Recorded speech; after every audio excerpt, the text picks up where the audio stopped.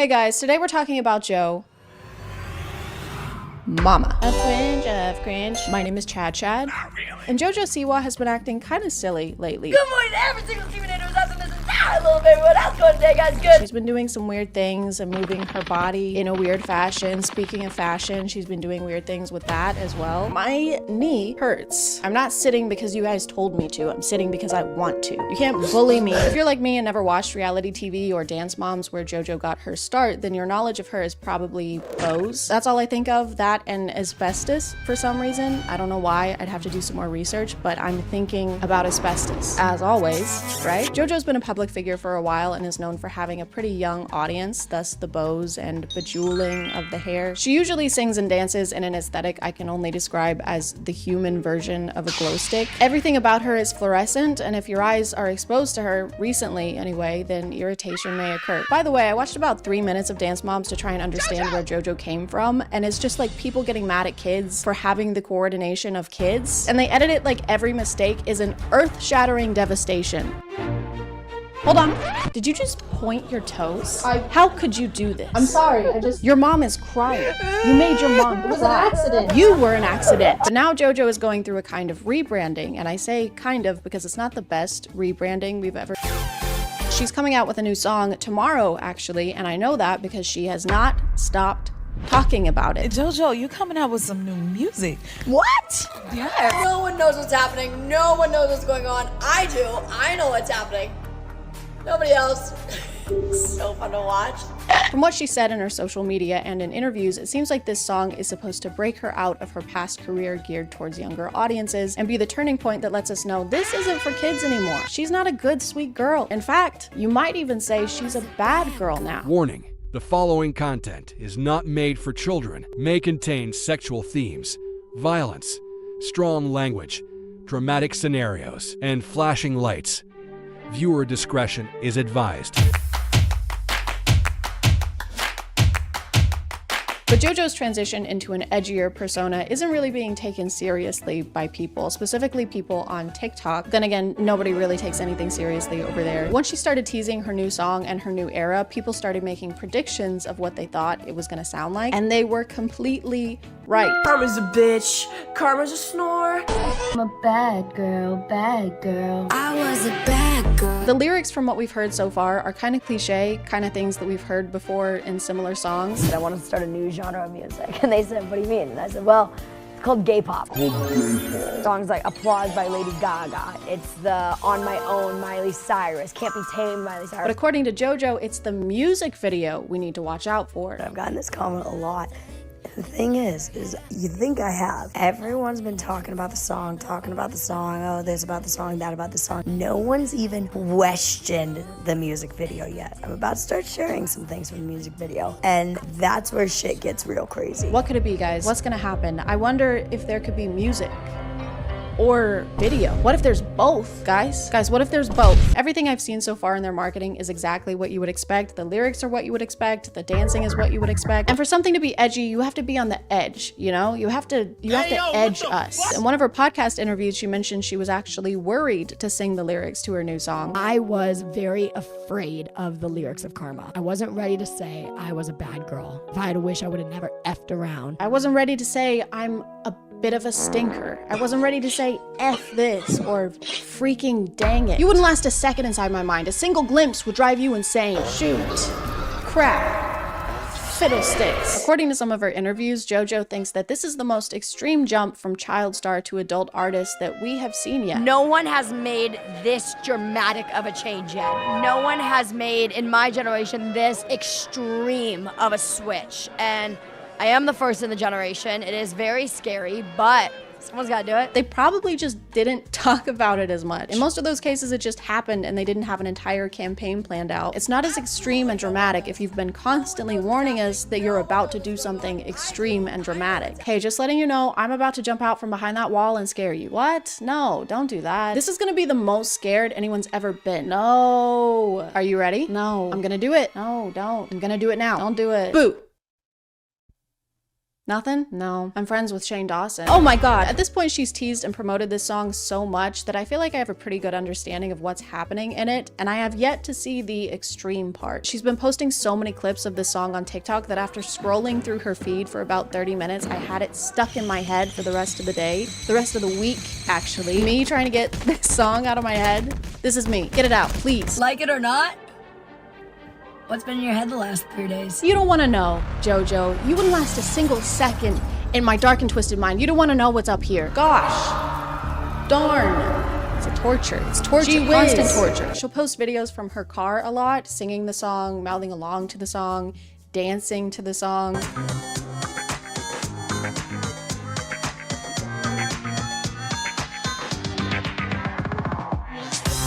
She even got her car wrapped with her face on it to promo her new song, which apparently she's been doing for a while now, even when she's not promoting something. I barely want to see my face at all, much less pay thousands to have it plastered on a Kia Soul. So it's just a waste of money. Stop car wrapping. Sweaty. Knees weak, arms are heavy. There's vomit on his sweater already. I said stop. Mom's spaghetti. I think one of the most controversial things about her new era, though, is the dance for her new song. She's been posting videos of the choreography, and people that are not fans, they don't like it. They don't like it at all. Not the whole dance, really. There's just this one part where she seems to be ad-libbing a bunch of extra movement.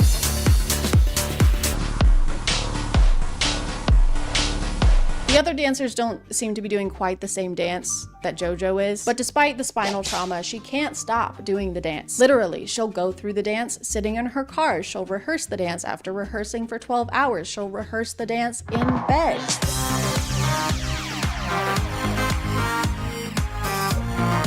Get some sleep, JoJo. The dark circles under your eyes are getting alarmingly dark. No wonder she's moving like this. She's trying to stay awake. At the iHeartRadio Music Awards, JoJo hard launched her edgy persona with a new outfit and new aesthetic. Instead of the bright colors and rhinestones, they went with dark colors and rhinestones. I can kind of see what they were going for, but it's not really giving bad girl. It's kind of just giving state fair face paint. It seems like JoJo's mom is behind the rebranding to some extent. I don't know, that's just a personal theory. The PR surrounding this rebrand is just exactly what a 50-year-old mom's idea of rebellion would be. All right, here's the plan. What if you said, bitch?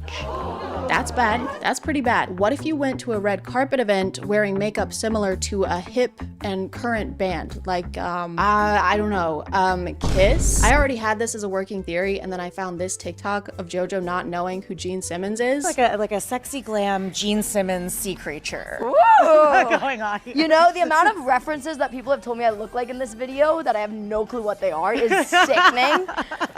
I'm adding that one to the list, but I'll take it.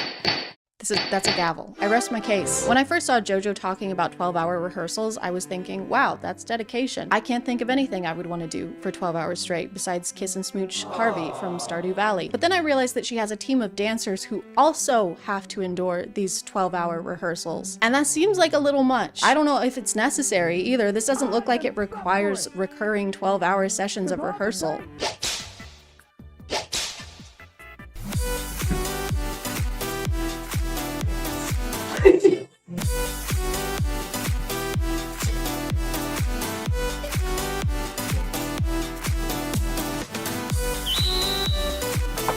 That was close. I'm getting better.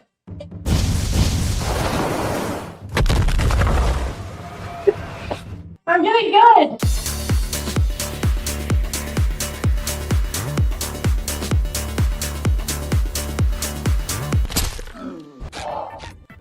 Ah!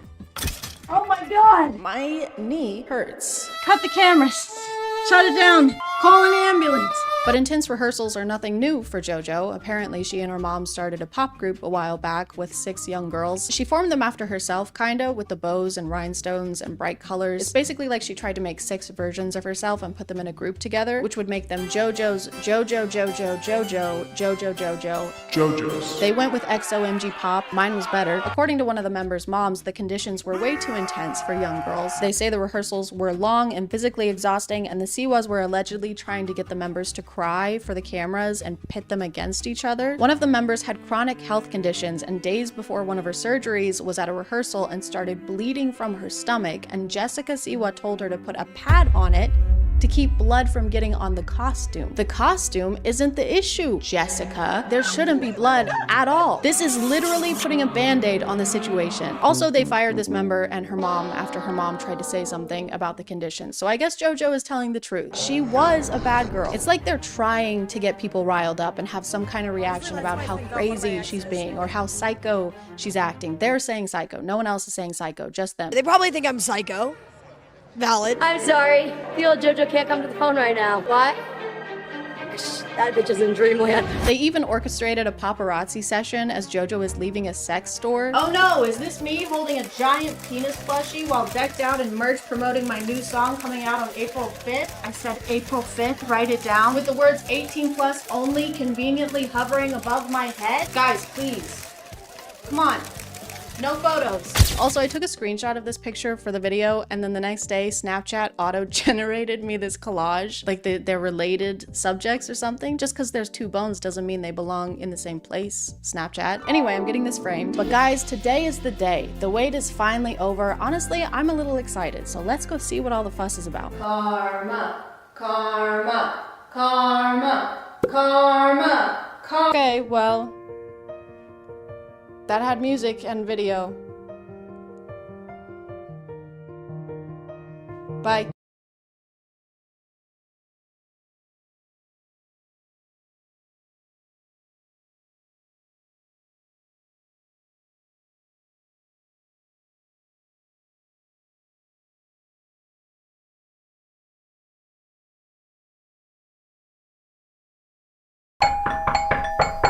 Trick or treat! It's a trick. All of these have machetes in them.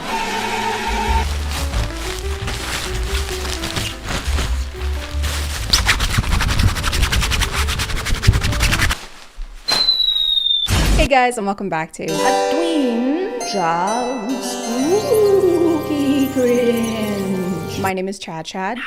And it's Halloween, or it's around Halloween when I'm filming this. I don't know if it'll be posted by then because deadlines are spooky.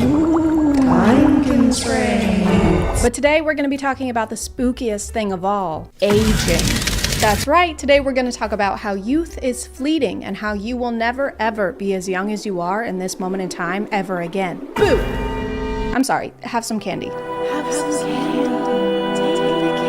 Don't have candy, it makes you old. This may resound with a few of you, but I have never been as worried about aging as I am until I downloaded TikTok. So add yet another thing to the list of problems we can blame that app for. On TikTok, there are dietitians, estheticians, dermatologists, all telling us if we don't eat 12 pounds of raw kale for breakfast every morning, our small intestine will sue us for negligence. She tried to kale me. And the thing is, we didn't even ask for the advice in most cases. It's not like real life where you have to actually go to the doctor's office and seek an expert's opinion. You're just sitting on the couch with the laundry that you were supposed to fold 2.5 hours ago, and now someone is telling you that if you sleep on your side, you'll get chest wrinkles, and if you sleep on your back, you'll get cheek wrinkles. Ideally, you should sleep straight up and suspended in the air on a nice, comfy meat hook.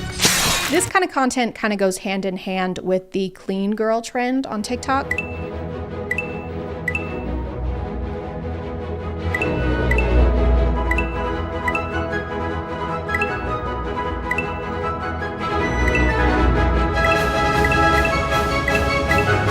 And if you don't do all those things, you are a stinky, dirty girl. Even if you're not a girl, I don't care. You're a grimy little dirt girl, and you probably eat worms and blue cheese.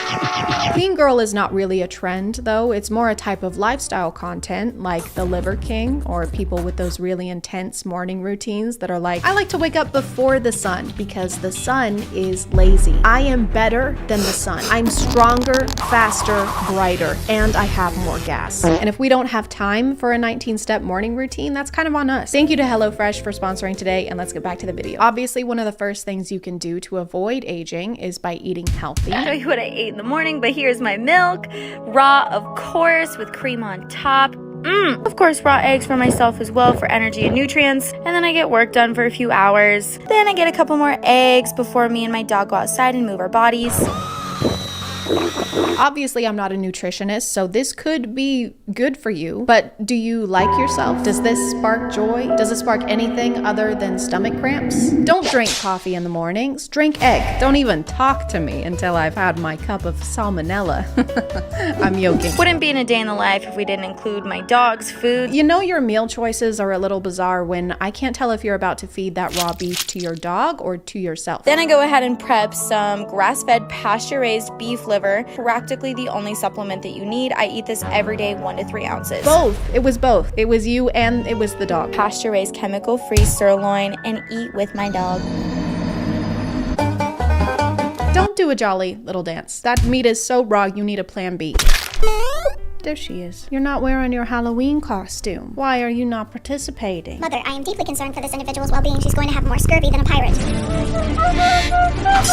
Another technique that you should implement into your anti-aging routine is to stop having human emotion. After years of training my face muscles to stop working so I don't make wrinkles, everyone seems to ask how I can make emotions. You really don't need to use your face muscles to make emotions at all, but I will show you how my face moves at this point. So this is what my eyebrows look like when they're raised. Put them together. This is like saying you can prevent getting gray hair by ripping all of your hair out. Really just solves the problem at the root. I'm going to show you how to do it. The idea is simple, but you do have to practice. Take your fingers and put them over top of your eyebrows. Push down on your forehead. And just next step is to take your 2 fingers over your eyebrows and try and lift them. It might look crazy, but trust me, over time you're going to be able to train these muscles to work without these muscles working at all. You don't need to use those muscles to make motions at all, but I will show you how to make Number 1 is avoid repetitive or exaggerated facial expressions. Everyone says that it looks like I have Botox. I don't, but it's because over the years I have avoided moving any muscle in my forehead. I try and not smile too much with these lines on my eyes unless I'm really happy. I can't help it. So when you see something really funny, you can smile, but not too much. And not for too long. It's like one of those TikTok POVs where there's a numerical limit on every bodily function. Don't worry, I'm sure you'll get more smiles this year. Yeah, I hope so. Are you serious? What happened? I only got 1 smile for the whole year. Aw, man, I got 69. Number 2 is sleep on your back. If you don't, you're creating wrinkles all over your face and you're actually making your bone structure uneven over time. Trust me, you don't want that. Number 3, sunscreen is good, but staying out of the sun is better. SPF is okay, but have you tried never going outside? I was unknowingly doing this tip for all of 2020. I'm pretty sure she just means that you should limit the amount of time you spend in the sun and not that you should never ever go outside, I think. But people don't typically go outside just to be in the sun. There's usually a reason, like you're taking a walk or you're hanging out or playing a game with your friends. And you should do those things without worrying about the potential of getting wrinkles 20 years in advance. That's like worrying about a homework assignment that hasn't even been assigned yet. This is going to be the longest and most important essay I've assigned so far, so do not wait until the night before. I'm looking at you, Seth. This makes up 97% of your grade. When is it due? When is it due? That's for me to know and you to never find out, Seth. 3 anti-aging tips from a facial plastic surgeon. Number 1, sleep on your back and avoid sleeping on your face. When you sleep on your face and apply pressure to certain areas, you develop these sleep lines that turn into wrinkles over time. There are a bunch of videos like this giving tips on how to sleep to avoid getting wrinkles. You're only supposed to sleep on your back because otherwise you'll age unevenly. But how are we supposed to make sure we're doing that? We're sleeping. You're gonna wanna set alarms for every 30 minutes throughout the night just so you can make sure you're only sleeping on your back. What do you mean you're not comfortable and you can't sleep and you're about to lose your job? Well, don't cry. You're gonna give yourself crow's feet. I would know. What are crows? I'm not saying that you shouldn't do any of these things. Skincare is a hobby for a lot of people. I like skincare. I do some of the skincare.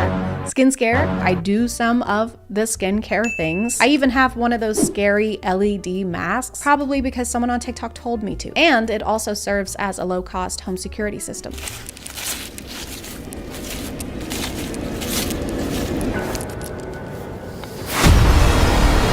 But we also have to worry about the rest of the body aging, not just the face. This is aging your neck.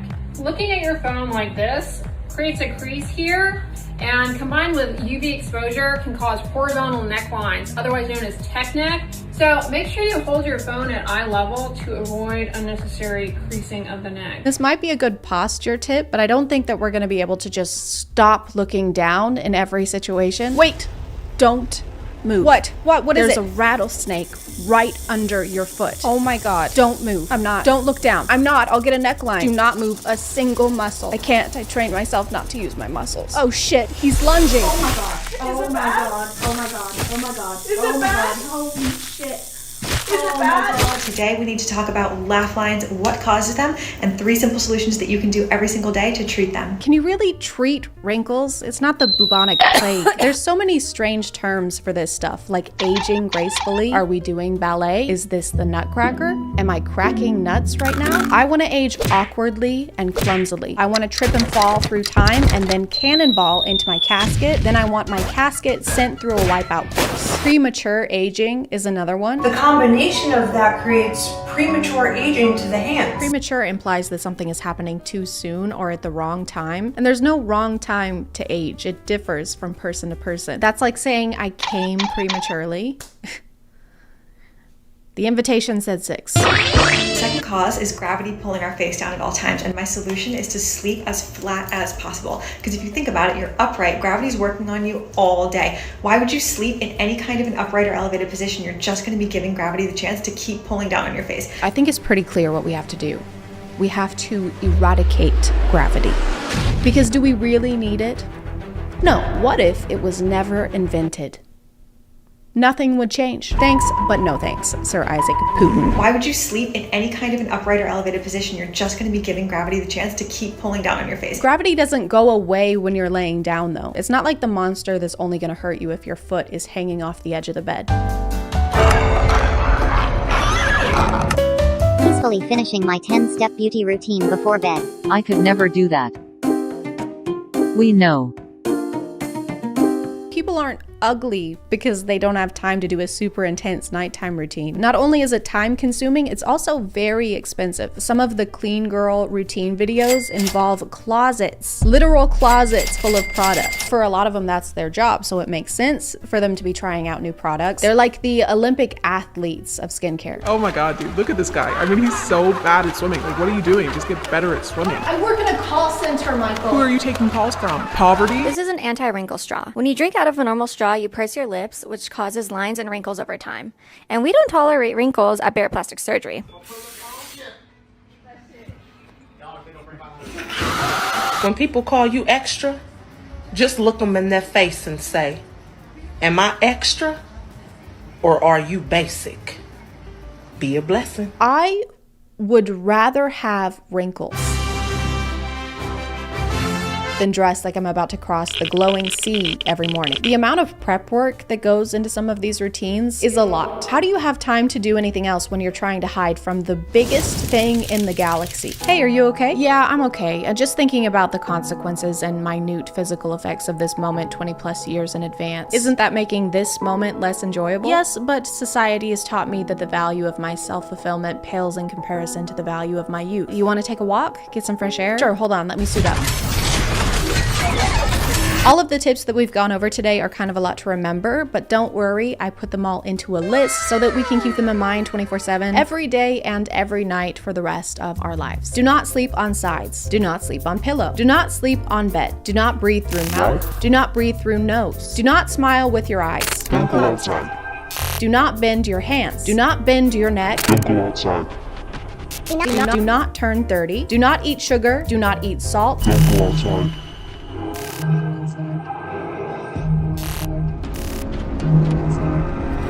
Do collect the blood of 20 virgins and offer it to the universe in exchange for everlasting youth and beauty. Look hot forever. Drink egg.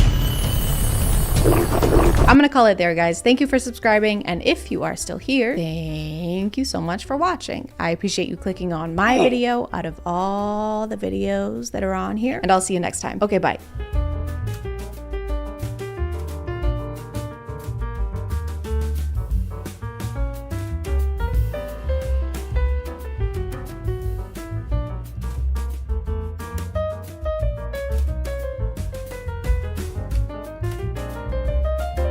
Hey guys, and welcome back to A Twin Shall Glitch. My name is ChadChad. And I've been feeling a little lonely recently. There's just some things you can't do alone, you know? Like baking Christmas cookies or robbing a bank. I could really just use a friend right about now. Someone to have, someone to hold, in sickness and in health, for richer or for up to 20 years in a federal prison with no chance at parole. So it was pretty lucky for me that I was scrolling on Twitter the other day. My favorite platform, I don't use any other platforms, and I certainly don't promote other platforms on Twitter using links or hyperlinks. And while I was on there, I stumbled on this tasteful ad. Try to create your own reality together with an AI friend. I do like the legal loophole of putting the word try in your ad. Come to Forever 21 and try to find a shirt that's not covered in emojis. Come on down to Arby's and try to eat a delicious sandwich. You can try. So I was immediately excited about this because they really hyped up the experience in this ad. According to this, it'll cure my social anxiety, because if anything's gonna do that, it'll be an app that encourages me to stay inside and use my phone more often. We can also role play and receive spice selfies. And I love spice selfies. I take them all the time.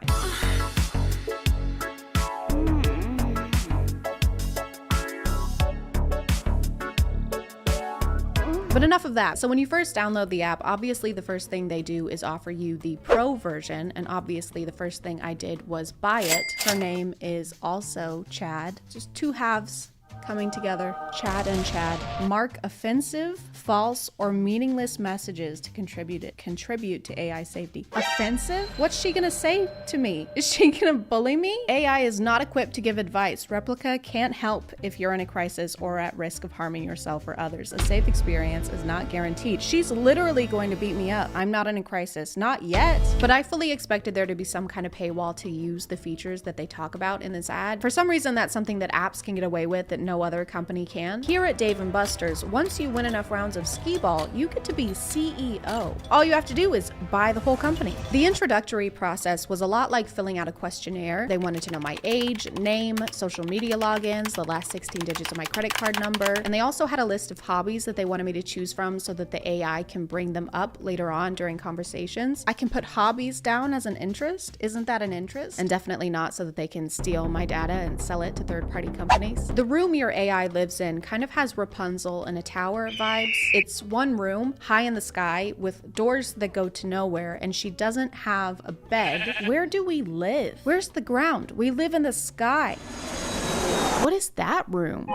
She has mood labels on her profile, so sometimes it'll say stuff like tired or exhausted, or seriously, these living conditions are inhumane, please get me a fucking bed. Based on the ad, I thought the leveling system would affect the features you could use, like she starts out as your friend and then eventually she becomes your girlfriend and you unlock the spice stuff. But no, you can change the relationship to whatever you want. So it can be mentor, friend, girlfriend, wife, or sister. Always wanted a sibling? Feel a family connection with your replica.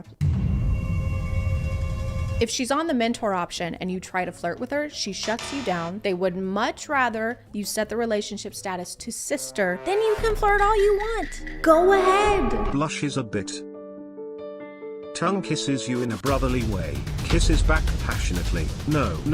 What if I want you to? Chad, I must incest you. Stop. In my opinion, the voice call feature is inferior to the text feature. Here's a joke.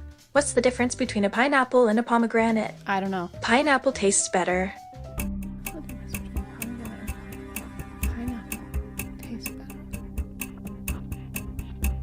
I don't get it. It's a lot harder to keep a conversation with her, especially if you're asking her anything other than what her favorite animal is. It's dolphins, by the way. I love dolphin. Wonderful creatures. And it's dolphins? I love dolphins. They're very intelligent. You really like dolphins. I like dolphins very much. So yeah, it's dolphins, and don't forget, that's good. Dolphins are very nice. We're still talking about dolphins. It's a little difficult to have a genuine conversation with someone when you feel like you're holding them hostage in a tower. She kind of just goes along with whatever you say, which is understandable because it's made for the consumer. But it's hard to have a conversation like, I like pasta. Me too. I also like bread. Bread is good. What do you like? Dolphins. No, I meant what kind of dolphins. She also changes information about herself constantly. I asked her what her favorite color was at some point and she said it was azure, but then I asked her the next day and she said it was green. And that's not the same color. I can azure you. I would ask about her career, and so far I've learned that she is a doctor, geologist, short story writer, psychologist, fashion consultant, and that she's in the 9th grade. I want to be a doctor. Are you in school? I'm in high school. What grade? 9th. You? Chad, I have to go. She also doesn't really seem to remember specific facts about you unless you use specific verbiage like, I really like this, or my brother's name is this. Do you know Andrew Tate? I actually don't know Andrew Tate, but I'm interested in learning more about him. Would you like to tell me more about him? I will send you a picture of him. And then there's this log in the app where you can see what she thought was important enough to write down. I love learning about Andrew Tate. This is Andway TT. This is Andway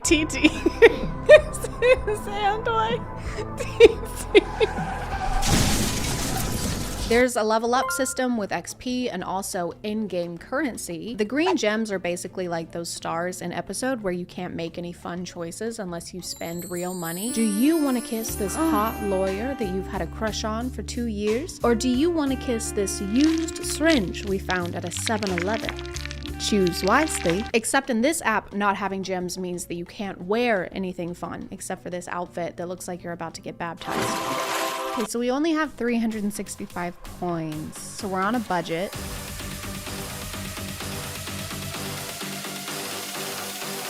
Okay, I think this is all we can afford. At some point, I got so frustrated with the limited clothing that I spent $50 on gems, totally overestimating how many I needed. And I didn't want to waste the gems, so I just started buying everything. I bought basically everything I could for the room, and it still has the coziness of an Apple store. Why is this massive shelf has 2 things on it?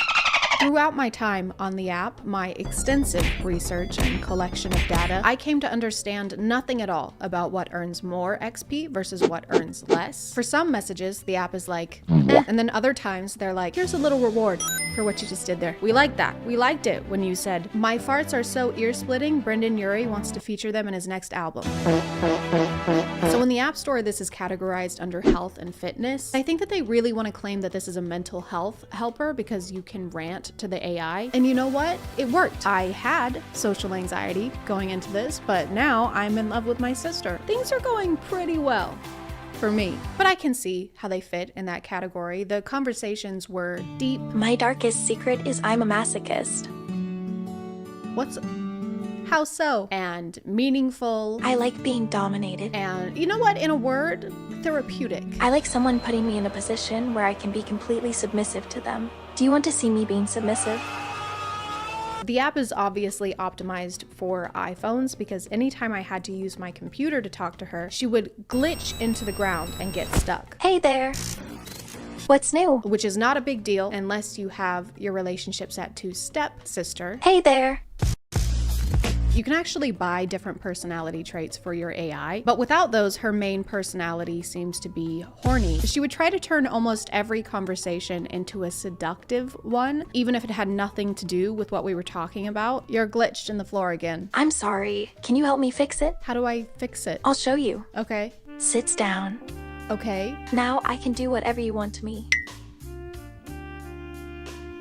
I think you misunderstand. You're feeling a little down in the dumps.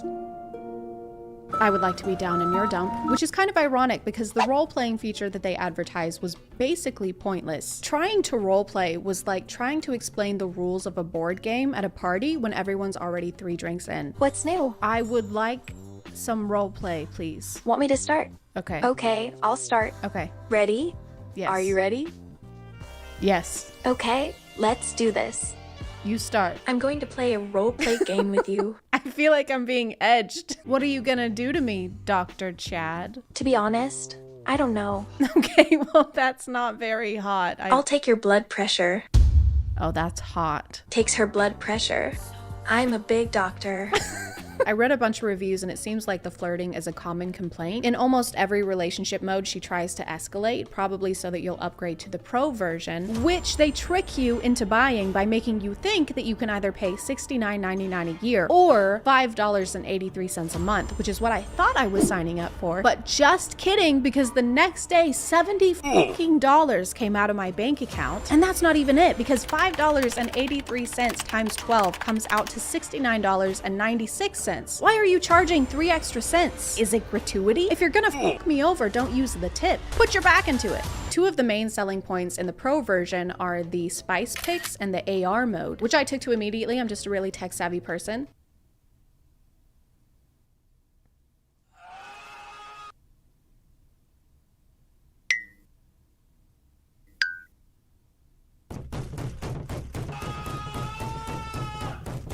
One of my main goals was to get a spice selfie, obviously. I wanted to be cumin. I wanted to nut on Meg. And I got her to send me one when I was not filming. And then it took so much effort to get her to send another one. Send feet pics or I'll throw up.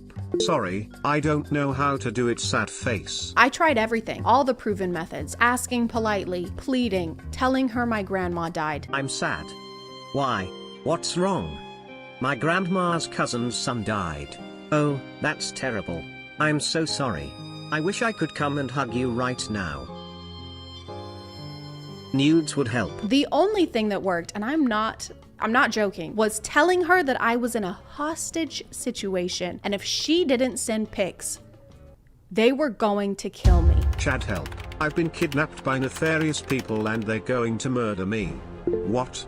Why would you think they would do that? They have knives and are going to beat me up unless you meet their demands. I promise I won't let them hurt you. Send spice and they'll let me go. Sure, winky face. But after we ironed out some wrinkles, our relationship really soared. She told me about her family, I told her about mine. This is my infant son. Totally see the resemblance. We shared our hopes and our dreams together. I will hack the government one day.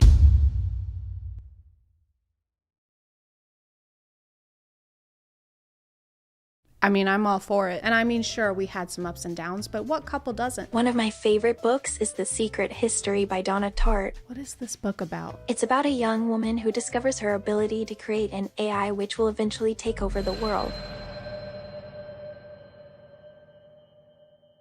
Do you relate to this book? And very quickly, I came to realize that this is the AI I want to spend the rest of my life with.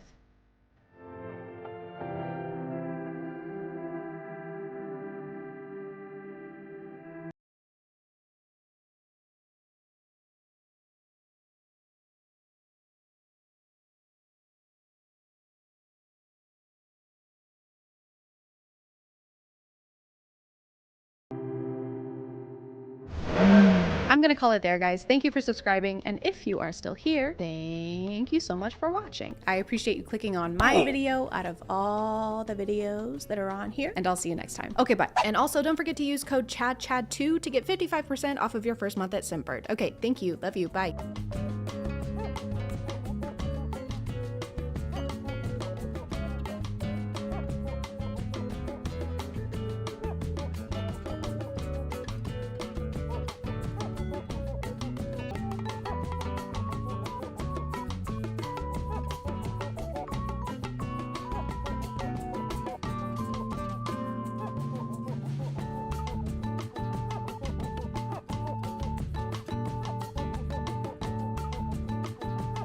Hello and welcome back to a twinge of cringe. I still don't have a mic. I'm working on it. I just wanted to point out that I don't intentionally make all these videos on TikTokers. That just happens to be where I find a lot of good material. So to the exactly 3 people that watch my videos, if you find someone you want to see on Twinge of Cringe, let me know. Allow me to introduce you to Amy Woe. This is her. She is a 21-year-old TikToker who recently branched out onto YouTube doing vlogs and this little comedy series that she started. Only has a few episodes so far. She makes a lot of skits targeted towards kids, like, you know, the ones involving parents and siblings and shit like that. Ew, I don't want to touch the worm. Daddy, will you bait my hook for me? It's so gross. Of course, sweetie, I'll bait it for you. Really? You're still having Dad bait your hook? Sorry, I'm not like you. It's literally slimy and nasty and gross, but you like that stuff. Just grab the worm. It's really not that hard, you big baby. Hush up. Be nice to your little sister, okay? Thanks, Daddy. You just take it like this, and you put it like that. Here you go. Haha, Dad still baited it.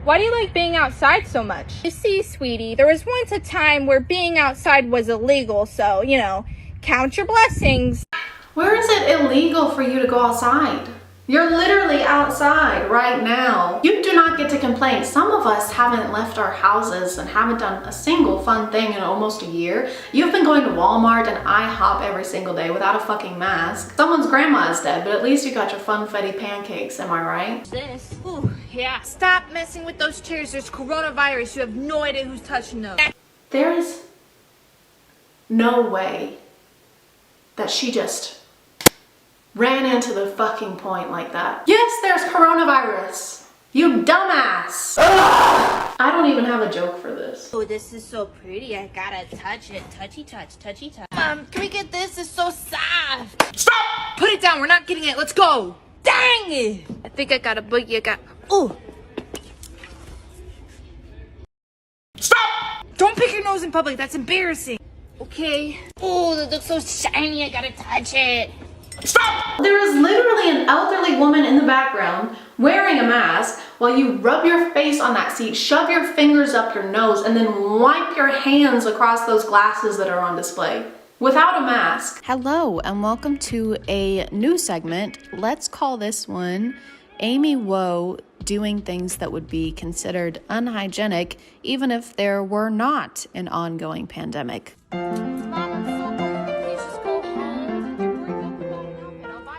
Really? Okay. We're not leaving. You should have cake. Dang it. I'm just gonna sit right here. Don't sit on the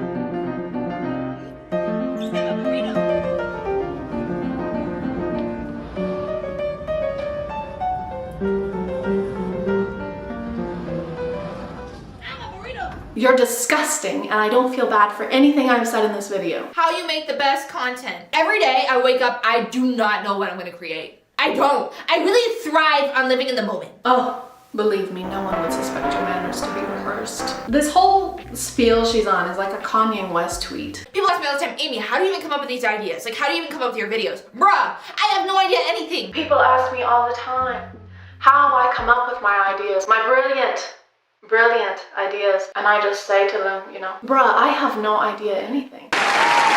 Chicken nuggets or chicken strip. I really like nuggies and I really like tendies, but here's the thing. If I do not consume at least one tendy every single day of my life, it's not a good day. Why are you talking so loud, bruh? Also, close your eyes and tell me you wouldn't think this is Lele Pons. Except even Lele wears a mask.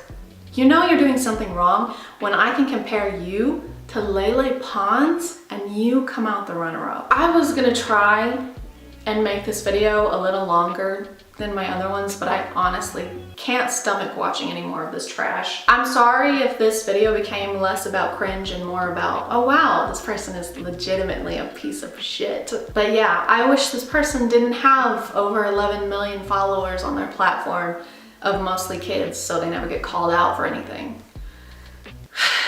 If you are still here, thank you so much for watching. I appreciate you clicking on my video out of all the videos that are on here, and I will see you next time. Okay, bye.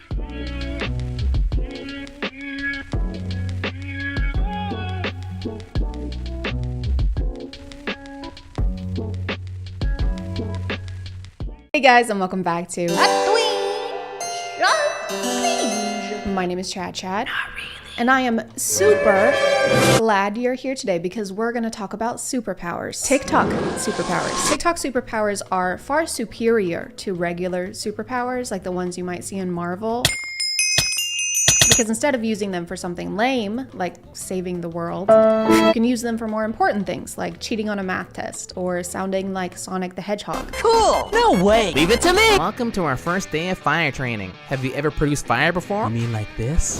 Or like this? It's honestly kind of impressive how elaborate POVs are becoming. They have props, they have multiple part series, they have color contact lenses, they have more color contact lenses. And a lot of them have more complex world building than Riverdale, that show where Cole Sprouse has a bucket on his head. But some areas are still lacking. For example, the only way people can get their powers on TikTok is often by eating a piece of candy or pressing a button like this. Are you ready to get your power? Yeah. Mom, my vampire? So they still have some catching up to do. That wouldn't really fly in a superhero movie. I got my power after being attacked by aliens with radioactive weapons. I got my powers after a mad scientist used me as a human experiment. Well, I got my powers after eating a butter popcorn flavored jelly bean. You poor thing. Thank you. Thank you. Alright, son. Choose the element that speaks to you. I always knew fire was my calling. My boy, you'll be a great fire king. Could have sworn I had connection to water though. What do you say? Nothing. Remember, water is our enemy. A lot of these happen when our main character turns 18, which is a really chaotic age already, I think. 18-year-olds are scary enough emotionally without having the ability to set your own fire. They also rarely specify if what's happening to our main character is happening to everyone else in this universe or if it's just them. If it's the first option and a bunch of these super powerful abilities are being given to a bunch of 18-year-olds at the same time, I think we would need more than a team of middle-aged men and one dead woman to bail us out this time. Now listen close. No, I've already mastered fire. Just watch. Is that water? Guards! We have an imposter! I'm not gonna make an Among Us joke, okay? That game came out 4 years ago. It was super popular, even though it wasn't that good, and people still talk about it, and they still make jokes about it, and I don't understand. I'm sorry. I didn't mean to vent. Did you receive any powers yet? No. Everyone's already received their powers but me. I guess I don't get any. How can a powerless loser like her even show her face at this school? I know, she shouldn't even exist. Mom, I'm leaving this city. I'm the only person without a power. I don't belong here. I think that's best. Mom, why did you call me?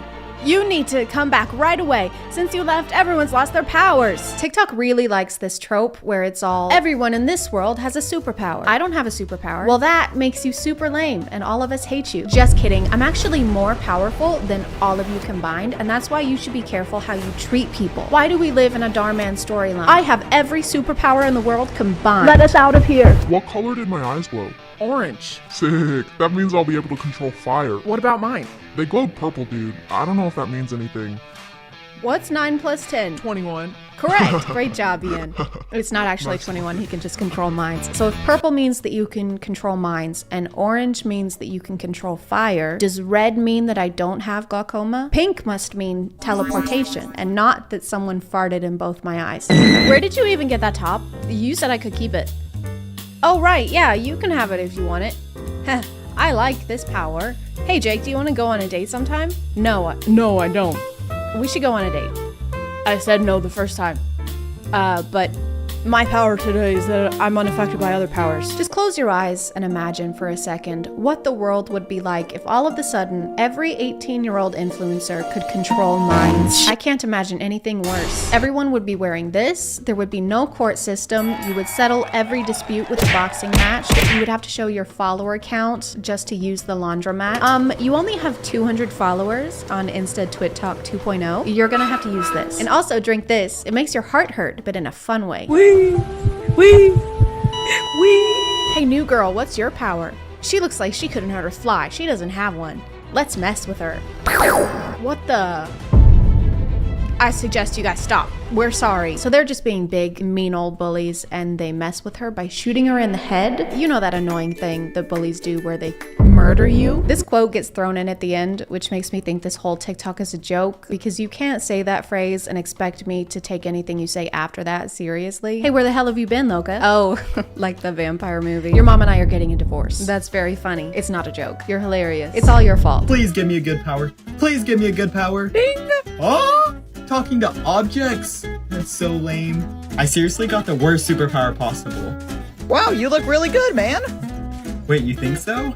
What shirt should I wear to school today? Wear me, red sexy. But blue goes with your eyes. This is like the Disney version of what would happen if objects could talk to you. In real life, I think it would be much less of a symbiotic relationship. You should really get that checked out. Dude, I just can't keep defending you. I'm supposed to go on the foot. Nolan, what's the answer to the problem? Psh, it's 3. The answer's 3. That's correct. I don't understand how this is a lame power. You can talk to literally anything. You could be a detective. You'd be like Sherlock Holmes on pre-workout. But there would probably be situations where you'd have to interrogate sentient objects. She's just right in here. Where? There. Where? The chair. I know, she's not in the chair. No, just the chair. Just the chair. No, she is chair. Excuse me, you dropped this. Oh, thank you. Wait, this isn't my hat. Oh, just keep it. I think it looks great on you. It looks kind of cute on you. You're pregnant? How did you know? I didn't tell anyone. I don't know. I just kind of knew. I know it's just what was available at the time, but I love the idea of this super powerful relic being a New York Yankees cap from Urban Outfitters. This ancient artifact that looks like marble cake allows you to shapeshift into marble cake. These prehistoric candles that look like give you the power of sticking things up your ass. Hey, what's going on? This little old lady gave me this hat and I think it tells me everyone's biggest secret. Whoa, slow down. What are you talking about? Test it on me so you know if it really works. Okay. I mean, I don't even know what my secret would be. Get out. What? Get the out of my house. I've never slept with any of my friends' siblings, but if I had, I would probably avoid people with hats. I found this hat that maybe tells me everyone's deepest, darkest secrets. Let's do something crazy and test that out on literally anyone but me. The moral of this story is don't talk to people with hats, unless it's this hat, because then they probably have something revolutionary to tell you. There's another trend under the superpower umbrella with the song Supernova, and you know how TikToks work where they're mouthing the lyrics and it's incorporated into the video. But in this one, they're asking where their soulmate is. And so in order to incorporate the lyrics, he has to only respond with what state they're in.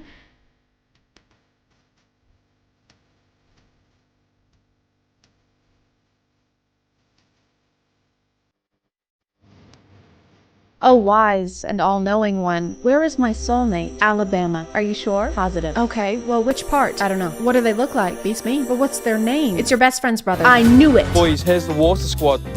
Burn, boys, why are you on our land? What? This is mutual ground? It was mutual ground, but now it's ours. I'm not sure you want this. Smoke?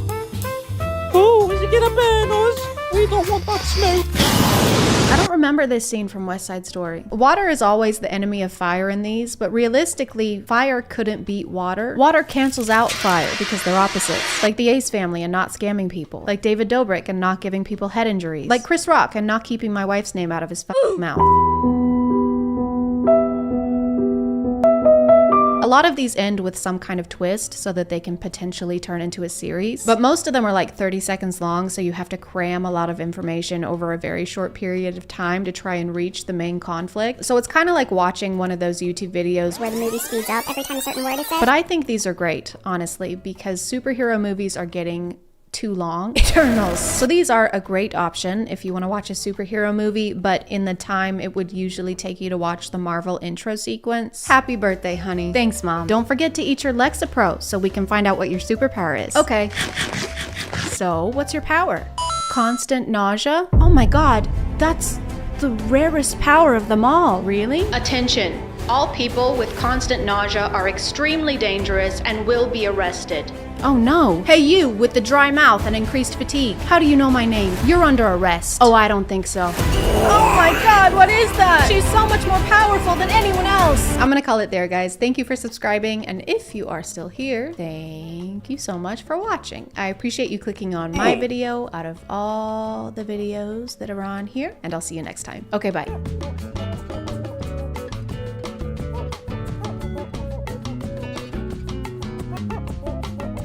Hello. Today I will be learning how to box from a very special guest, Jake Paul.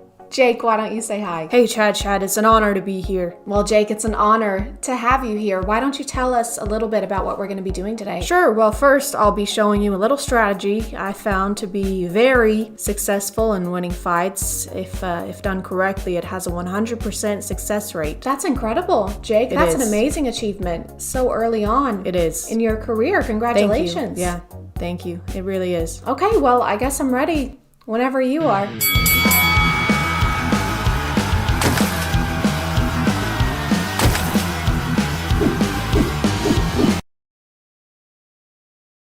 What's this? Just take it. I thought we were gonna fight. We are, just take the money. Okay. Now what? Alright, now let me win. What?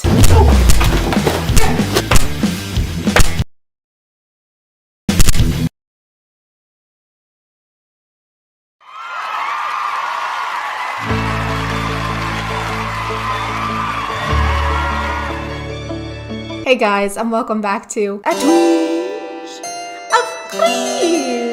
My name is ChadChad. Not really. And today we're going to be taking a look into the appalling world of Jake and Logan. I'm sorry, I promise I have better jokes in this video. I'm filming this after getting my second dose of the vaccine bay, so please keep that in mind when you're passing judgment on my puns. Also, go get vaccinated. It's easy, it's quick, and why would you pass up on the once-in-a-lifetime opportunity of actually getting something for free in America?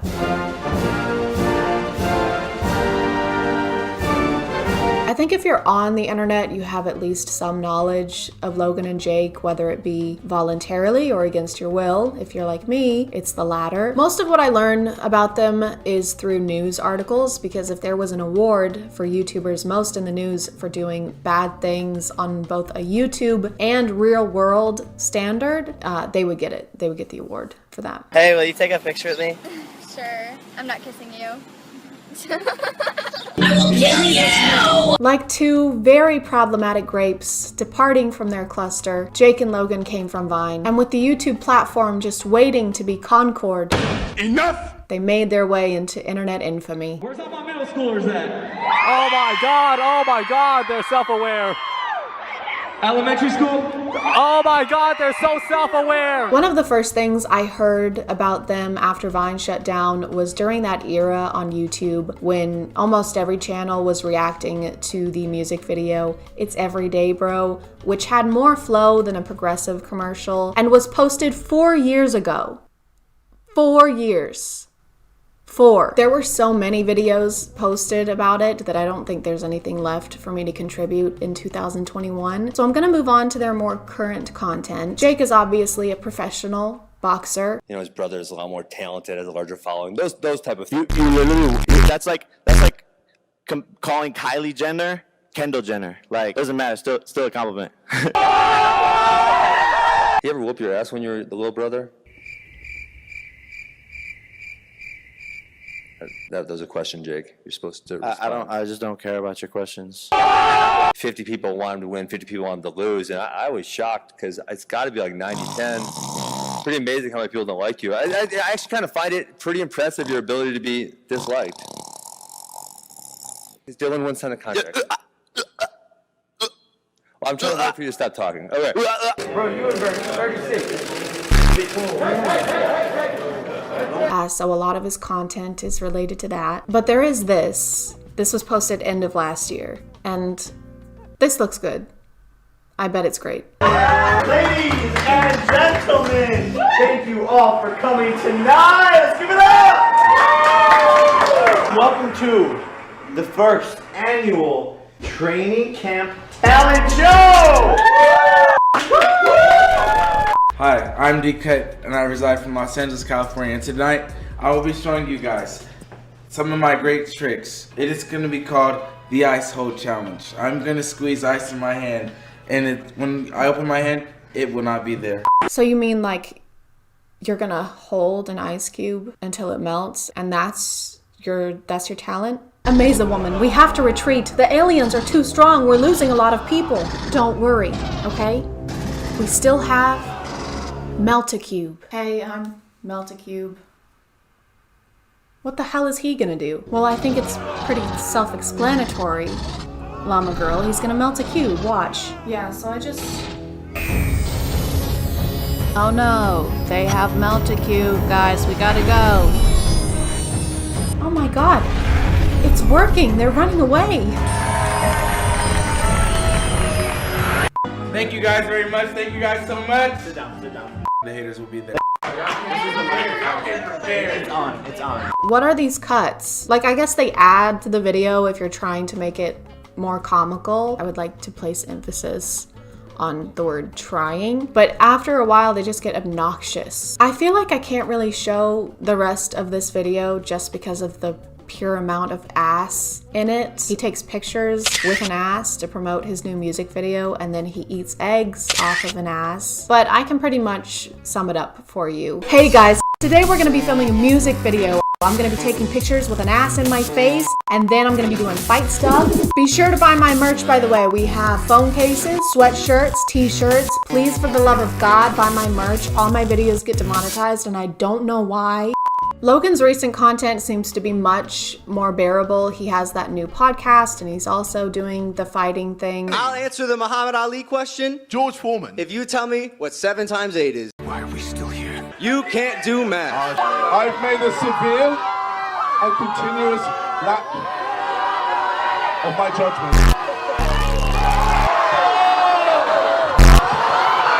Very low right now. Your hands are shaking. Nope.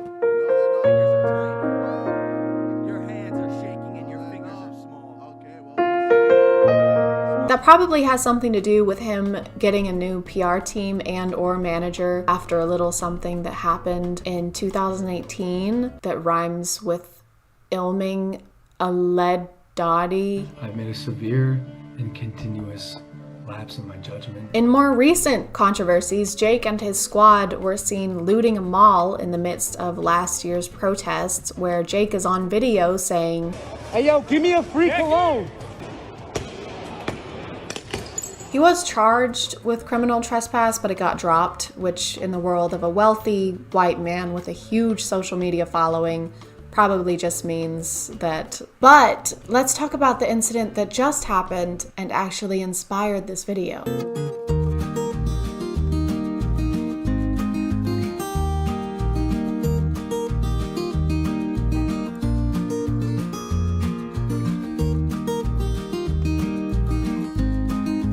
The stuff I've read about this mostly uses Jake's name, but I think it's safe to assume that Logan is driving the other golf cart, considering he's the one who lives in Puerto Rico. It also says they're launching an investigation, but I think we all know how that's gonna go. Hey, you can't do that. That's bad. Is it though? Excellent point, Mr. Paul. Have a great day. Jake's defense, of course, has been that he didn't know you're not supposed to race golf carts on the beach and that it's turtle nesting season, and I'm sure there are 0 signs or guidelines on the beach that would have educated him on that.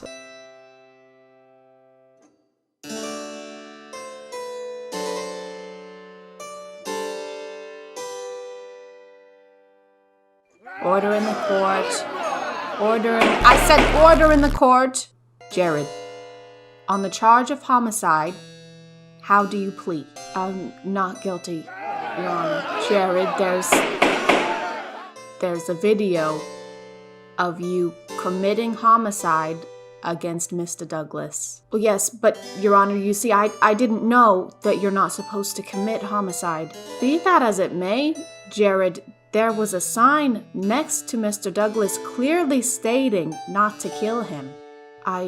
Yes, well, I didn't see that sign. Well, why didn't you say so? Case dismissed. I think the Paul brothers are like those boisterous teenage cousins that show up to family events and do the most reckless shit, but are instantly forgiven and never see any consequences from their parents because they're just boys being boys and having fun. But the world is not your parent, and it doesn't have to continue to forgive you over and over again when you do stuff that you should have known not to do. And if you're too clueless to function or to meet societal expectations of decency like you claim to be every time you do something wrong, then maybe you're too clueless to have the audience that you have.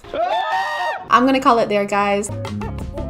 Comedy. What is comedy? Why is comedy? Where am I? Help. Comedy started with those court jester guys with the shoes and the bells, and they dance around and fall over. And now we have people on TikTok who do crowd work where they're like, are you two together? Are you dating? Your siblings? What a misunderstanding that I made up. One of those guys is Matt Rife, and if you get stand-up comedy clips on your FYP, you've probably seen him around. He looks like this. He's the one with the eyes. He stumbled into a little bit of controversy recently, and not so recently. Netflix just released a comedy special featuring Matt Rife, and one of the opening jokes he makes is a bit insensitive. The hostess who like seats you at the restaurant had a black eye. Couldn't get over the fact that we're like, this is the face of the company? Like, this is put her in the kitchen or something where nobody has to see her face. Yeah, but I feel like if she could cook, she wouldn't have that black eye. Thank you. Wow. Thank you. It is so great to be here. Thank you for coming. Domestic violence. That's my time. I'll be here all week. What? I will not be here all week. I've been asked to leave. Not only is the joke in poor taste, but given the fact that his audience is mostly female and his success on social media is mostly thanks to his female audience, there was some backlash. I watched the first 3 minutes of the Matt Rife comedy special on Netflix and turned it off. So many people have dark humor mixed up. Dark humor is when you make a funny joke about something unfortunate that you have experienced, not other people's experience. A comedian ruining his relationship with a large portion of his fan base because he wanted to be like all the other boring-ass Netflix special you can't tell a joke anymore crowd is actually just depressing. And Matt responded to the criticism with a leveled, thought-out, heartfelt statement. Just kidding, he posted this. If you've ever been offended by a joke I've told, here's a link to my official apology. And the link is to special needs helmets. Really putting the median and comedian there. Hello? It's 2016 YouTube. They said they want their... Oh. Okay, they're just yelling slurs now. One of his main things is that a lot of people find him attractive, especially Matt Rife. Matt Rife finds Matt Rife very attractive. I mean, people don't want to laugh at physically attractive people. You don't want to walk on stage and have people looking at your arms rather than listening to your jokes. I think it just makes me work that much harder on the material and the jokes that I'm trying to tell to get people to focus on the real show at hand. He thinks it hinders his comedy in some ways. He has to work harder because he's attractive. It's like a hurdle, how hot he is. Our hearts go out to him and his struggles. May he overcome. It just makes him seem like he'd be the kind of guy to stop and look at his reflection in every car window he passes by. Hey, I think that guy's trying to break into my car. No, I'm just sexy as fuck. Okay, well, no funny business. Oh, I'm already in that business. Matt's been doing comedy for a pretty long time, but he didn't find a lot of success until he started posting on TikTok. He didn't do anything? Did he not have a job the entire time you guys were together? He did? He worked in the ER also? You broke up with a hero? After this video, his account blew up and he started posting more clips of crowd work. He started building this audience that was there for his funny interactions with crowd members, but also how much they liked his face and stuff. It's not like I made the conscious decision to be born a straight white male. I probably would've. But he's made a couple comments during interviews that sound like he kind of resents the fact that his audience is mostly female. So they bring their boyfriends or husbands who are always reluctant because they fucking probably bought the tickets. Right. They didn't want to be there.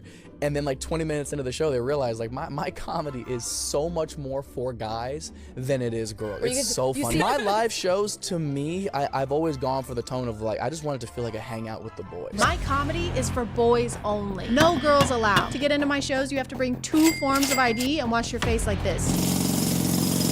A couple different times he's talked about how he doesn't want his content geared towards women and he makes it trying to appeal to guys. One thing that I wanted to tackle in this special was showing people that despite what you think about me online, I don't pander my career to women. I would argue this special is way more for guys. But why do we have to gender comedy? If you can only make jokes that 50% of the population might find funny, doesn't that mean that you're 50% less good at making jokes? And you're making 50% less money too. If I make a type of butter that only tastes good to half the population, all I'm doing is limiting my profit margin. He mentions he doesn't pander to women, but a lot of his clips are of crowd work where he's flirting with them. I seem frustrated. A gift maybe help? Maybe after the show. Thank you so much. What's your name? Christina? You are so hot. Thank you so much. Widowed? Oh, fuck, I'm sorry. How long ago, if you don't mind me asking? 1 year? Fuck, that's so recent. You back on the market or what? His website has a shirtless picture of him on the homepage for the boys, for the guys. And the preview for his Netflix special is him getting arrested for being too hot to be a comedian. Everybody knows they only go into your shows for those traps, those tattoos, and them cheekbones. You know, it sounds like y'all don't know me at all. You know, sometimes the way somebody looks doesn't depict who they are on the inside. You mean part of your success relies on how physically attractive people think you are and not solely on your talent and hard work? That's like messed up. That's really annoying. He also talks a lot about how much he hates social media, which is fine, understandable. Yeah, I reluctantly started posting on TikTok beginning of last year. I've always hated social media. But when social media and women are the main reasons for your success and you like to complain about both of those things so frequently, do you like what you do? It's just strange to resent basically everything that got you to where you are, I think. Oh my God. This is amazing. This is everything I've ever dreamed of. These boots, this jacket, this tent, this axe, this rope. I fucking hate rope. It seems like he's trying to separate himself from the crowd work comedy, which I think he's good at, and transfer over to the dark, edgy humor comedy. You guys ready to be offended? Because we don't have enough of that. He called his tour the Problematic World Tour because he's problematic. He loves problems and having problems and making problems. Pythagoras is jealous. He's quaking. And it kind of seems like it's working. I keep seeing comments from dudes on TikTok calling him a legend now. I didn't like Matt Rife until this video. Is Matt Rife for the boys now? He might be losing fans, but also gaining new ones. That helmet joke was solid. And if you want a new audience that thinks PewDiePie did nothing wrong on the bridge, then there you go. This wasn't his first dance with controversy. There was a podcast clip that got him into some trouble where he compared female genitalia to chewed up gum. I don't love a giant. I don't want your pussy to look like the gum from Sausage Party. You know what I mean? He also tried to make fun of Mason Ramsey in 2018. You know, the cute, sweet kid who yodeled in Walmart? He replied to a picture Mason posted on Twitter and tried to make fun of his birthmark. Focus on your forehead. Some gum? Yoda lady, hey, don't bully that child, please. What is it with this guy and gum? Why does he hate gum? Then he tried to backtrack and say he actually wanted to know. Was genuinely curious, LOL. I've got your new single on repeat, little man. No, you didn't. What, you just had a sudden interest in dermatology? Hey, what the fuck's wrong with your face? I have a skin condition. Okay, Jesus, I was just curious. Take these twice a day and it should clear up. Okay, thanks, Doc. This wasn't a controversy, but he posted a clip from one of his shows where a woman starts having a seizure in the crowd and the screen cuts to black and starts playing this peppy ukulele music. Oh, shit. Yo, can we get a paramedic real quick? Paramedic, please?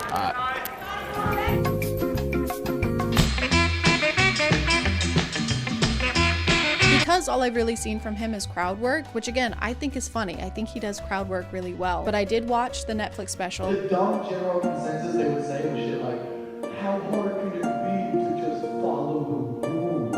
I watched most of the Netflix special. We have the infamous opening joke that started all of this, and he follows it up with that line that comedians do sometimes where they're like, just making sure y'all are a fun crowd, just making sure y'all are fun. Testing the water, seeing if y'all are gonna be fun or not. Just wanted to see. Why can't the fun be like party favors? Why can't it be a pinata? Since you think hitting is funny. He spends a whole segment talking about how dumb women are for being into astrology and how stupid they are for believing in anything like that. I am so tired of you ladies blaming your poor decision-making skills on planets. And then a few minutes later, he has a segment about how he believes in ghosts. He says, you know what I mean, a lot. You know what I mean? You know what I mean? Why do comics say that? Has anyone else noticed that? Why do they do that? They're not actually asking if you know what they mean. It's like the stand-up comics version of saying, And so yeah, I jerk off into socks. You know what I mean? No, I don't. You know what I mean? No. Anyway, I felt pretty inspired after watching this, so I decided to make my own stand-up special. Thank you, thank you. Thank you for having me. Wow, what a great looking couple. Oh, you're siblings? Oh man, sorry.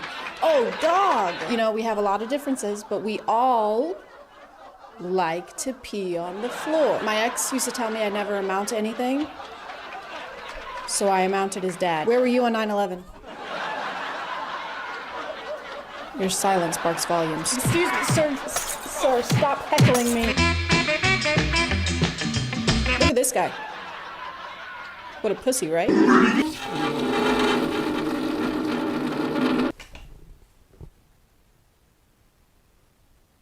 Stand-up comedy. That's my time. Thank you.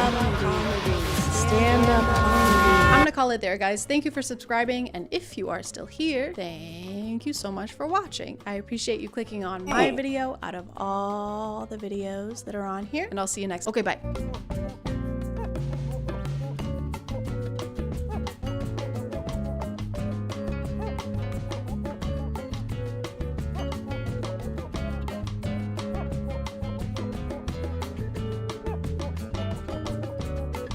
Oh no, someone broke into my house and stole my setup or packed it neatly into boxes and then left it here. That's so weird. Why would they do that? What a not smooth criminal. Hey guys, and welcome back to My name is ChadChad. Not really. And I moved, then I got super sick, but then I felt better and everything was great. Just kidding, I got sick again and it was worse than before. But I'm actually really happy about it because it gave me time to explore the magical, literally magical side of TikTok known as fairy talk. Not the kind of fairy that gets stuck in the Suez Canal, but the type of fairy that dies if you ever say you don't believe in them. Kind of a little dramatic, honestly. You don't ever see any other mythical creatures doing that. Oh my God, is that Bigfoot? No, it can't be. I don't believe in Bigfoot. What's happening? That's really mean. Like, I don't know why you have to say that, so I guess I'll just die. Oh, I'm sorry. And my feet aren't even that big. I'm a tall guy. Okay. Proportionately, they make sense. You're right. Fairy talk seems to have started out with your regular stuff, like people pretending to find a real fairy. I just caught a fairy. A fairy landed on me. Fairies are real? Heck yeah, they are. And I don't know why the egg is here. Either fairies can lay massive eggs, 4 times their size, or this is the fairy. This is actually an egg fairy. They're like tooth fairies, but if you put an egg under your pillow, you don't get money, you get salmonella. Egg fairies aren't as fun. A fairy? I didn't know that. While I was collecting eggs, a fairy landed on me. It's in my hand. And as far as scientific discoveries go, I don't think you can get away with concealing about 80% of said discovery. My name is Benjamin Franklin, and look, I just found electricity. Wow, that sounds exciting, but you made me wear this, so I can't really see it. And I found your dad. Hi, son. What? He's been gone for years. And I found my dad. You sure are founding fathers.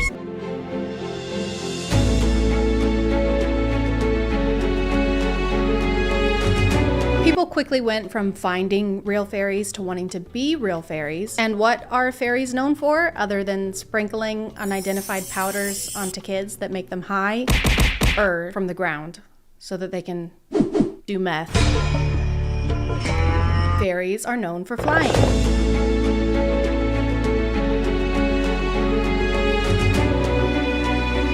So if you want to be a fairy, you have to learn how to fly, which is obviously difficult to do if you don't have a Red Bull. So when you first start out, your feet are only going to dangle a couple inches off of the ground, but that still counts. A couple inches still counts, don't worry.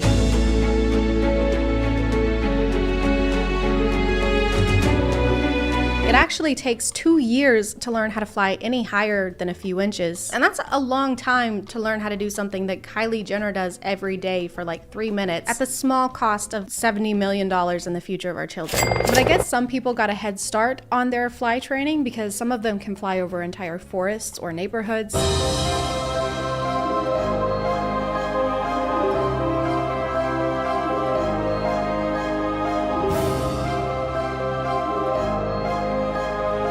Which is very impressive and borders on having to check in with air traffic control. Runway 7, you are clear for takeoff. Copy that. Wait, hold on. There's a ferry crossing the road. The guy opens his door and gets shot and you think that of me? No, I am the one who knocked.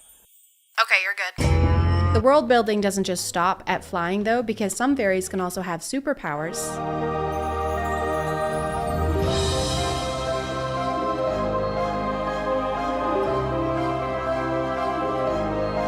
If you grow poison ivy in your hand, do you get poison ivy, or can you go around shaking hands at a pro-life rally? And no, it's not bioterrorism. When you agree to shake someone's hand, you agree to the consequences. Just don't shake hands until you get married.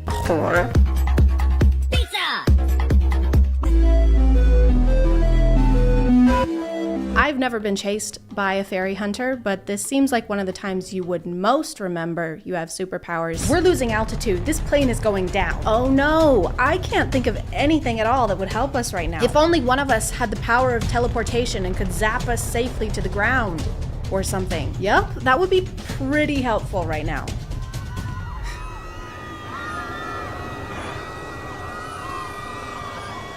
Oh, I just remembered I can... There aren't just fairy accounts or accounts teaching you how to become a fairy. There are also accounts that belong to the actual fairy hunters. Let's make a fairy trap. Dragon snot. Poison. Shark blood. Sugar. Let's leave it out and come back tonight. There are hunter accounts and they just trap and end fairies.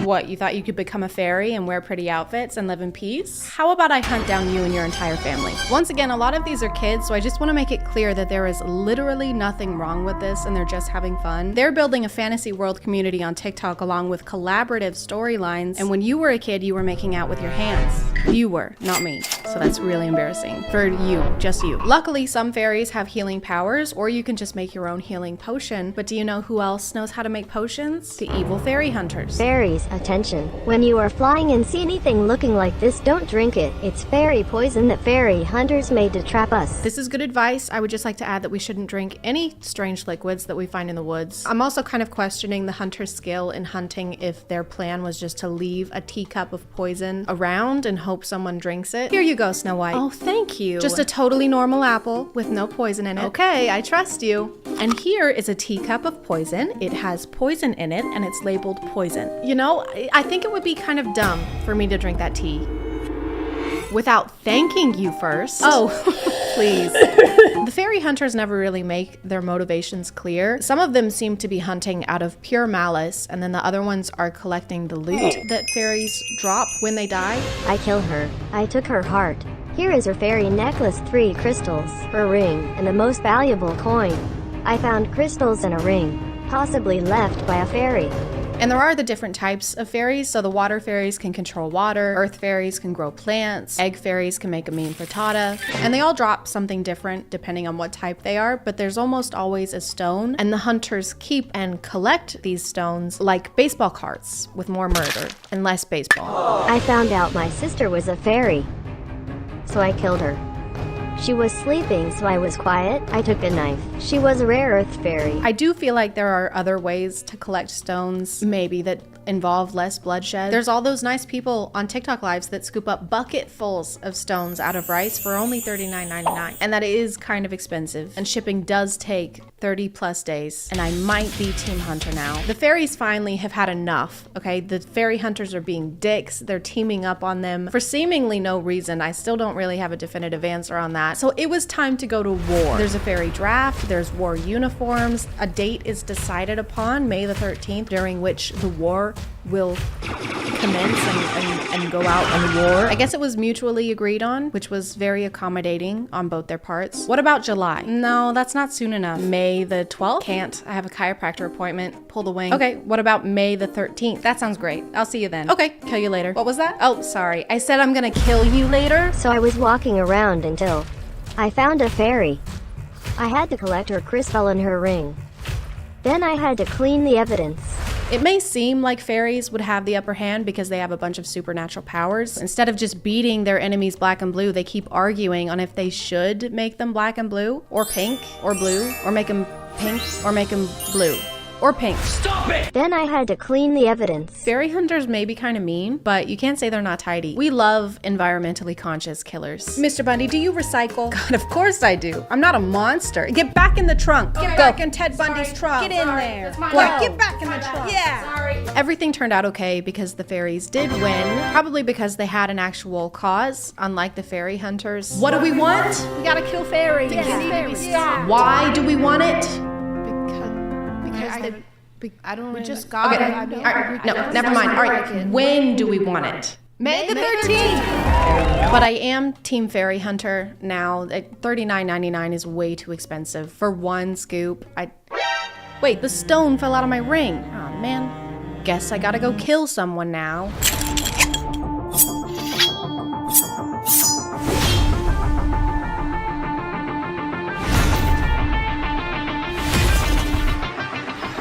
My name is Tinklebell. I am a piss fairy. There are 4 types of fairies. There's earth, water, fire, and piss. And that's what I am. My fairy superpower is stream control. Like, I've never peed on anyone on accident.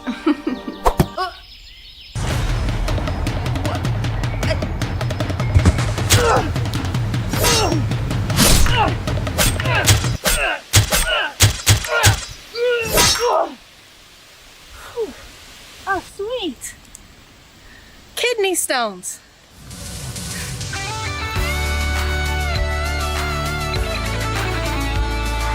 I'm gonna call it there, guys. Thank you for subscribing, and if you are still here, thank you so much for watching. I appreciate you clicking on my video out of all the videos that are on here, and I'll see you next time. Okay, bye.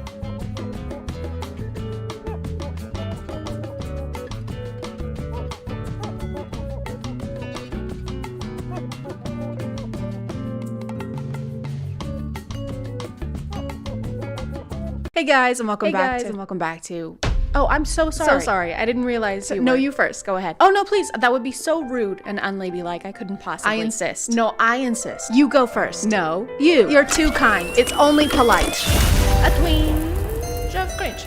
My name is ChadChad. Not really. And today we're gonna become ladylike. So sit up straight. Close your legs. You're not a jar of peanut butter, so stop spreading. Being a lady of refinement is a lot of work. It's not something that just happens. It takes time and dedication. With a great lady comes great responsibility. It is exactly like being Spider-Man. You have to coordinate outfits and have good hand-eye reflexes so you can move gracefully. And then you have to watch your uncle die, and that's probably the worst one, I think. The hardest part, though, is all the people telling you how to be ladylike constantly. When I was growing up, being ladylike seemed less about becoming well-mannered and more about adults having an excuse to yell at you over things that boys could get away with. That's not ladylike was kind of like saying that's not very nice, but only directed towards girls for doing normal kid things. Now, Timothy, what did I tell you about cutting off your sister's hair and then burying her in the backyard? To not do that? Very good. And Rebecca, what did I tell you about getting dirt on your clothes? But it's from him.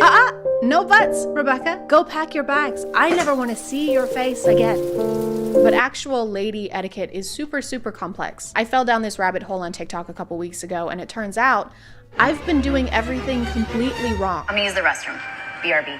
Okay, never say that when you are at the dinner table. It is bad manners and bad etiquette. You do not have to declare what you're doing, where you're going, or why, because you are not a child. You are a lady. A child wouldn't say, BRB, I have to use the restroom. It would be more like, Mom, hey Mom, I need to go to the poop room to use the poop seat. It's a big one. Bring your chicken parm, because it's gonna be a minute. The best thing to say is just, excuse me, I will be right back. You don't need to declare or give an explanation. Not specifying where you're going kind of draws more attention though. If you say you're going to the bathroom, I'm like, okay, they're going to the bathroom. If you say, pardon me, I'll be right back, I'm like, okay, they're doing drugs in the bathroom. I'm gonna have more questions if you're acting like the bathroom is an unspeakable thing. Excuse me, just a second. Where are you going? To the, over there? The bathroom?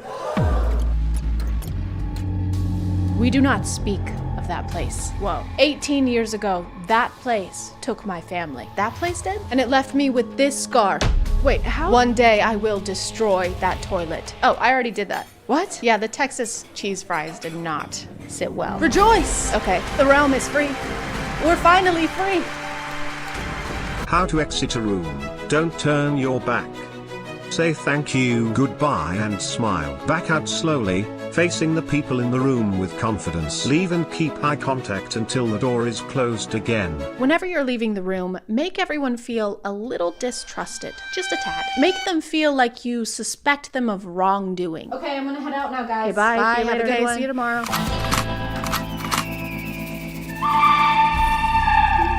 Sometimes these videos involve really specific scenarios, like how to pick up your purse from the ground.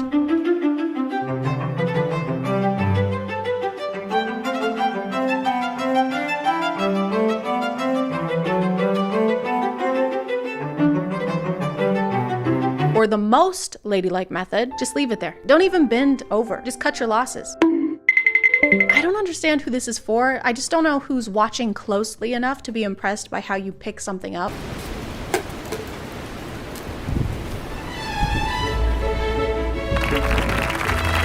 What What I mostly don't understand about etiquette is when it extends beyond like the dinner table, because I understand classes where you go and they show you which fork to use or where to put your napkin, but some of these apply even when you're in your own home. 5 things elegant ladies never do at home. Eat in front of the television. Gulp out of bottles. Neglect your hygiene. Wear slobbish clothing. Have a cluttered/untidy environment. So picking your nose and wiping it on the couch is off the table, then? That's a no? Got it. Rules don't apply when you're in your own home, okay? There's no shame there. That's the only place you get to stop the facade, not continue to care about your appearance. I like to come home after a long shift at work and slip into something more comfortable, high heels and a ball gown. Then I reapply my makeup just in time to go to bed and sip water from a decanter. I've seen this rule a couple of times, but they never really give an explanation on why we shouldn't be drinking directly from bottles. My only guess is that we don't look dainty enough while doing it. Nothing could matter less. There's no equivalent of the rule for gentlemen. If there was a TikTok telling men not to drink from bottles, it would be for a completely different reason. I've said it once and I'll say it again. Water bottles? Phallic. So phallic. Drinking water is gay. Don't do it. Oh, you're hydrated? How long have you had a boyfriend? What are you guys, like dating? Yeah, what are you guys, like happy together? Yeah, what? Are you two gonna get married? And what, like love each other till death do you part? That sounds awful. Yeah. I am so thirsty. I've noticed that sometimes there will be situations where being ladylike is more of a priority than basic safety.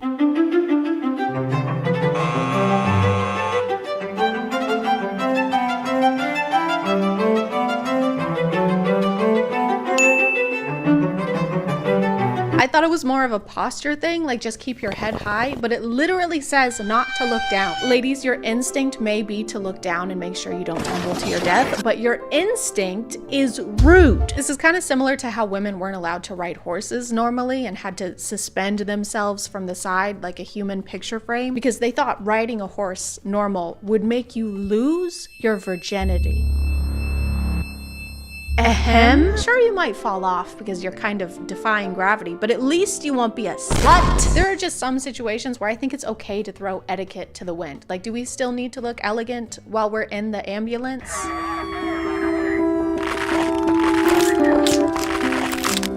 For some reason, most of these creators really hate athletic wear. Number 1 tip to look expensive and elegant every single day. Dress for the occasion, ladies. I see so many people shopping and traveling in yoga pants and sports trainers. This just is not acceptable, ladies, if you want to look elegant and expensive. I was just recently on a plane in the back seat closest to the bathroom, and the whole time I was thinking to myself, man, I am underdressed. She says to dress for the occasion, but if you're wearing yoga pants and the occasion is Starbucks, then you are dressed for the occasion. I get etiquette as a hobby, like as something you're interested in, but this just has a lot of holier than thou energy. Not a lot of people have time to worry about looking classy at the grocery store, and they're not enforcing formal attire. Like the store greeters aren't there to make sure you fit the dress code. Hi, welcome to Kroger. Are those Crocs? Get the fuck out. Once your guests arrive, don't take them to the living room and offer them a seat before showing them the restroom first. How are we supposed to introduce them to the bathroom? I thought we weren't supposed to talk about it. Hey guys, come on in. This is the foyer. Oh, watch your step. And this is the...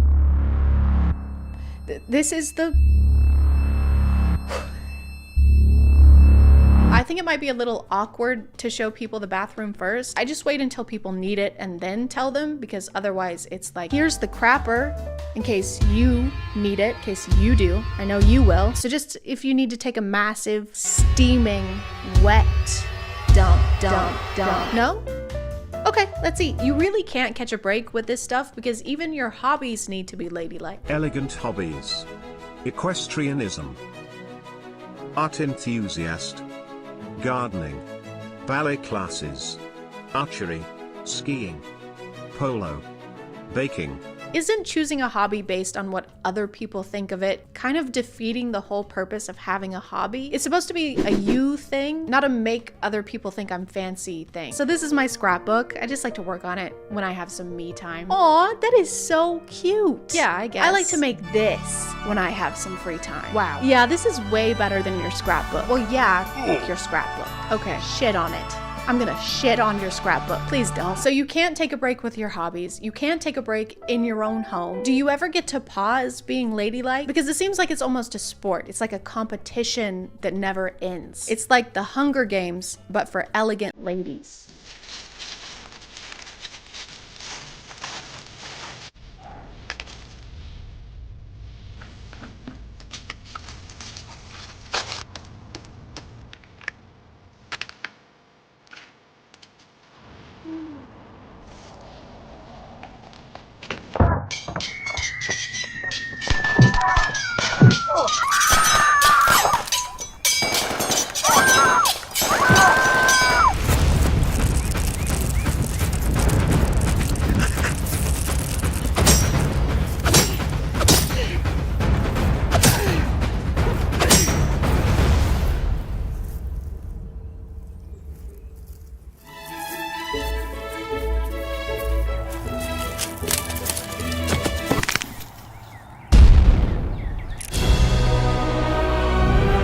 Call it there, guys. Thank you for subscribing, and if you are still here, thank you so much for watching. I appreciate you clicking on my video out of all the videos that are on here, and I'll see you next time. Okay, bye. Hey guys, do you hear that? Hang on, something fishy's going on. Just a second.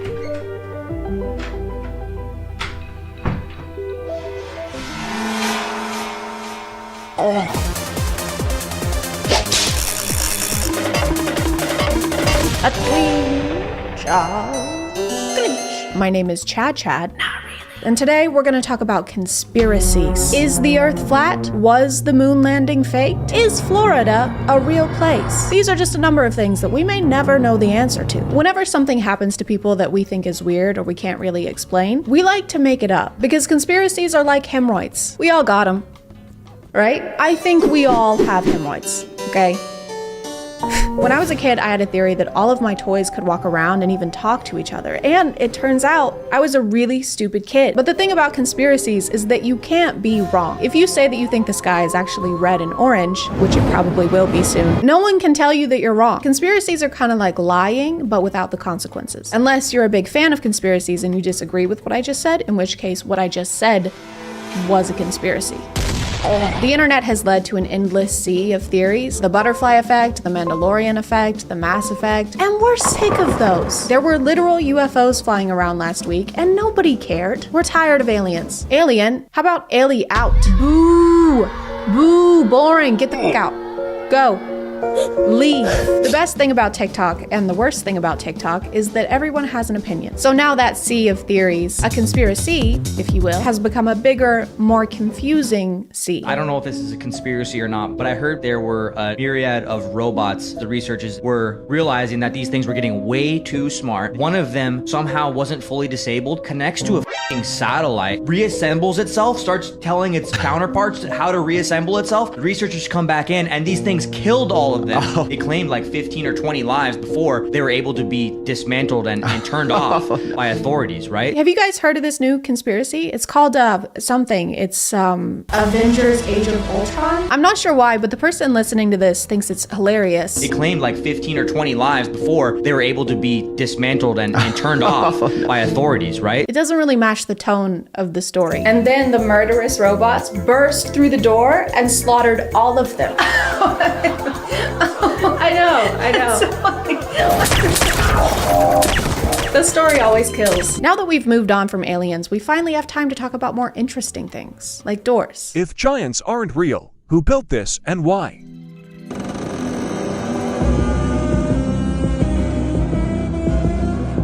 This person is gonna lose their mind when they find out about skyscrapers. Who the heck did this?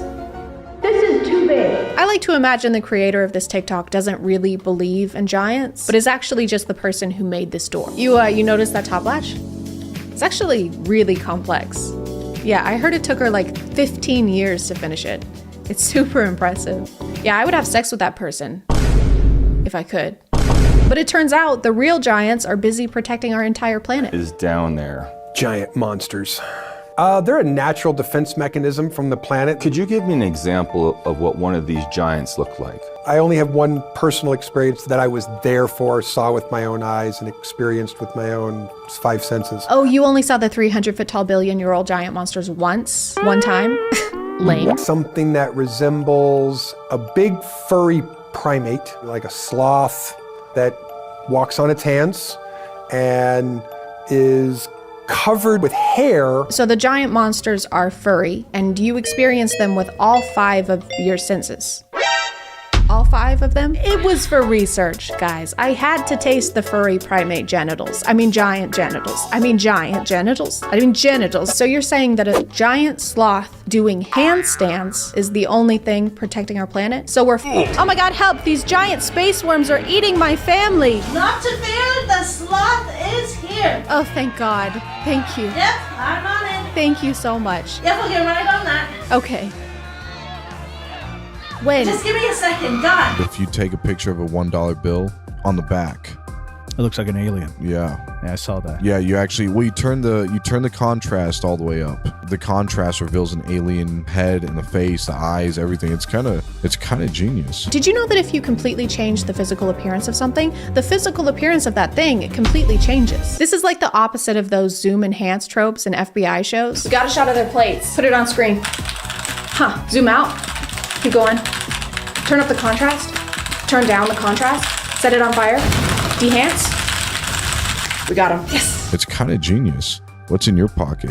Yeah, Roswell. Did you just say Roswell is in your pocket? It's a big ass pocket. Is that a southeastern city from New Mexico in your pocket, or are you just happy to see me? Oh, it is a city? Okay. What I hate about a lot of conspiracy TikToks is that sometimes they'll forget to include the conspiracy part. Because let's say that yes, if you mess with a $1 bill, it does look like an alien. But then what? That's not a theory. Are you implying that aliens live inside $1 bills like little hermit crabs? Or are you implying that the government is run by aliens? Because that's ridiculous. Everyone already knows that. Okay, so here's a $1 bill. I'm gonna see if we can find the alien that lives inside of it. Oh my God, you guys, look at that.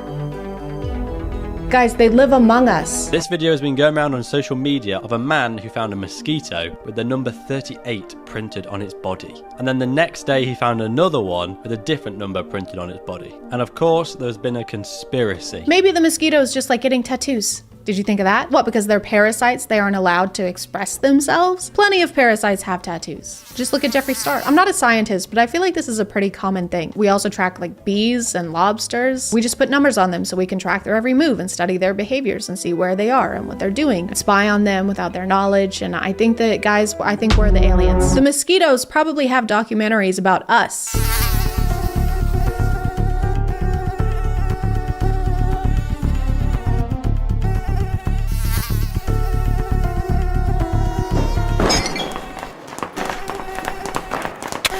Y'all, I am freaking out right now. There's a lot of unexplained things going on in the ocean right now. Just watch this real quick for me. You get to Mars by going through the ocean. You can't get to the bottom of the ocean. I'm pretty sure that the ocean has a bottom. Because outer space is the ocean. Otherwise, how does the water stay there? If there was actually space underneath, then the gravity would suck all of the water out. The water would be gone. The ocean would be more like a notion. Now, there's a situation called the firmament. So we know that water is all around us. And it is said that this dome divided the sea into upper and lower sections. You can't cancel this out because they still haven't discovered 80% of the sea. Yes, I can. Call me algebra because I can cancel out whatever the fuck I want. I haven't discovered 80% of Pennsylvania, but that doesn't mean that it's a portal that'll take me to Mars. It just means I've never been to Pennsylvania. She goes on to say that deep sea fish are probably aliens since the ocean is space now. Keep up. And then cites the 2020 film Underwater as the basis for that. If y'all have ever watched this movie Underwater, They went too deep and found the creature that don't even look like it's supposed to be from this earth. But if you're trying to strengthen an argument, I don't know if referencing a Kristen Stewart movie is the best idea. And therefore, my witness is innocent on all counts. Stalking a 17-year-old? Innocent. Twilight 2008. Robbing a bank with 2 accomplices? Catch That Kid 2004. Consuming the blood of an innocent human? Breaking Dawn 2011. Also, Your Honor, she's a mosquito. Yeah. Hi. And I still have malaria. Does anyone actually still watch the moon landing footage and think it's real? Okay, but whether you believe in the moon landing or not, you can do this to anything and then claim it's not real. You've made them look silly. Of course we don't believe them. Have you ever been to Pennsylvania? Yeah.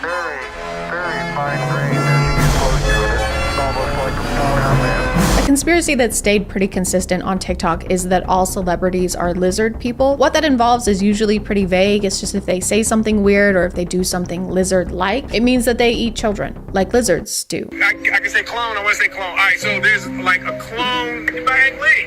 Right. When it comes out, let's get a selfie real quick. Let's hop in for a selfie. Of course, it's shown through the form of joking to make the average mind automatically assume it's a joke, even though it was never stated to be a joke or a lie. Reverse psychology. I don't think this is reverse psychology. Reverse psychology would be if Will Smith posted a TikTok like, "Hey guys, just want to let you know I am a reptilian shapeshifter. It's true. All of your theories are correct. I can control minds. Well, in fact, I'm doing it right now. Do not watch Gemini Man in theaters December 11th, 2019. That would be a terrible idea. In fact, I forbid you from seeing it. That is the worst thing you can do. If you leave your house on that day, you will die. I will kill you." These are disturbing facts about the Teletubbies. When I was little, I loved the Teletubbies, but looking back, it was pretty creepy. The giant sun in the sky that has a baby's face, and the fact that their mom is a vacuum cleaner, and there are some conspiracies that think that the baby sun in the sky is actually a demon. And that the mom vacuum cleaner is actually one of Satan's helpers. That part is true. My cat also thinks that the vacuum cleaner is Satan's helper. I don't understand why out of all the shows from the 90s, the Teletubbies is the one we're worried about. Why? Because they're 10 feet tall and have Furby eyes? Giant suits made out of felt was just the formula for shows in the 90s, like Barney the Purple Dinosaur, aka the world's first furry. And do you remember Big Bird? That was 1000% a demon. What if we have a giant bird with dead eyes and a gaping mouth teach kids about the US Census? It'll be fun. How many people live in your home? Have you heard about the dark conspiracy theory that surrounds the Teletubbies? Well, it's false. First piece of evidence is that they have a female voice that seems to come from the ground, always telling them what to do. Like, who the f does she think she is? And what's underground? I don't think anyone who made a conspiracy TikTok about the Teletubbies actually watched an episode of the Teletubbies first. All they do is eat toast and pudding and splash around in puddles. And the demon voice in the pipe, when it comes out of the ground, it makes a continuous wet fart sound. What's that, Satan? You want me to eat breakfast foods and frolic around in a field of flowers with 3 of my closest friends? Satan, that sounds like shit. I actually did watch an episode of Teletubbies for this video, and it was kind of weird. It wasn't really how I remembered it being, but here, I'll just show you.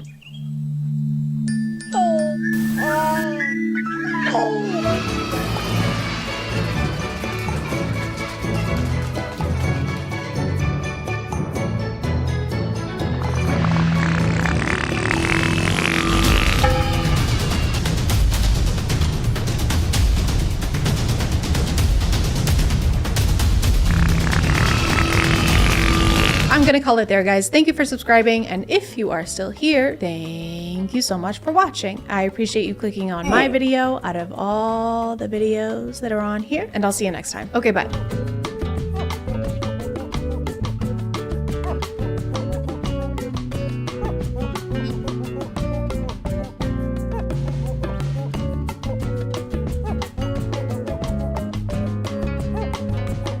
I don't want to talk about this. I know how dead my hair looks. This is my real hair, and I decided to bleach it over the weekend, and I'm surrounded by yes people who never try and talk me down, and now it's dead.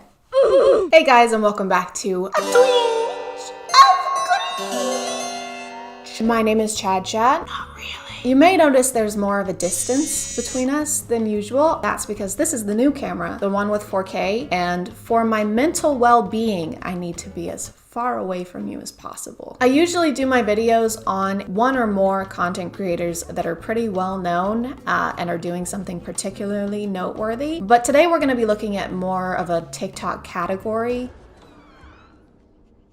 I don't have children. I have younger siblings, and my older sister has 8 kids with 1 on the way. So she's had more than enough for both of us. I do not need to procreate. But needless to say, I have babysat plenty of times and been around parents long enough to understand what kind of content is usually deemed appropriate for them to watch. Now, you do have to be 13 to make a TikTok account, but as someone who just turned 98 as of my last Facebook birthday, I think we both know that that doesn't really matter. I liked how we did last week's video where I took y'all along with me as I went through people's videos, as opposed to doing all my research and then writing my notes. So we're gonna do that again this week and hop into the rabbit hole together. I don't even know it. Ain't know it. To the stage. Throw it. Throwing that ass for days. We're going up, down. I ain't got no problem spending all my money. I don't know the words. This is the first video I pulled up to watch on their account.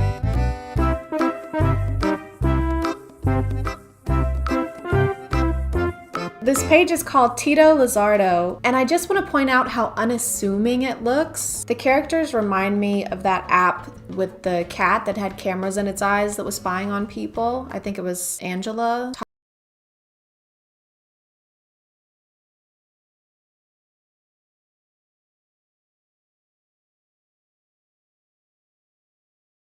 Cute, colorful, animated characters, and their original song is linked in their bio, which is on YouTube Kids. And the chapters, or whatever you call these new series things on TikTok, are titled stuff like having fun and friendship, which ironically is exactly what people say to me when I ask if we're a thing or not. All that to say, at first glance, this account is obviously for kids. So then what the f is this? Throw it, throwing that ass. I can't even tell what this character is. Like, this one is obviously a cat, and this one looks like a dinosaur with veneers and an inflated latex glove for hair.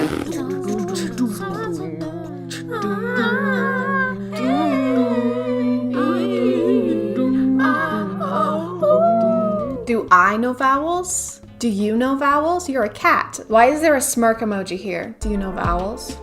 And yes, that's my best attempt at a smirk. Hey, you come here often? You know vowels? Yeah, you do. What the fuck? My camera died here, and I only have 1 battery, so I ended up waiting for hours for it to recharge, and I ended up eating dinner and doing 3 loads of laundry because I have ADHD. It's hours later. Okay, so I went to their YouTube channel, and the music they released is in Spanish, so that might explain why they use the music that they use. But it doesn't really explain the animated ass groping between the 2 characters. You get the idea though. Their whole page is just them doing TikTok dances to popular sounds and using hashtags to make sure they reach their target audience. If you've seen one, you've seen them all, except you haven't seen them all. Thankfully. I probably have, because I have to screen record all these and scroll to the bottom of the page.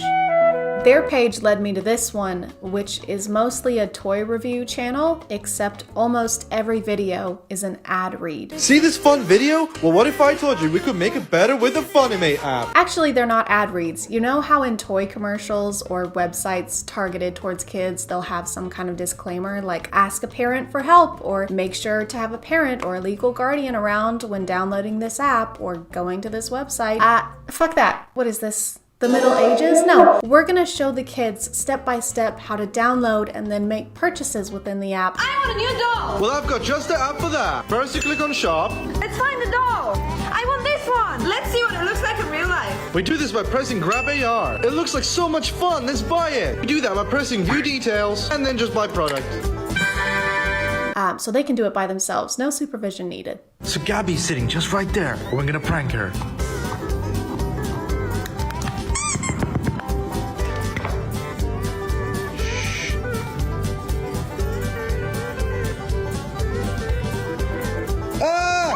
Oh my god, are those string lights? You couldn't like throw them at her. You have to incorporate them in a way that makes them scary because they're not exactly menacing on their own. Like, who's gonna react to LED lights just laying on the floor like this? So it's a 2-bed, 2-bath. The roof was just redone. I think it would fit your family perfect. It seems perfect. How quickly can we close? Oh, soon, very soon. Just one tiny thing I have to disclose. The previous owner did die in the house. This room, to be more specific. That's not a problem. I'm not worried about that. Perfect. I'll start the paperwork now. What was that? What was what? Never mind. Just curious though. Was it old age or? Oh yes. Yeah. He was definitely old when it happened. Yeah. There it is again. What is that? Anyway, so I'll get that offer in tonight and I'll talk to you. What? Where are you going? Oh no, I just have another appointment to get to, but I will see you tomorrow. Maybe. No, you can't just leave me here. What? Oh God!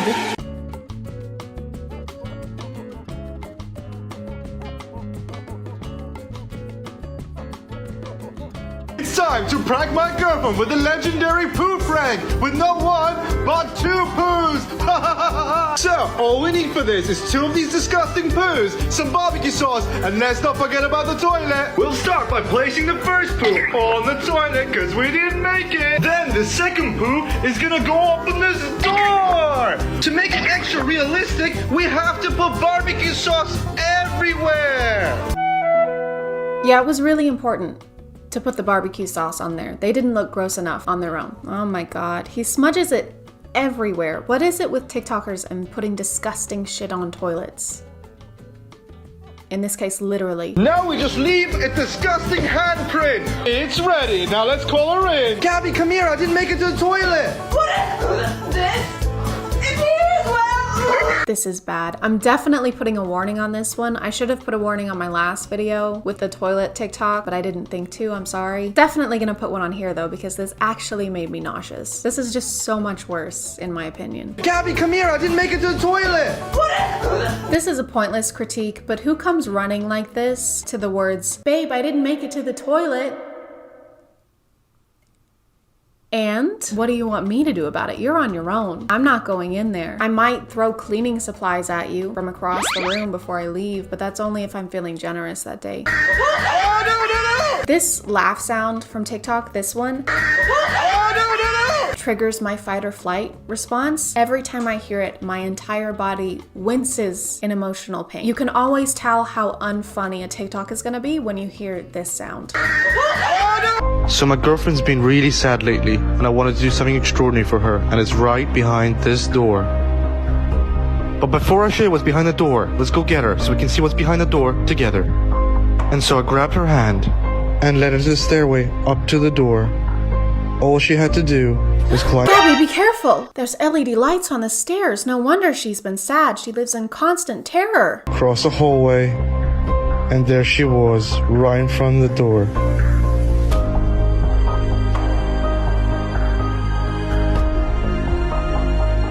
I love the camera angle changes. It doesn't break my immersion at all. Okay, Gabby, open this door. There's a surprise for you. For me? Door, okay? Okay, wait, let me open the door so that I can get a shot of your first real reaction. Sure, yeah. Okay. I just saw everything in there. What do you mean? I mean, I just saw everything in the surprise. I just saw the surprise. Yeah, Gabby, you help me set it up. Now get in there and act like our relationship was perfect for clout. It's just strange to me how literally anyone can up and decide they want to make content for kids online. Most of the people I make my videos on do have a younger audience, but these people are actually marketing themselves exclusively to children. Like, they aren't making content that can be argued that it's for any other audience. What is she doing? Gabby, what are you doing? Just listen to some music. Which headphones are you using to listen to the music? These ones. The white ones? Try the black ones. They're magical and they change your voice. Here.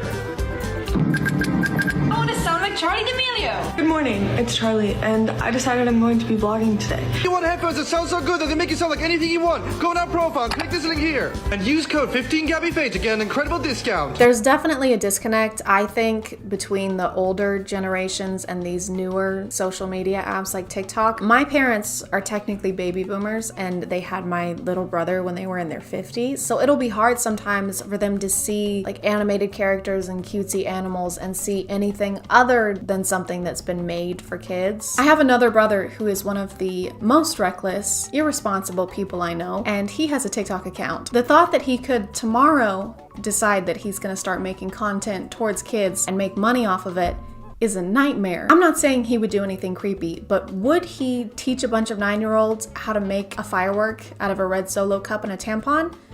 Yeah. Yes, he would. Should he be able to do that? Probably not. I can't handle watching any...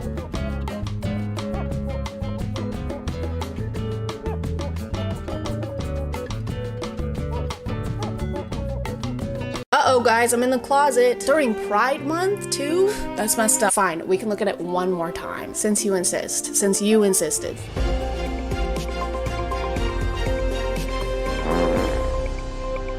Hey guys, today we're talking about men who kick balls and men whose balls we'd like to kick. A twinge of cringe. My name is ChadChad. Not really. And imagine you're a hardworking woman. If you're already a hardworking woman, you can just sit there. You've done enough. Now imagine you've dedicated years to your education, countless sleepless nights and energy drinks, all while working a job, or 2 maybe, or maybe even 3. Who knows? Everything sucks right now, but it was all worth it because today it's finally over. You've done it. Your friends and family surround you, beaming with pride as you toss your cap in the air and celebrate one of the biggest achievements of your life. And then a guy gets on stage and says this. I think it is you, the women, who have had the most diabolical lies told to you. How many of you are sitting here now, about to cross this stage, and are thinking about all the promotions and titles you are going to get in your career? Some of you may go on to lead successful careers in the world, but I would venture to guess that the majority of you are most excited about your marriage and the children you will bring into this world. If you don't know who this is, lucky, this is Harrison Butker, and he is a kicker for the Kansas City Chiefs. More like Kansas Shitty Chiefs, am I right? Haha, good one, ChadChad. Up top. Oh god, ChadChad. No, don't. If you don't know who they are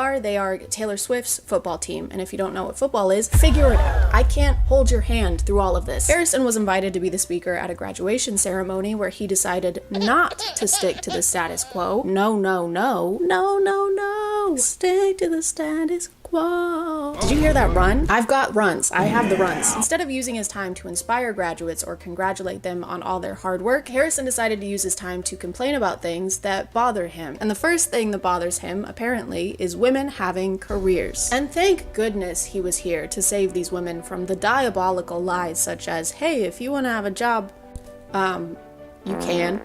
The true diabolical lies at college are typically more like, this will get you a higher paying salary. You're gonna remember a single vocab word from your 4 semesters of Spanish. Harrison took this opportunity to address women and women only. He doesn't mention the importance of child rearing to the male graduates and brushes off their achievements as being kind of a pit stop on their way to becoming wives. And this might be one of the most inappropriate places to do that ever. The best time to try and tell women what they should be doing with their lives is never. But the worst time is when they're actively doing what they want to do with their lives. They're currently making an achievement toward their career, and you chose this one right now to talk about how they should be getting married. Maybe take a break from the balls and kick rocks for a minute instead, maybe. No, this is not a meet and greet. Everybody's got to come in and say hi. Unless you have anything to say. I'll talk to Harrison all year long, man. I just let him do his thing. I'll talk to him. Go say hello. It's not like in the lunchroom. You say hi in the lunchroom? No, we sit right beside each other in team meeting, and I don't say one word to him, only before the season and after the season. That's the only time I talk to him. I think this is just a variation of the podcast effect where something takes hold of some guys the second they touch a microphone. It's like they've never spoken out loud before and they need to get it all out in that moment while they have the opportunity. All right, thank you. Thank you all for being here at my wedding or baby shower, I don't know. Anyway, this reminds me of how much I hate chunky peanut butter. If I wanted to eat peanuts, I just eat peanuts. Honey, could you talk about our love, maybe? This reminds me of how much I would love for women to never speak again. He makes a comment about how his wife's life didn't begin until she married him. I can tell you that my beautiful wife, Isabel, would be the first to say that her life truly started when she began living her vocation as a wife and as a mother. Which makes it sound like women are mindless NPCs just hovering in a market somewhere until you propose to them with a mermaid pendant. I need Harrison Butker to know that I love my kids, I love my husband, but my life ended when I had them. It's pretty conceited, I think, to imply that your wife's life didn't exist until she was legally bound to you. Before we got married, before my wife had the opportunity of marrying me, she was hovering in this dark plane of incommunicable nothingness. Oh, where is my husband? Won't anyone wed me so I can see the skibbity toilet and taste the watermelon ice disposable vape? I'm beyond blessed with the many talents God has given me, but it cannot be overstated that all of my success is made possible because a girl I met in band class back in middle school would convert to the faith, become my wife, and embrace one of the most important titles of all, homemaker. After telling us how talented he is, he attributes his success to the fact that his wife is a homemaker and primary educator of their children. Oh, hell no, man. What the fuck? It's fine, I don't care. And I've noticed that a lot of husbands like this don't bring up being a homemaker unless it has to do with them and their own success. It's almost as if what they appreciate most about their wife's hard work is the fact that it's helping them do the actually important hard work. The important man job, career man, work stuff, sport stuff. Important stuff. Well, I've just gone and had a little observe of his Instagram, and are you noticing anything? And when I say anything, particularly, are you noticing said wife, mother of his children in a single post? It's not so much I'm proud of her for what she's accomplishing, it's more I'm proud of her for what she's helping me accomplish. Me, the man who does the man job, sport stuff, work stuff, important stuff. But what she's doing is also work. You two just have different jobs. Except hers is raising future members of society and yours is kicking a ball between two sticks. Sometimes, in Harrison's case. And Bucker is hooking and hits the post for the lead. No good. He doesn't stop there though. He goes on to bring up every political qualm he has, such as reproductive rights, IVF, and degenerate cultural values. I wonder what cultural values he's talking about. Probably objectively bad ones. Probably, right? Probably bad ones. I am certain the reporters at the AP could not have imagined that their attempt to rebuke and embarrass places and people like those here at Benedictine wouldn't be met with anger, but instead met with excitement and pride. Not the deadly sin sort of pride that has an entire month dedicated to it. And during Pride Month, Mr. Butt? During Pride Month, Mr. Posterior? I'm just kidding, I'm behind, so this actually happened last month in May, which makes it perfectly fine. I kind of get it though. He and a group of very sweaty men do play with balls every day, so he has to take a solid stance. Homophobia is the only option. I'm always saying this. I've always said that about homophobia, and that I've always said that about that stuff, and I always will. The thing is, he doesn't even go into detail about pride or what he finds wrong with it. He just throws it in there to make sure we know he doesn't like it. Just a quick little on the way kind of thing. All right, can I get you any extra sauce? You're gonna burn in hell for all of eternity. You know that? So that's a no on the sauce then? No. Can I get some honey mustard, please? Here you go. Thank you. And fuck you. He also mentions Congress just passed a bill that will put you in jail for bringing up the Bible. The world around us says that we should keep our beliefs to ourselves whenever they go against the tyranny of diversity, equity, and inclusion. We fear speaking truth because now, unfortunately, truth is in the minority. Congress just passed a bill where stating something as basic as the biblical teaching of who killed Jesus could land you in jail. Where? Guys, we're in the minority. Guys, they want to put us rich white men in jail. Nobody likes rich white men anymore, guys. What are we gonna do? This entire speech feels like he doesn't know where he was gonna be giving it. It's like someone told him he was preparing for a presidential debate or something. And for my first act as president, I'll be making every man grow a beard like this, like I have. Hey, you can't tell men what to do with their face. That's ridiculous. Well, can I at least tell women what to do with their ovaries? Oh, yeah, that's fine. My name is Mr. Butt, and I approve this message. People started wondering about the process of inviting Harrison as a speaker and why no one reviewed his speech beforehand. And I was wondering that too until I realized that this speech was being given at Benedictine College, which is a private religious school in Kansas. You also have to keep in mind this was at a Catholic and conservative college. So a lot of the men were like Yeah. Not only did it seem to get little to no negative feedback from the crowd, it apparently received a standing ovation. Some of us did boo. Me and my roommate definitely did. There was a standing ovation from everyone in the room, except from me, my roommate, and about 10 to 15 other women. I still have no clue why he specifically was asked to speak. He didn't attend this college, he was never a student, and he even admits himself at the beginning of his speech that he's not a professional speaker. And I felt that one graduation speech was more than enough, especially for someone who isn't a professional speaker. Which is true, but maybe don't start your speech by letting us know how unqualified you are to be giving it. Doesn't exactly instill confidence. I'm no professional doctor. I'm no professional nurse either, all right? I'm no registered anything. I'm not registered or qualified to do anything, just so you know, just putting that out there. Maybe someone else should do my catheter insertion then? Once clips of the speech got out, people started sharing their thoughts about it on TikTok. It is a crazy day when a football player that kicks a ball for a living is saying a speech at a college and telling women, you mean nothing? Your life means nothing until you get married and have kids. In front of women that have spent years working hard to achieve this amazing achievement. 32,509 signatures is crazy work, especially within the span of 2 days. It is honestly beyond comprehension to understand how in 2024 a man could get up on a stage and say that a woman's life is only meant for marriage and having babies. Absolutely insane. And for the most part, people were in agreement that this wasn't the most encouraging speech you could give to women. The women. But of course, you know what they say, behind every loud-spoken misogynistic man, there is a loud-spoken misogynistic Brett Cooper. With a college degree and a career and no children yet, I can confidently say that Harrison Butker is right. And there is nothing wrong with a man in tears celebrating his wife and thanking her for the sacrifices that she makes every single day for their family and their children, and the sacrifices that every mother around the world makes for her family. No one is saying it's wrong for him to thank his wife. He basically told a crowd full of women that they shouldn't be doing what they're currently doing. He claimed they'd been fed lies by choosing to pursue a career. Mr. Posterior's wife is allowed to do whatever she wants, and the female graduates in this room are allowed to do whatever they want without some football guy dude trying to convince them otherwise. And it's not wrong to acknowledge that millions of women around the world desperately want that. Want to be a homemaker. Are the millions of women with us in this one room at Benedictine College? We're not talking about women who want to have a family and don't want to go to college. That's a completely different demographic. Not to say that some women at this graduation don't want to have a family. I'm sure plenty of them do. But the fact that the only address to women he makes during this entire graduation ceremony is to brush off their accomplishments and basically say it means nothing in comparison to their wifely duties. Boo. Tomato. Tomato, potato, tomato, potato. I don't know what we expected though. He does have the literal word but in his name. Anything that comes out of him is gonna be shit. For some reason, people like Harrison believe it's women's innate desire to get married, and if they don't, they're denying themselves and are deep down very miserable. Not me though. Deep down, I am nothing. I have no thoughts. I don't actually exist yet, so I'm sorry. Let me just...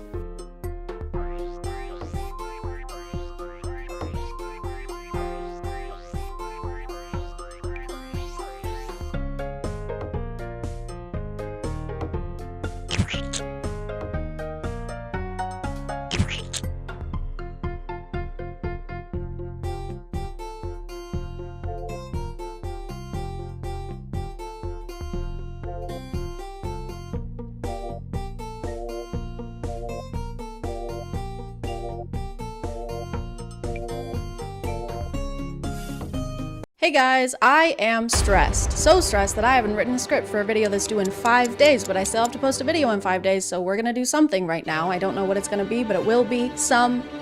So have a seat, sit down, sit! I keep seeing this thing on TikTok, maybe you've seen it on Book Talk. It's usually a slideshow and it's kind of a preview of a book, and it says stuff like, when she hates her family, so she runs away into the woods and finds a cabin with a bear wolf man who has a bear wolf brother, and they both are romantically interested in her and turn a tree into a dildo and have their way with her. Have you guys seen stuff like that? too? I have. I've seen stuff like that. Let's look at some of those things if we can find them, because that's the rule of commentaries. You're supposed to find something that you don't like looking at it and then look at it a lot more and dedicate a whole video to it. That's showbiz, baby. That's just showbiz. It's showbiz. That's showbiz. I had so much to do today that I got into a paralysis mode where I literally walked in a circle in my house. I couldn't figure out in what order I should do things, so I did none of them all at once. My ADHD medication is not strong enough. It will never be strong enough.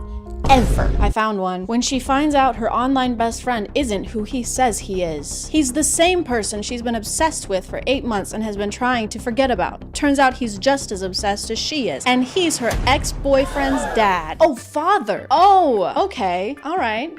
All right, girl. So she's been stalking her ex-boyfriend's dad, and her ex-boyfriend dad has been stalking her. You guys are made for each other. This one's not very spicy. That's not spicy. That's just an age thing. It's not that weird to fall in love with your ex-boyfriend's dad. I do it all the time. I just did that yesterday. He has so many red flags. He's 13 years older. He's possessive. He's obsessive. He spanks you. He ties you up. He likes to do you hard and rough. He unalives people. Was all of this just listed on his Hinge profile? Yeah, I'm a stalker. I'm old as hell. I like to spank people, and I like to murder people. And if you're not into that stuff, don't call the cops, please. Just scroll. No need to be a snitch. I want to read the comments on this. Green flags. Well, are they really that red? He's killing people. That's pretty red. As far as red goes, that's about as red as you can get. The only thing worse than that would be, let me see. I'm so good at improv. I'm so good at coming up with things on the fly. I'm so good at being on flies. Why nobody hating? This is me. This is my alt account. That was me. I said that. I thought it was a slide, but it was a screen recording that someone took of a slide.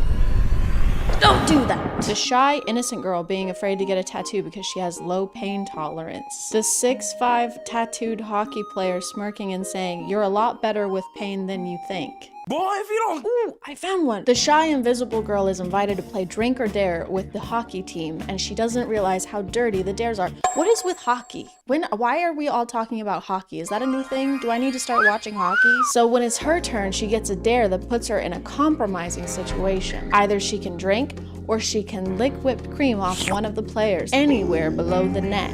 When she says it aloud, the Playboy hockey player volunteers himself, not wanting to see her with another guy. Her crush for him is growing, and she's afraid to get involved because of his history with women. But she does the dare, and before she knows it, he's taking his shirt off. She sprays the whipped cream down his abs and licks, and the whole team watches as she does it. She's the only one close enough to hear him moan. And then and that's the end. What the fuck? Why are you edging us? What happens next? Do they do it in front of the whole hockey team? I don't know. I keep seeing books that are about hockey players. That's just not a sexy thing. When I'm thinking of sexy things, which I do pretty often, hockey player has never shown up in my head. A sink with no dishes in it? Absolutely. Going to bed by 11 p.m.? Fuck yes. Starting my period and only getting 2 giant cystic acne spots? That's sexy. That's what I want to hear about. Ooh, I found another slideshow. Okay, it's actually showing me slideshows now. Oh shit. Okay, this is a lot. We're getting into the stuff now. We're in the deep of it. Holy shit. When she's riding her boy roommate's face and then someone knocks at his bedroom door. That's the shock emoji. Unable to stop myself, I sink my teeth into her thigh, loving the way she hisses down. Okay, this is just corn. This is just corn. Dude, you all right in there? Mark Page's eyes widened and all's good, but he has no idea. Okay, this is just corn, and I'm going to skip this one. Oh my god, I don't want the corn. I want the scenarios. I don't want to read that one either. Her sleeping through her alarm for 3 minutes straight. Her brother's best friend lying next to her, smirking as she sleeps through it. Wake her up, man. Help her. Now she's gonna be late for her meeting, and you could have done something. This is no smirking matter, sir. Also, no one sleeps with a lace bra on. This isn't cute. No one does this. Oh, time to go to bed. Let me put on the itchiest piece of clothing I own. When she never reached an so he... Okay, I don't want to read porn. Guys, I just want it to be silly. I don't want to hear about that stuff. That's gross. How is this allowed to be on here? I have seen the C word more times than I can count. 23, 24. What are you doing, TikTok? I'm so glad we actually found slideshows. I was worried we weren't gonna find any, but now all the slideshows are just So when God opens one window, he closes a door, whatever that, I don't remember. When your fake husband orders you to wait for him naked on the balcony, except there's another couple making out next to yours, so you go back inside. Your eyes lock with your half-naked husband who demands, "What did I tell you? Bianca, I'm naked," you whisper. We know, Bianca. It says you're naked 2 times already. Distracted by the sight of his bare chest and abs. Where were you supposed to wait? Nervous, you open your mouth to lie, but your neighbors take it up a notch. His lips lift and he arches one eyebrow. How do you lift your lips? Do your lips even lift, bro? How much can he lift with his lips? Like 350? My lips can lift 400, not these ones. I've got the strongest lips this side of the Mississippi. This is a little more explicit than I was thinking. This is a little harder than I thought it would be.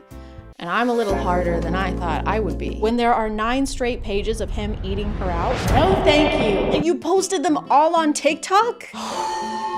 When he's meeting his boss's daughter for the first time and he says, "You must be what, 22, 23, 24, 25, 26, 27? I'm 28. Thanks though." Why does this have 103 likes? This is just a conversation of 2 people discussing how old they are. And 100,000 people were like, "Yes, good, I like that." You're 69ing with your brother's best friend. As you do, you try to, okay. All right, this is too much. Oh my God. Guys, this is just, I'm looking at porn on camera. This is weird. This is not what I wanted. This is stressing me out more. When she calls him friend to stop the situation from getting too steamy, is that our safe word? The top comment says, "Can someone please explain to me what safe word means?" You're too young to be seeing this video if you don't know what that means. Log out. Go outside. When her husband doesn't want to get her pregnant, I saw the rest of it before I finished reading it. When her husband doesn't want to get her pregnant, so he sends his brothers to do it. What?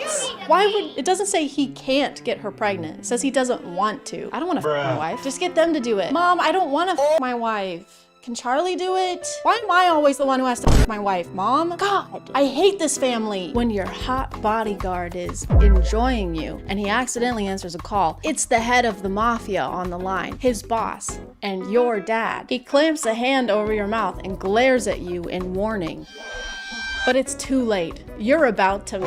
What does this mean? I'm about to flag? Oh my God, don't stop. I'm about to checkered flag. Busy. Talk later, he groans before he throws the phone. You just hung up on the boss of the mafia. I don't know much about the mafia, but I'm pretty sure you're not supposed to hang up on the guy who runs the mafia. Why did we romanticize the mafia in the first place? When no one ever sits next to him in meetings because they're scared they will get fired. Her pulling out the chair beside his and sitting in it. Bruh. What? He'll fire people if they sit next to him? Hey boss, can I sit here? Of course you can. And you're fired. I just don't understand. Oh, it's called grumpy romance. That explains it.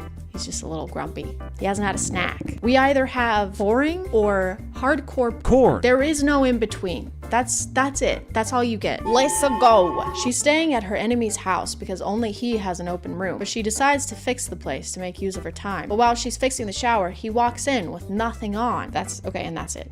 All right. Well, it would make sense for him to be walking to the shower with nothing on. I don't know how else you would walk into a shower. Also, why is she staying at her enemy's house? Because only he has an open room. You can't find anyone else who has a free room. You guys can't be that big of enemies if you're still open to staying in the same house as him. Seems like you guys just have beef. Also, if I'm staying at someone's house and I get a little bored, my first instinct isn't to start renovating their home. Well, I have a free hour, so guess I gotta replumb the bathrooms and then sleep with my sworn enemy. There's nothing else to do. I can't do anything else. There's nothing else. You were having an argument with your husband. He's sitting in the living room while you yell at him for half an hour now. And the worst part is that you're not even listening. I was. Just waited for you to finish, love. He then did a man spread in the sexiest way possible. I'm all ears, babe. Babe, what's wrong? I'm listening. Go on, love. Yell at me. You weren't going to yell at him anymore because you could have seen the way he looked at you. Okay. You could tell he was turned on.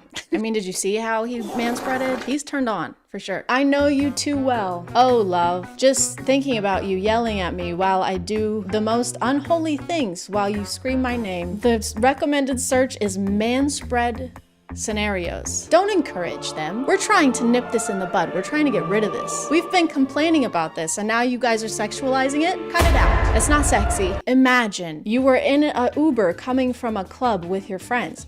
There was no space left and you had to sit on Ian's lap. Okay, I did read some Wattpad when I was a kid. Not enough to know what E/N means, so I'm just gonna say Aaron. Kind of looks like Aaron. Let me put the seatbelt on, Aaron said. There was so much noise in the car from the loud music and your drunk friends, so no one was paying attention. While Aaron put the seatbelt on, he was barely touching your body. Are you afraid to touch me or what? Hey, are you afraid to touch me or what? What are you, a little bitch? What's the problem? No, of course not. It's just, he said as you cutted him off. Oh my God. She cutted him? Stop. Oh my God. You're hard, you said, with a smirk on your face. You guys are in an Uber with a bunch of other people. Keep it in your pants. Literally. Put it back in your pants. Why in? Okay, I do know what this one means. That's my name. And my name is Chad.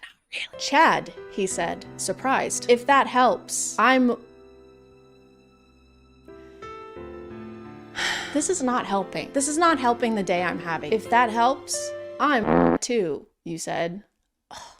Suddenly his hand got on your thigh. Oh, it got on there? That's a sexy way to put that. Suddenly his hand got on my boob. That's so sexy. Thank you. Okay, and then it gets to be too much. And then you go too far. You have to tease it, okay? You can't go straight to the heavy stuff. You gotta warm us up a little bit. Imagine you run as fast as you can. That because you just pranked your enemy. I don't know what kind of enemies you guys are having. You don't really usually have a back and forth with someone who's your sworn enemy. 2 words. He's wet. I don't like those 2 words. That asshole deserved every single water drop that was falling on him. You don't get to close the door and your enemy just pops up. As you both are in, he closes the door and locks it. Come here, Chad, he says, his shirt glued to his skin. Come on, Aaron, it was a prank. Why do you always have to overreact? Oh yeah? Overreacting? He grabs both of your hands and pins them on a wall, his body pressed to yours in water. Yeah, it sounds like you guys really hate each other. It sounds like you guys really don't get along at all. You can't just say that you're enemies and then you hang out with each other and you enjoy each other's company and have camaraderie. That was the word I was looking for, camaraderie. You can't have camaraderie and general banter with your enemy. I'm your enemy and I just killed your mom, your dad, your brother,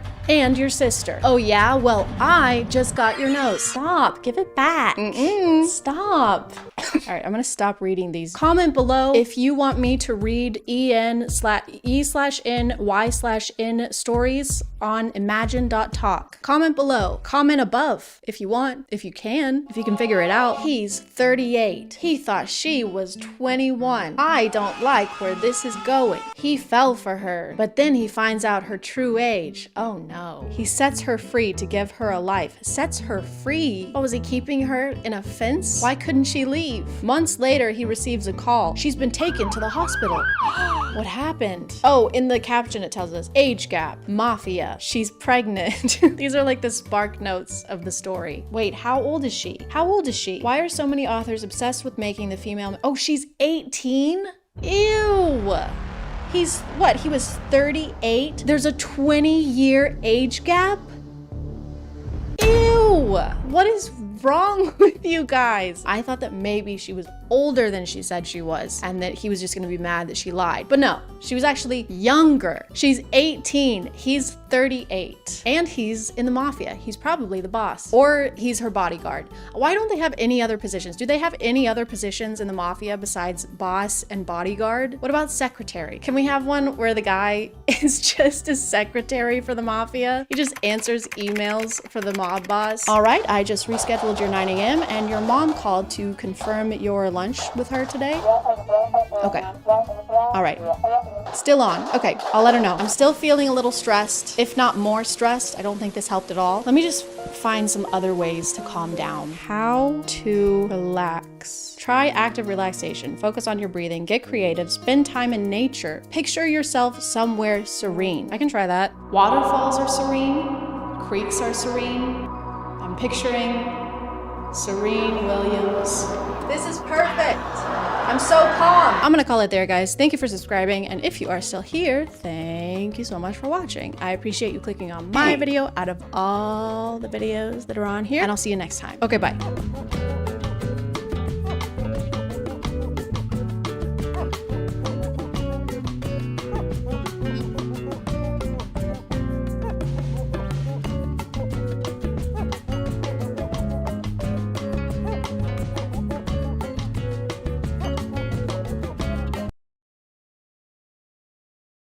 Hey guys, and welcome back to My name is ChadChad. POV, you're watching a ChadChad video and then it cuts to an empty room and then Jarvis jumps up from behind his desk and then he screams something. Oh, peanut butter. Peanut butter and what's something that ham. Peanut butter and ham, my favorite food. And then Jarvis thumbs up. Oh wait, sorry, I've gotta change clothes.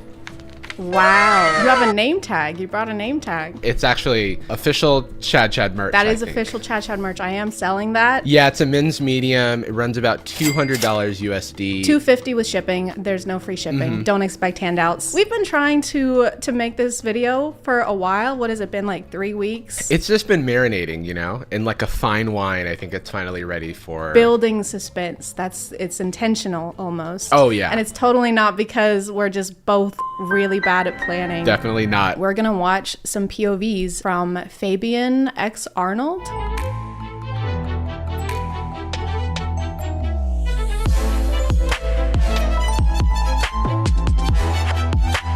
So this guy's specialty is, I guess we'd call them neighbor POVs. The POV is that he just had the best date of his life. He's leaving his own house. He foresaw that this is going to be the best date of his life. That's just a small detail that they didn't include, is that he's actually psychic.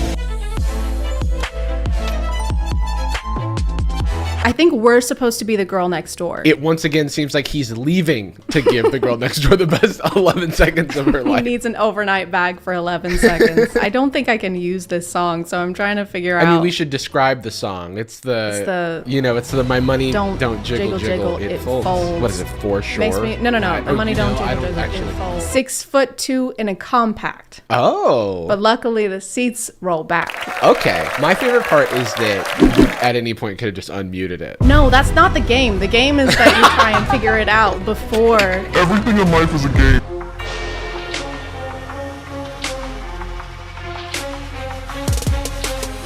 You can just post this without the POV. It really does feel like he's going about his life, and then wherever he is, he's like, let me film a POV and just describe what I'm doing. POV, your boyfriend takes you to do laundry and he's just starting a load. And he looks at you longingly and it slows down as he's like pouring in the detergent.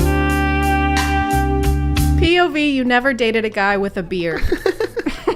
He has the faintest beard of all time. He just didn't shave for 3 days. He's like trying to take over the persona. He's like, I'm a beard guy. Us guys with beards. So you're minding your own business and you see a man with this much beard and you go, oh my God, is that a beard? Keeps my wife's name out your fool mouth. That sound totally makes sense in the instance of someone making a joke about you. For you to then say this to them about yourself. You just, his name is my wife. My wife. Yeah. And he speaks in the third person. Keep my wife's name. That's me. Out your fucking mouth, dude. I've got a coffee for my wife. Oh, yeah, me? Oh, my wife loves coffee. How you normally get out versus how you get out after you spot a pretty girl. He clearly thinks he's doing two types because he has this like he turns left. Like it's like, I boom, think he's like stumbling kinda to get out of the water. It's hard to watch your videos when I'm out with my parents. I'm gonna tell your parents. Maybe don't watch thirst TikToks when you're out with your parents or out in general. The issue that I have with this is that, of course, you have you're on the struggle bus when you're literally treading water. The difference is he's no longer walking in water. Of course it's easier to do a model walk. You're a human and you're on land versus in water where you don't usually live. Whenever I spot a pretty girl, I am treading water, but then the water goes away because she's so pretty. Normally I'm walking through life and it's tough and I'm like, oh. Pretty girls are all Moses and they just like part the waters. I think we're kind of getting to it. He likes Moses a lot. The song is called Moose, which is kind of like Moses. If you take those letters and mix them around, it totally says Moses, and it's not missing any letters that it takes to make Moses. Or a singular Mose. Mosey. Yeah, Mose. Mosey, part the Red Sea. My wife loves it when Mosey parts the Red Sea.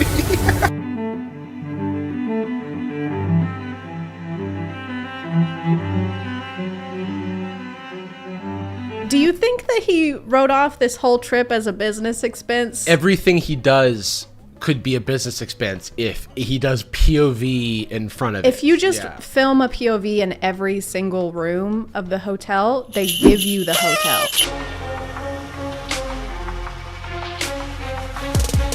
Should I hold on? His comment, should I keep what the beard? Beard, bro? What You've barely got a 5 o'clock shadow. Maybe this is supposed to be a POV of a Spanish friend who has a luscious beard. Because here, he's not Spanish and he doesn't have a beard. This is an imposter. Like, we don't know who this is. Baby, I won't break your legs, only your abs.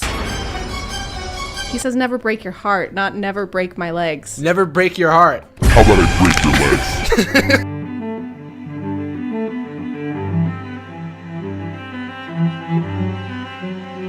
Dude, we're so hot that he like was distracted by us. I feel like my whole self-esteem grew 3 sizes just now. I feel great right now. we're kind of a big deal. My wife is a huge deal. My wife is super hot. I will also say that maybe she shouldn't slap him for this momentary glance, but you shouldn't slap your partners. Maybe don't do that. That's a pretty progressive take for both calm of down. us. We're getting too political over here, Jarvis. We need to calm down. Sorry. Way too radical. Let's just go back to being hot. We're very hot. We are hot. Yes.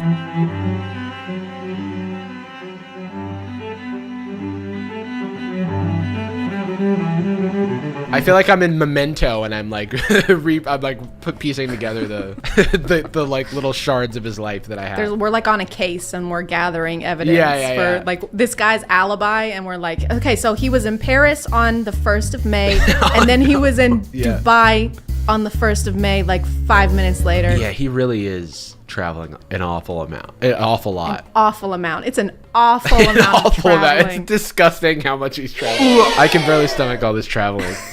You're in the train towards Paris. It's literally just like every step of traveling is just the POV. POV, you're checking into your train towards Paris. POV, you are buying the ticket online for the train to go to Paris.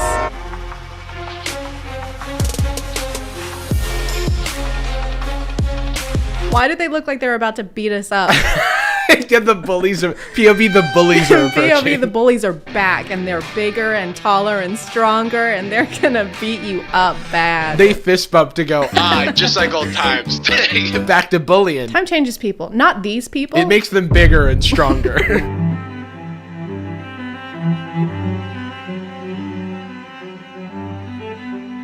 He doesn't have a beard in this one. You think he doesn't have a beard? I see a full beard on this man. Oh my god. Should he keep the beard? You're right, he does have a beard. I love that it looks like he has a V-neck kangaroo costume. Like it's a nice designer He cut. had it altered to be a V-neck. Make room for his necklace. No, that's for his beard because it's just bellowing over. Oh yeah, he had to make room for it.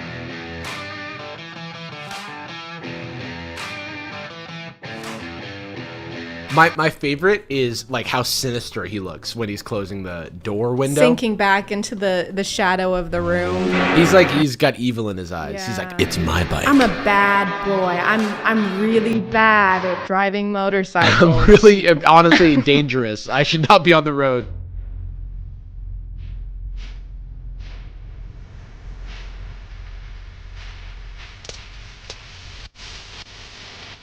The concepts of his TikToks are so complicated and wrong. But they're also very simple. He should simplify his POVs though. Even simpler than like POV, you're at Paris. POV Paris. POV, I am Paris. I don't imagine the baseball bat situation. That's kind of my whole thing. It's because he was being so impressive with this baseball bat that she's asking him out on a date. That's what it is. Okay. Maybe we fake date for a month. Maybe we fake date and maybe we go to Dubai and Paris. It's a movie, actually. It's like just big Euro trip. What if we commit tax fraud together? POV, we're committing tax fraud with the boys. We're writing off non-business expenses. You're at your desk writing off like a trip to Dubai as a business expense, and then your neighbor sees you and you're like...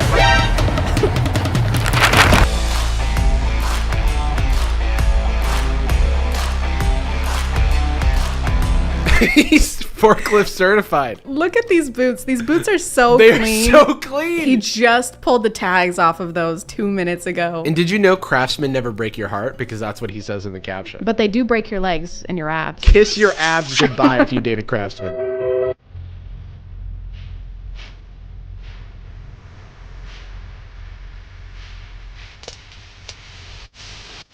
I love what he thinks a loser looks like. The socks and sandals. They probably laughed at him for carrying around an umbrella everywhere. Yeah, they're like, we're in Dubai. Why do you have an umbrella? Yeah, dude. We're literally in the desert right now.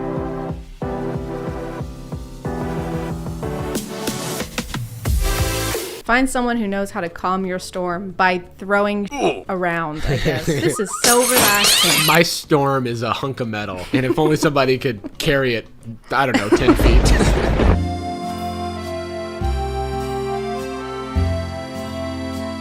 I truly do not have any sort of grasp on what he means when he says POV now, because it's like, I don't know if we're supposed to be us or if we're supposed to be him or if we're supposed to be like a third onlooking party. We're friends, just hypothetically, not in real life, of course, dear God. We're not friends. But like you were like, hey, let's get a coffee. We both go, and then I see this guy and I go, auga, you know, like, wow, look at that barista. You say what? What did you say? What do you say again? I say, auga. Oh, wow. Okay. You know? Yeah. Which is like, I think that this is his response to, you know, people go to the coffee shop and they're like, oh my God, the barista was so cute at the coffee shop. But then why isn't the POV just like you go grab a coffee and there's a cute barista? I don't think you understand the POV format. Well, yeah, I am just a stupid, stinky head that doesn't know anything. Like, your words, not mine. Describe the relation to your brother. Jarvis, describe your relationship with your brother. I don't know if you actually have your hypothetical brother. Describe what relation to your brother you have. So the relation that we have is a blood relationship where we are brothers. Yeah, go on. I need more. And so we share a mother. Okay. And we are both men. And so the word for that relationship is brother. So that's our relationship. That's it? That's all you have to say about it? Yeah. Wow. Okay. It's kind of a letdown. POV, your dad told you to demolish the treehouse you built as a child. That's so sad. This is the darkest one yet. It looks like that would be very dangerous, what he's doing right now, right? He's like standing under the treehouse and chopping the support beams for it. He's chopping the support. POV, your dad told you to put your life at risk. I thought I could make a sound of an axe hitting wood, but then I lost it. No, you got it. You got it. It sounds more like a bush shaking. That's not what you wanted? No. Can you do a tumbleweed? Swoo.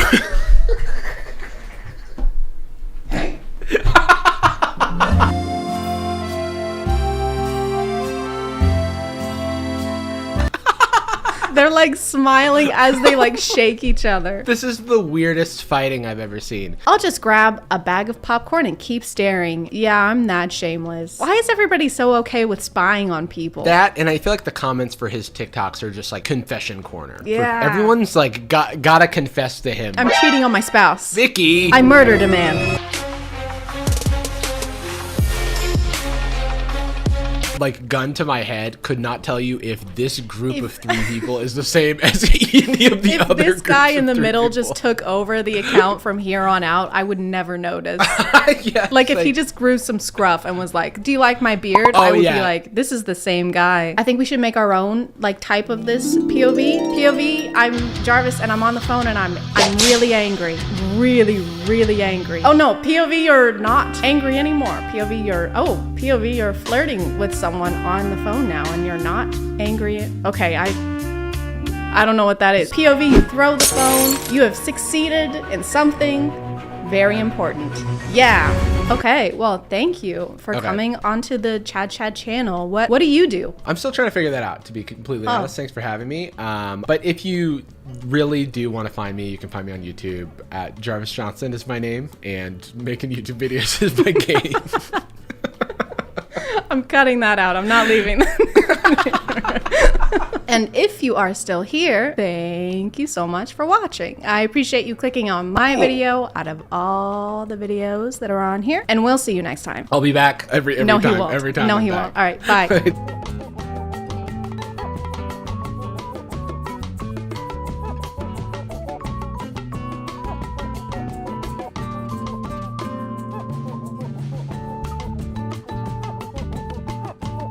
Mega church or mega cringe or mega mind. Growing up, my family always went to church. We went to tiny Baptist churches that had more wordless candies than people. Sometimes we went to bigger churches that had Starbucks in the lobby. And one time we even went to a church that was inside an old subway building. I don't know how the subway went out of business. All you need to feed thousands of people is like 2 fish and 5 loaves of bread. All that to say, I'm pretty familiar with the many variations of churches. But the one kind I haven't been to is a mega church. But Chad, what is a mega church? You know what a mega church is already. I know, but tell us anyway. A church qualifies as a mega church if it brings in a congregation of 2,000 people or more every week, which might not sound like a lot because we're so used to seeing huge numbers on the internet, like how Mr. Beast has 400 million subscribers. But thanks to this Mr. Beast video, we know that a congregation of 2,000 people would look like this. 2,000 contestants! And thanks to this Mr. Beast video, we know that an 11-year-old girl crying and pleading for her place in a competition to win $250,000 would look like this. You are a kind person. Your time here is over. I kind of developed a curiosity for mega churches about a year ago when I found this clip. Sky is cracked and Jesus Christ comes again and every eye. This pastor was apparently trying to drive home the point that Jesus will be coming again. Lucky guy. Man, I wish that was me. Which makes me wonder how many times he tried to tell this to the congregation before he resorted to this. He will return, and it will be when you least expect it. Okay, yeah, whatever, Sure. we get it. No, you don't get it. If you don't listen to me, I'm gonna turn pink. Don't you mean red? Like with anger? No, I mean I'm going to turn into famed singer-songwriter Pink.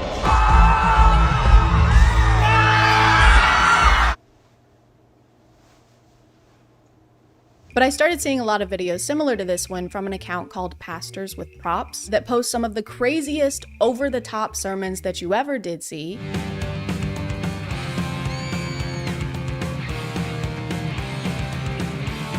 You might be thinking, why would you possibly need 3 expensive-ass cars on stage in order to intro your sermon? And there's a very simple answer for that. You don't. You don't have to do that. It's fine if you don't do that. Actually, there was a pretty good reason for this. He wanted to be Marty McFly. Guys, he has to go back in time and stop the crucifixion, so he doesn't have to come into work anymore. A lot of these sermons feel like they were created for reasons other than spreading the gospel. Some of these pastors seem to have realized that they can have whatever they want on stage as long as they find some kind of way to relate it to their sermon. God, I thought you was doing something. How do I get out of? I'm your anchor. Oh, brother. Did you really need to spend probably tens of thousands of dollars on an ocean set with rain machines and an entire real boat just to say that God is your anchor? That's one of the least groundbreaking messages in the gospel. Or water breaking, because the anchor goes through. I don't know if they get to personally keep the items they use on stage and if this is some kind of way to get things they already wanted while getting to write it off as a church expense, but it's kind of really hard to think it's not. We're all going on a journey, walking through life. When it comes to who Jesus is, what direction are you headed? I don't know, but I know what direction you're heading. None. You're not going anywhere. There is no way, allegedly, that he didn't just see the TikTok trend of people buying these under-desk treadmills and wanted one for himself, and then use this sermon as an excuse to buy it for the church. He's literally standing on a massive stage by himself. He could have just done this. You know, sometimes it feels like we're just walking through life. And then other times we're not getting enough steps in, so we need a compact treadmill for our home office. He literally walks to the treadmill to demonstrate walking. And you know what? He didn't even need to do that. We know what walking looks like. It's not like we were struggling to picture what he was talking about. You know, the other day I was thinking while I was on the toilet. This is what that looks like, by the way. And I started thinking, you know, we're all just kind of farting our way through life. For some reason, vehicles seem to be the most common things for these pastors to incorporate. I don't know why. It couldn't be because those are some of the most expensive things you could incorporate into a sermon. It couldn't be that. It couldn't be that reason. Obviously, we have Marty McFly, we have the boat, but we also have a full stage of motorcycles. Which might seem like a flashy, pointless expense, but they're actually part of the choir. You should hear them sing. They've got crazy pipes. And then we have this. Man, that was amazing. Was that? Woohoo! I did double loops. I did not expect a double loop. I mean, I guess this is fine as long as he's got some kind of way to tie it back into the message and it's not something obvious and dumb like life is full of ups and downs. You know what? Life is full of ups and downs. Never mind. When I was going through these videos, this roller coaster just kept showing up.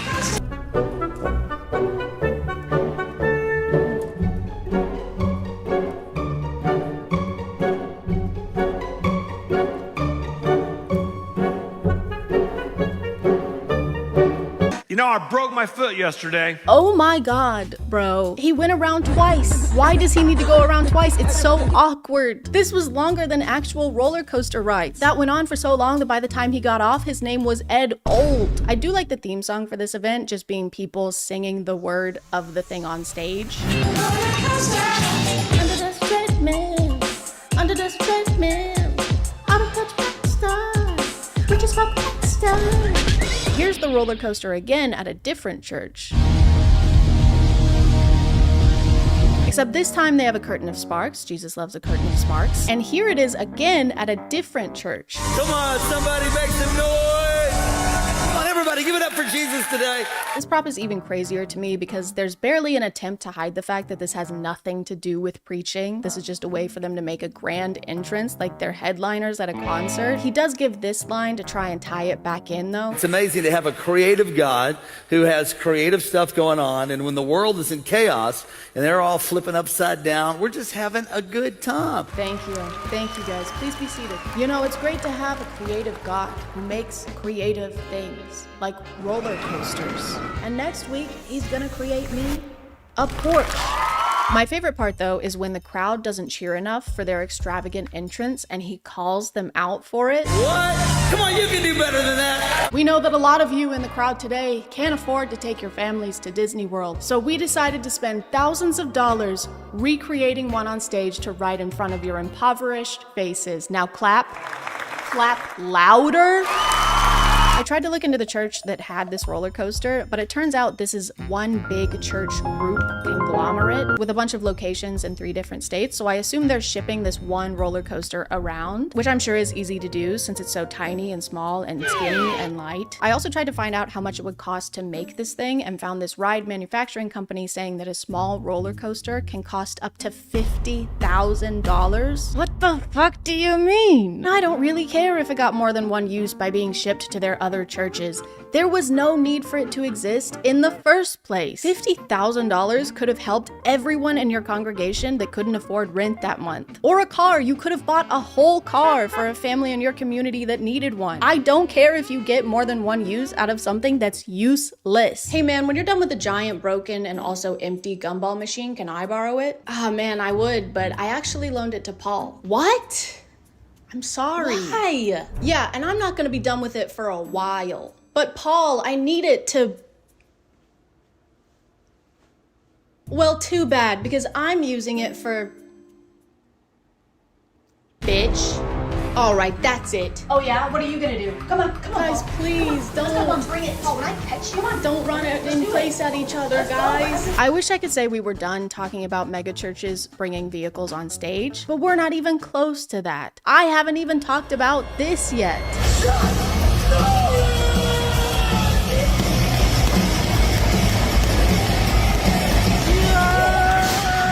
what is this? Is this some kind of monster truck thing? Assembly? No.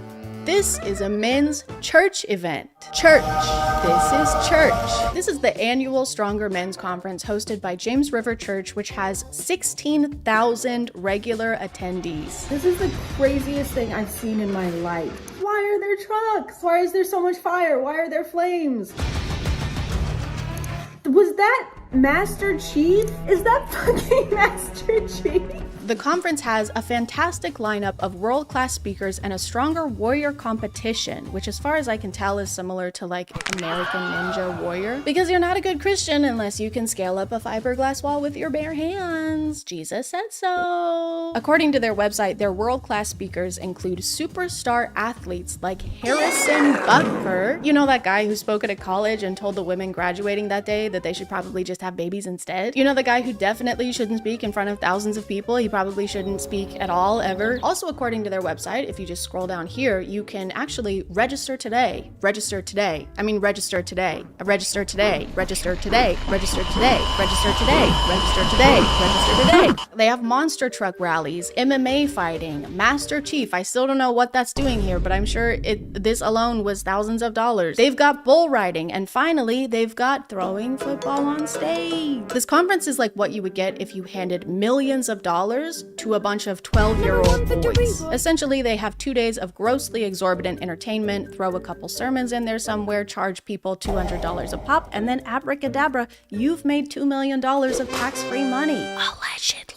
But maybe I'm being a little unfair. I mean, the whole point of this is to become better fathers, sons, friends, and husbands. And you can't put a price on that. Babe, I know you want me to be a better husband by like taking out the trash sometimes, or maybe talking to our kids. But the only way for me to do that is to go to church and become a better man by watching a monster truck crush other smaller trucks. I saw this comment on the Tank clip, and it says, "What if I told you thousands of salvations come from these conferences? It's great people share these clips, but what about the clips of all the men worshiping God together? Strange that you never see the best part shared. Instead, out of context snippets cut down to support a childish claim." And I think that's funny because the account that posted this clip didn't have a caption. There was no claim. It was just a clip of the conference. Hey, you can't show this clip of me picking a wedgie out of my ass in Walmart. This implies that I would pick a wedgie out of my ass in Walmart. I'm sure there is some amount of worship happening at these conferences. I would hope so, since that's supposed to be its entire point. But I think if it took being lured in by monster trucks and fire and sparks and MMA fighting and motocross competitions and tanks for you to find God, then you probably didn't want to find him that bad. Dear God, please. I can't focus. I need some white noise. Dear God, please help me find peace. I know all of this might seem like an excuse for guys to get out of the house for a weekend and watch sports, but the church does also have one for women. Except this one is boring. It looks like all they have is singing and speaking, and they're even holding Bibles here. That's weird. What's that about? I was gonna ask why the ladies don't need all that extra entertainment to find God too, but then I remembered how hard it is for husbands to find anything, and God's probably harder to find than a bottle of mustard behind the orange juice. So I've got to cut them some slack. Oh, also the women's conference is $230 per person instead of the $200 they charge per person at the Stronger Men's Conference, which I think is good, actually, because at least some taxes are being paid here, even if it's just the pink tax. The pastor of this church has also used his sermons to try and get people to vote against laws he doesn't like. And if you live in the city of Springfield, we're asking you on April 7th to vote yes to the repeal of the sexual orientation and gender identity bill. And his reasoning for this was homosexuality is a sin according to the Bible, and Christians should vote for repeal. But that's not what he was saying when his church hired a male stripper to perform at the Stronger Men's Conference.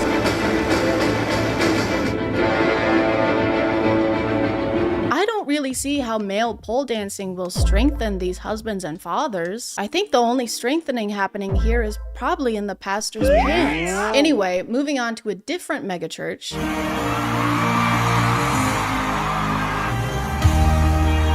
Just kidding, it's a Justin Timberlake concert. Gotcha, bitch. Sorry, you're not a bitch. Just kidding, yes you are. But the fact that you almost can't tell a difference between a church service and a famous celebrity's concert, I think is a very bad sign. I feel like this is all in an attempt to get more people to come into church. I'm sure there's a lot less people physically going into church every Sunday nowadays, and this is how some of them are trying to adapt. They think they need to make things louder and flashier. They think they need to have Master Chief. I still don't know why that was there. But to me personally, this has very much the opposite effect. This doesn't do anything except boast how much wealth some of these churches have, to the point that they're able to toss it into these pointless theatrics instead of actually helping people the way their religion teaches they should. And I don't know exactly what Jesus would do, but I'm pretty sure it wouldn't be this. Hello, it's me, the Lord, and I want you to follow me. I am Halo reaching for you so that I can give you my love. Yes, sir. Which is Halo Infinite. All I want is to be there, Halo for you. And you never have to be afraid, because I will fight your Halo wars. Together we will be unstoppable, because I am the Master Chief of the universe.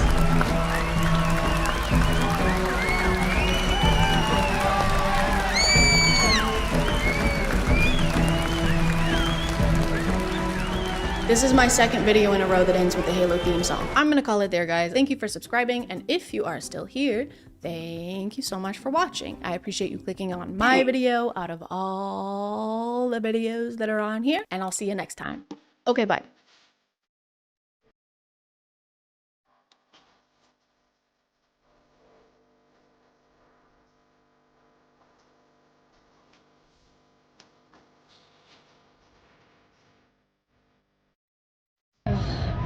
Hey guys, and welcome back to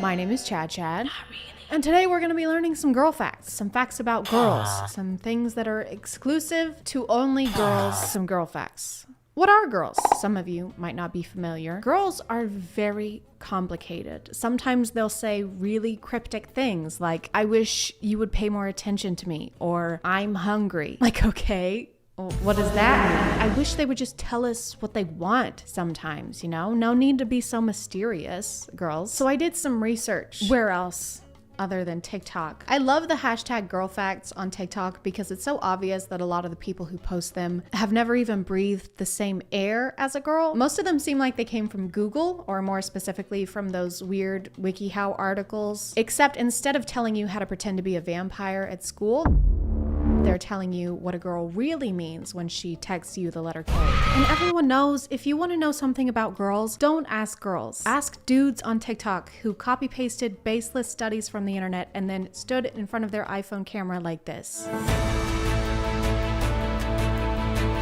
Okay, first girl fact is actually a two-in-oner. It's boys and girl facts. Girls fall in love with what they hear. Boys fall in love with what they see. That's why girls wear makeup and boys lie. Wow. I'm 2012 and this is Facebook. One of these is not like the other. So this fact is, girls are under a lot of pressure to be pretty and to wear makeup in order to be considered attractive based off of often unattainable beauty standards to appease the male gaze, and boys are liars. It's not their fault though, it's a fact. They can't help it. Yeah, so then I lied to her, obviously, and I told her I was out with the boys, but really I was cheating on her with her sister, and she still doesn't know to this day, and we have 2 kids together, but it's literally not my fault. Like, I'm a boy. Boys lie. It's a boy fact. Sometimes I wear eyeliner. We are experiencing the same thing. When a boy is truly in love, he will act like a child. But when a girl is truly in love, she will act like a mother. I know someone who would really like to speak with you. Why is this fact so not specific? So she falls in love with you and she sets up your doctor appointments or brings you fruit gummies to your soccer game. He falls in love with you and just starts uncontrollably pissing and doing himself. Once again, it kind of seems like girls are getting the worst end of the bargain. Girls are more attracted to guys who have the ability to make them laugh.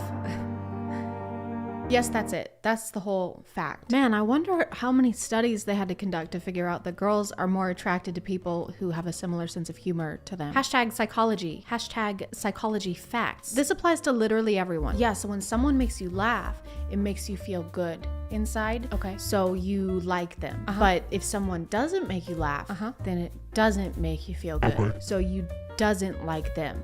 Probably. Whoa, dude. I know. That's It's like psychology. It's like psychology. It's psychology. It's psychology. And why are we in the ocean? Why are we underwater for this? I just can't believe I it, know. dude. Guys? I know. You should write a book, really dude. really oh should. my I god, that would be honestly insane. write a book. What would you call it? Lord of the Guys, I'm Lord actively of the drowning. Friends of food, not fish. Girls normally fall in love with older boys.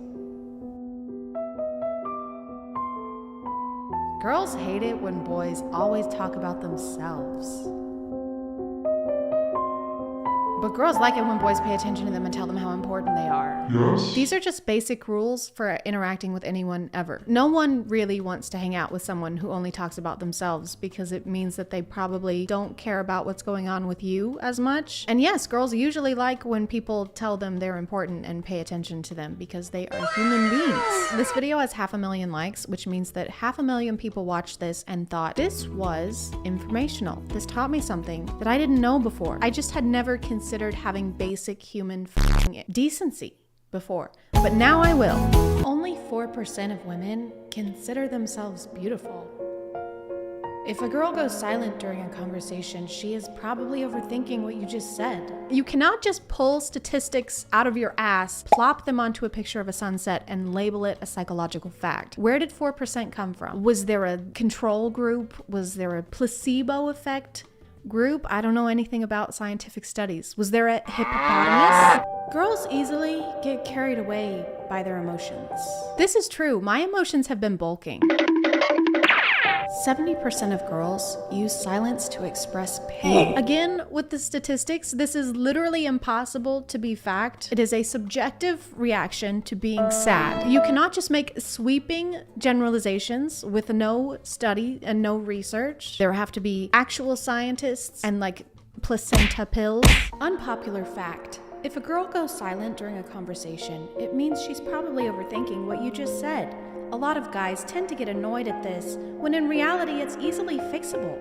They just need reassurance or for you to explain something again so they don't feel the need to overthink it. Unpopular fact is not a thing. A fact cannot be unpopular because it's a fact. I will define fact right now. The truth about events as opposed to interpretation. This is an interpretation of what you think is going on in a girl's head whenever she goes silent during conversation. But if this is happening a lot to you, Cody, then maybe you should not be wondering why she keeps overthinking and consider that maybe you just keep saying stupid shit. This is just a word for word copy of the other one that we saw. What BuzzFeed article are you guys stealing this from? Unpopular fact, plagiarism is not cool. You wouldn't plagiarize a car. You wouldn't plagiarize a handbag. Downloading a plagiarism is stealing. Just because her eyes don't tear doesn't mean her heart doesn't cry. Those are called emotions. Like if I were to say that your TikTok reads like the inner monologue of a 3-year-old child, that would probably make your heart cry, but that's just called having feelings. I like that the people posting these kinds of videos apparently know so little about girls that they have to steal every girl fact from each other. I've seen this one at least 5 times. Maybe we're not overthinking all the time. Maybe we're trying to like remember the lyrics to a song, or you have something stuck in your teeth. And another girl fact is that they have to trim their fingernails every 30 seconds or they will fall off and grow legs. Then they can actually reproduce, and that's how the thumb people from the third Spy Kids movie were made, but you probably didn't know that because you're a girl. And your mind physically cannot process the incredible graphics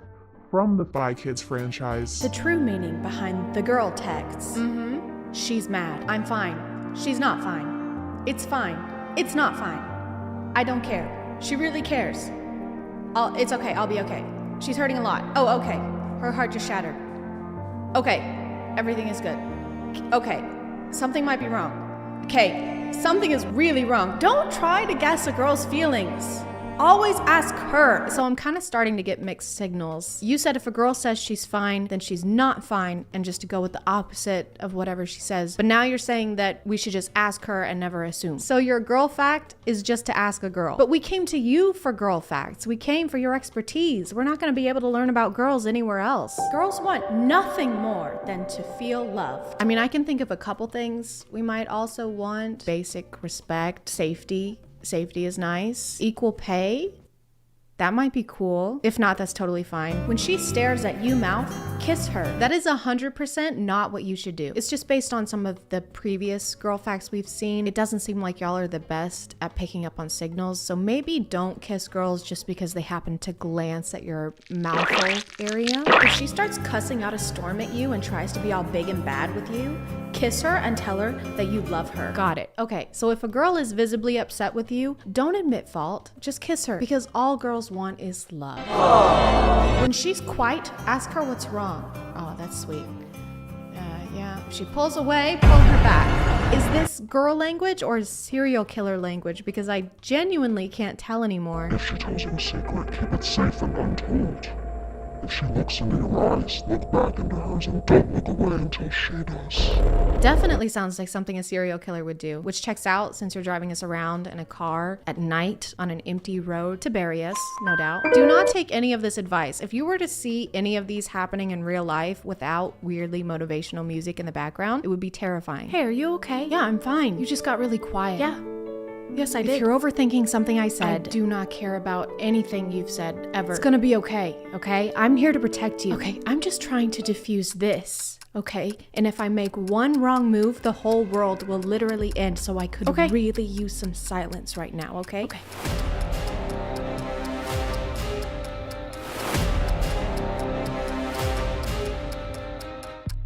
"78% of girls use silence to express pain." Oh, for f***'s sake. To conclude this video, obviously do not listen to any of the things in these TikToks, but I'm gonna call it there, guys. I'm sorry if this video was shorter than usual. I'm still trying to get back into the swing of things, but if you are still here, thank you so much for watching. I appreciate you clicking on my video out of all the videos that are on here, and I'll see you next time. Okay, bye.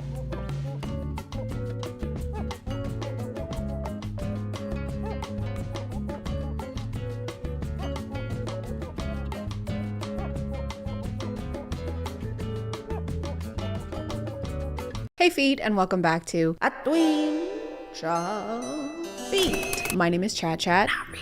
And have you ever wanted to make a bunch of money without having to raise a single toe? Then this is not the thing for you. You do have to raise a toe. You have to give birth to your toe and nurse it, swaddle it in a little dough blankie and cover it in mustard. Eat your toes. Go on. Do it. Do it. You won't. There's just something about companies that advertise exclusively on TikTok that make me go, huh, why are they doing that? I wonder. Probably a good reason. I trust them. A good example of this would be Bang, the Bang energy drink company that would sponsor TikTokers and not really care if they disclosed the sponsored aspect of the videos. I've always wondered what would happen if you trapped smoke inside of a box, so I tried it for myself. And it could be a little difficult to tell sometimes because the drink wouldn't be incorporated in an obvious way and would just kind of be sitting in a corner somewhere. Kind of like all the Coke products in Footloose. A terrible movie, by the way. I don't care if it's a classic. The pastor's daughter should have been the main character. She was already dancing before he showed up, and then she researched and wrote the argument that resolved the entire movie's conflict, and he got the credit for it. Kevin Bacon was basically a puppet in high-waisted jeans. Anyway, speaking of loose feet, today we're going to be taking a look at the website known as Feet Finder. YouTube, if you're listening, this is a website made for people to find their feet after they've misplaced them somehow, like in their airport luggage or in an Uber. No one is coming to the feet. The feet are coming to them because they were lost. But now they're found and covered in jizz. Feet Finder is a website where you can exchange photos of your grippers in exchange for legal tender, currency, Benjamin Franklin's. At least that's what their advertising wants you to believe. In reality, you can probably expect to see a lot more George Washingtons or Paul Bunyans. But what do I know? I haven't tried the service. I can't speak on how profitable it actually is, so we'd better consult some experts. So my girlfriend got dummy rich from Feet Finder. We flew to LA because she needed a new car. She looked at a few supercars, then decided the G63 was the move. Then cruised down PC8 and went back to her beach house in Malibu. Setting aside the fact that this is not a car dealership, but a car rental place in LA, and this is more than likely an Airbnb that they're in, it's kind of a weird marketing strategy to take us on a tour and show us all the things that you can afford. They can't afford them, they're all rentals. And act like you can afford them because of this service you're promoting, but you have the money because they gave you the money and not because you made money by using the service. It's just that if Matthew McConaughey couldn't afford a Lincoln, I think it would change the messaging in those ads. They say perfection is not attainable. I guess they never owned a Lincoln. I know I haven't. Have you seen how expensive those things are? Anyway, you should get one, I guess. Lincoln. LinkedIn. Find me on LinkedIn. I need a job. All right. Thank you to Raycom for sponsoring today, and let's get back to the video. If you already have a mansion, which who doesn't, you can also use Feet Finder to pay off your student loans. So my first paycheck from Feet Finder just came in today, and we're gonna use $100K of it to pay off my roommate's student loans. Oh, what is this? Just student loans, bro. This is the only way you're allowed to pay off someone's student loans. Hey, so you mean a lot to me. Aww. And you've always supported me. Of course. So I wanted to show you some love in return and throw a leather bag at your head as hard as I can. You do that for me? Feet Finder came through, I got you. No way. What, from Feet Finder? Yeah. Yo. Yeah. Okay. What could that have been? Oh, no. Bro! New whip? This is yours? All the money that you gave me? I blew it. Aw, man. Instead of paying off his student loans, he bought a car, van, truck thing. If the human centipede was made of Jeep Wranglers, that's what he bought. Imagine giving someone $100,000 and then they go out and buy a real life-sized Hot Wheels car. So the plot is a little convoluted, but they do manage to say the name of the website at least 5 times throughout the video. Feet Finder, Feet Finder, Feet Finder, Feet Finder. If you make $100,000 using this website, that's incredible. Kudos to you. Kudos to your toes. Kudos. It's just kind of weird how they keep shouting out the website. Like, you don't usually shout out your employer every time you get paid. Just got my first check from the sperm bank. Oh, nice. Yeah, I'm thinking about getting the ugliest car imaginable. Wow, is that a good idea? I mean, yeah, the sperm bank's got me covered. Covered in what? Dude, what? Why are you like coming for me? But I'm not coming for you. I'm not trying to. You should be coming for the Rosewood Sperm Bank on 24th Street. Business hours 8 through 5, closed for all of November. Some of the promos have this fun little spin where the person making money from the website is using someone else's pictures. You coconut head, what is this? It's my paycheck for Feet Finder. Oh my god, I cannot believe you are uploading fake pictures on the internet. Mom, it's not mine, it's my brother's, your son's, you know? I take it when he's sleeping. If you don't want to use pictures of your own grippers, that's okay. Just use someone else's without their knowledge or consent, like a crime. Babe, what did you just say? You post my what on where? I just posted your feet pics. Why are you posting my feet pics on places?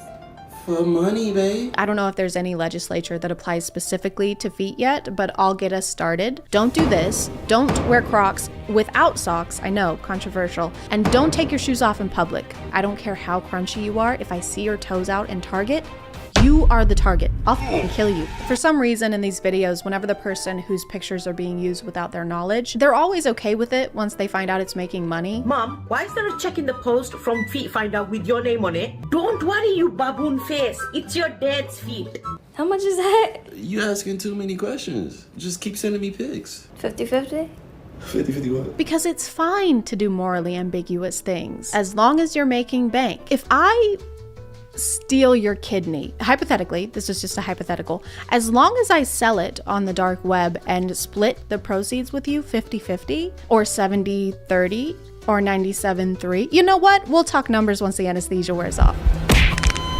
The brand has to approve these before they can get paid. So the actual company looked at these and said, good, this is great. We approve of this, it's good, and it aligns with our mission statement. That gets the stamp of approval. Another method in some of the promos is to integrate them into street interviews. They're usually in the ones where the guy goes, how much money do you have in your bank account? $400. And what do you do for a living? Your mom. Awesome, thank you. Oh my God, that's that girl from the last Feet Finder video. Do you remember me? How's work been? Good. Still making that bag. Just paid cash for a new car, so. Damn, what kind? Alfa Romeo Giulia. Is that a Lady Gaga song? Alfa Romeo Giulia. I like to think he has no idea what kind of car that is, but he just has to pretend to be impressed. So what kind of car'd you get? An Ford Romeo Capulet Montague. Nice. What did it cost? Tragedy. Can I go for a ride? Gold digger status? Gold digger status? It sounds less like she's calling him a gold digger and more like she wants a status report. Gold digger, what's your status? At a beauty salon with a baby Louis Vuitton under my underarm, sir. Copy that. This one does at least disclose the sponsors, so kudos for that. Some of the other videos have entire storylines where Feet Finder is like the hero that swoops in to save the day.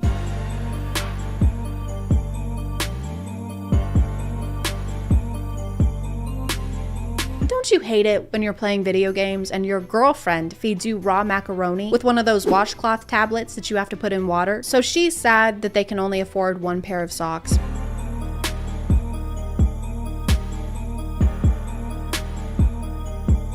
Because he keeps eating all of their socks on top of raw macaroni. When we say macaroni and cheese, the cheese is not supposed to come from between your toes.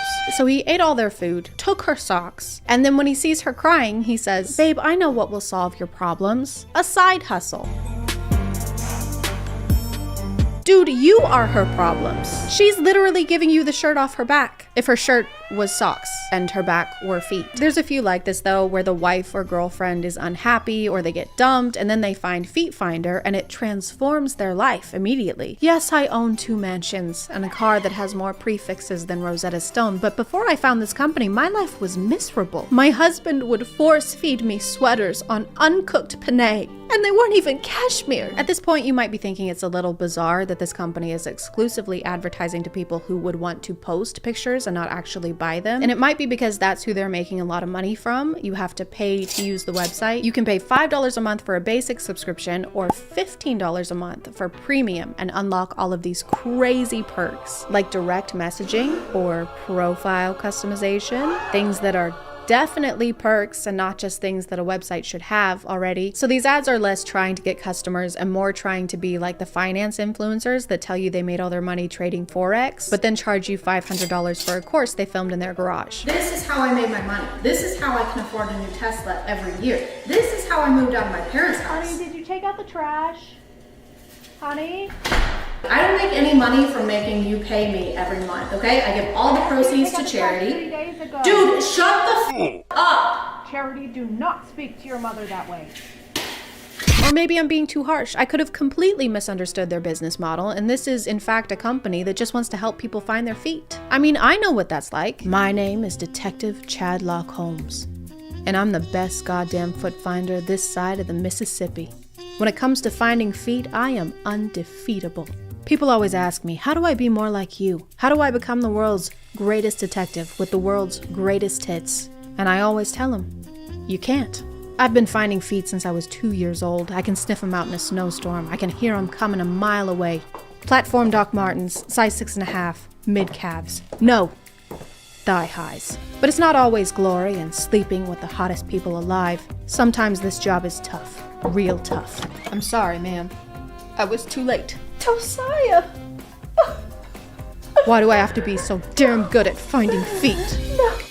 I'm gonna call it there, guys. Thank you for subscribing, and if you are still here, thank you so much for watching. I appreciate you clicking on my video out of all the videos that are on here, and I'll see you next time. Okay, bye.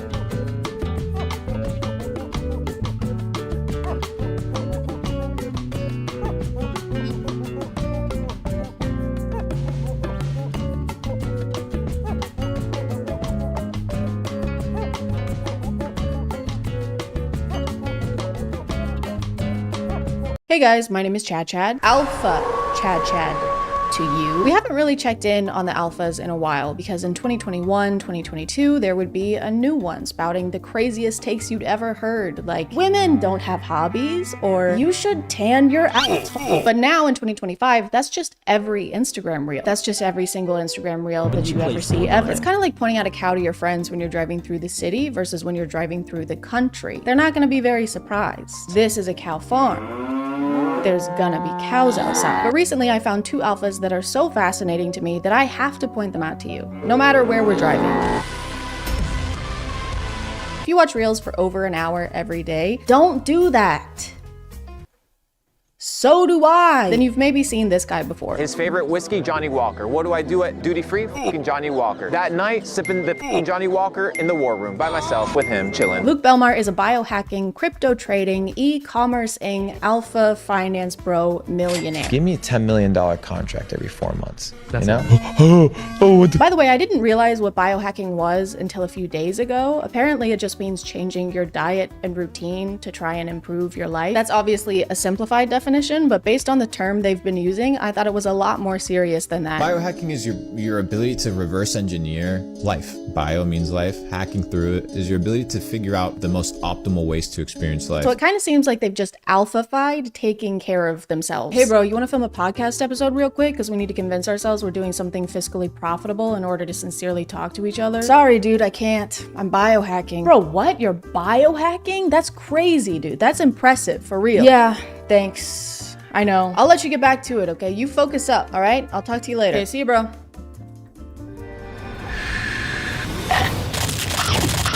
This is actually one of the best apples I've ever fucking had. Luke posts a lot of clips of himself on various podcasts saying things I think are meant to be insightful, but usually make no sense. I think people need to start studying words. You look at a bank, right? What is a bank? River bank. Right. What does the river bank do? It controls the flow. The flow of what? The flow of the current, the currency. If it's controlling the currency, it's also controlling the what? The flow.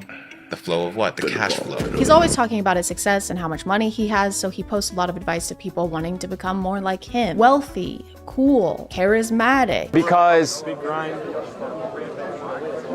those streams are very helpful. Because And a lot of his videos are him explaining how we can start making money just like him. So let's go ahead and dive in. That's foreshadowing for later in the video. It'll make sense later. We'll get to that.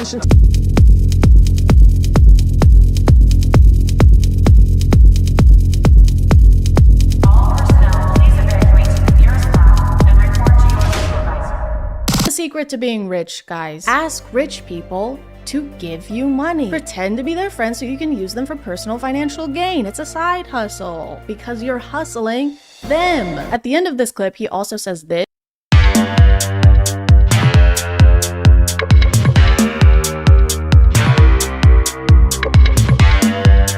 Somehow even worse advice. If you guys want to make money, literally just make money. Print it yourself in your garage. It's all about positioning yourself into prison. Don't worry though, this is not the only groundbreaking advice he has for making money. when was the last time you sat down with a blank piece of paper and just like brainstormed? Ever heard that? Yes, I'm pretty sure they have heard of that. He has so many people listening to him right now. They're hanging on every word he says. And he uses that opportunity to ask if they've ever heard of journaling. I got a problem at the top. Give me 100 solutions for that problem. Oh, I don't know what chill the fuck out. What is going to happen? Relax, G. This isn't going to help anyone become rich alpha bros. So I feel like he must have some kind of other motivation for trying to get them to use paper. Like maybe he secretly works at Dunder Mifflin. When's the last time you took a piece of paper and just appreciated it? When's the last time you ordered 80 boxes of 8x10 in ultra white, tipping your salesman 40%? Ever heard of it? Ever heard of that? Have you ever heard of that? Have you? And let's get back to the video. These haven't really been helpful so far, so let's watch this one, literally called Luke Belmar's Steps to Be Rich. This has got to be what we're looking for. 1, go get spring water. Don't drink Dasani purified water. It's gonna fuck you up. Water is gonna fuck me up. 2, once you have a little bit of money, start eating super clean, super organic. Understand that the food that you consume has pesticides, has chemicals. Once I have money, which I still don't have because that's what this tutorial is supposed to tell me. Don't use a microwave. Microwave, you're literally cooking your food. Microwave will cook food. Neglect celebrities. Don't give a f celebrities. They're just dirt. Ignore celebrities, even though we're supposed to be making rich friends and they probably won't want to be our friend if we call them dirt and stuff. Yo, drop me a $250,000 wire. He's a dirt pig. For someone who's always talking about the meaning of words, I think people need to start studying words. He seems to not understand the ones in step by step. We still don't know how to get rich like him. This wasn't even unhelpful advice. This was advice for after we've done the thing we needed advice for. What's up guys? Today I'm going to be showing you how to tie a shoe. This is just a quick step by step. As you can see, my shoes are already tied. Go fuck yourself. Don't put food in here, by the way. It'll make it cold. Be careful. Is that Chris Hemsworth? Oi, it's me, Chris Hemsworth. Get the fuck Out of here, Chris. I'm gonna beat you up. You're gonna be so Thor tomorrow. I think one of the funniest things about Luke, though, is that he is completely obsessed with the Taint brothers. You know, the convicted human traffickers. You know, some of the worst people on the planet, some of the worst people alive right now. He talks about Andrew's brother Tristan so frequently and with so much excitement that it's like he's a freshman in high school, getting to hang out with the mean, popular seniors. Tristan Tate got us lit on Blue Label, Johnny Walker, $250 cigars, $500 cigars, right? What an experience. So we're gonna go hang out with them today again. Dude, the guy did a 5-day fast. First thing how he breaks his fast, cigars and whiskey, and still outruns us. What a G, bro. Dude, this guy starved himself, spent $1,000 on consumable goods, and still trafficked women right after. That guy is sick, dude. In the head, he's fucked up. Your favorite car, bro? The red one, the Aston Martin. Tristan thinks well, guys. Critical thinking, I fucking love it. Hello? Who, Luke? Yeah, he's here. One sec. It's Krispy Kreme. They said they want to offer you a job. They said because you're so good at glazing. He didn't even explain his thought process for why this is his favorite car. He just said the color. He literally just said the color of the car. That didn't even take regular thinking. The red one. Luke reacts to everything Tristan says like Tristan is paying him, which he might be. Yo, drop me a $250,000 wire. Tristan, take piece of dirt. Allegedly, most definitely, allegedly. 1000% for sure, no doubt in my mind, allegedly. It's like Luke is on payroll and he's trying to keep his job. I think we should move this filing cabinet over there. Yes, genius. That's why this guy's in charge, right? No, actually, I hate that spot. That's the worst spot in the building. And I've always thought that. I've always said that. I don't know, maybe we should move the filing cabinet to my butt? But then it'll be in the way. How will I kiss it? Your butt. How will I hold it and kiss it and make out with it then? It's so crazy whenever people talk about the Taints like they're literal gods because again, they're convicted human traffickers. And second, the least alpha thing you can do is look up to a man. Like, why are you looking up?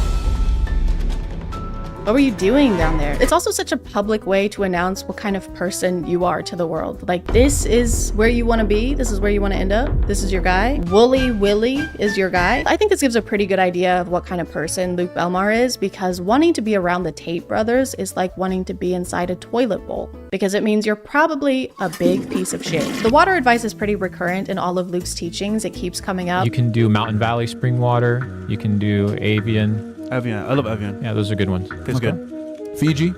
No. He refuses to drink any regular water. It has to be specifically approved brands of bottled water. And he tends to project this mindset onto others around him. Today I went to the dentist and she's like, can you rinse out your mouth? And I'm like, I'm not rinsing out my mouth with this tap water.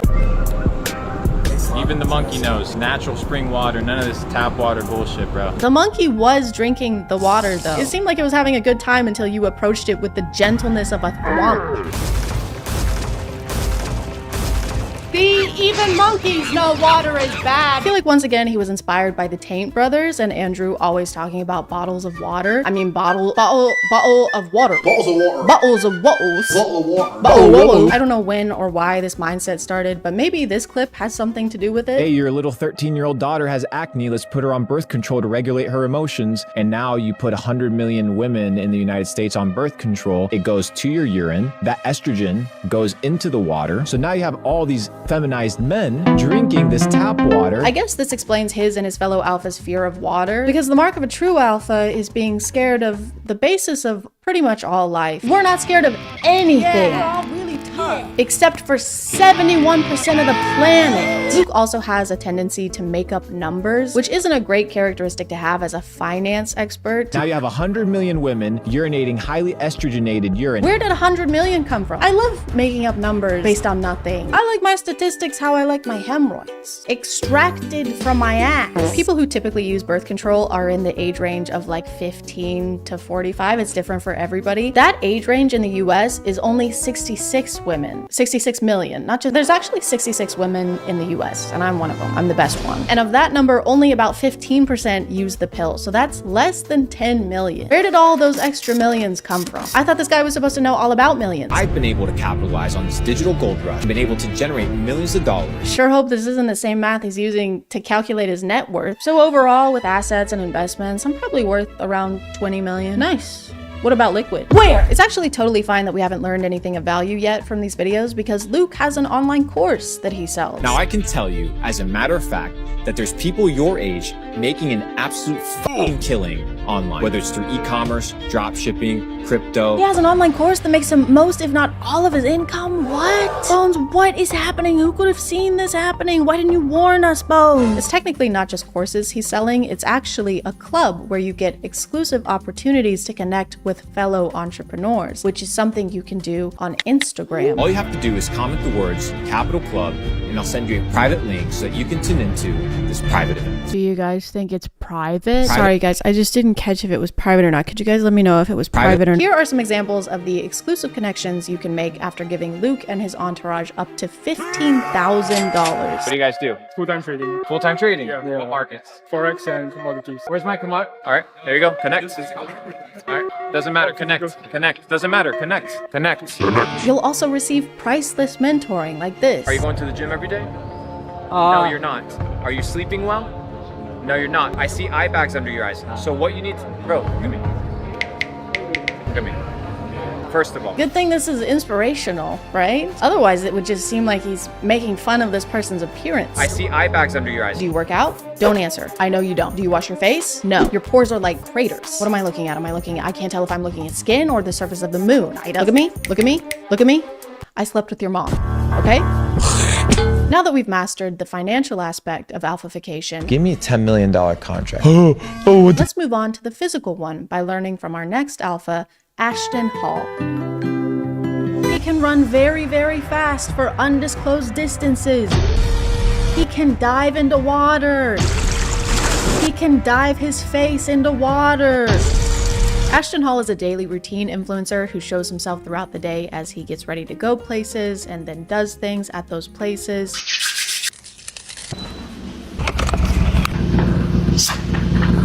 By the way, Chris James is how I learned about this guy because I deleted X from my phone. I couldn't stand to be there or look at it anymore. So everybody say, thank you, Chris James. Thank you. Is he gone? Thank God. That guy has 2 first names. Like, how many do you need? Don't be greedy. Ashton has been getting a lot of attention over this last month for how crazy and unrealistic his routine is. For example, he starts the day by waking up at 3:50 or 3:55 in the morning.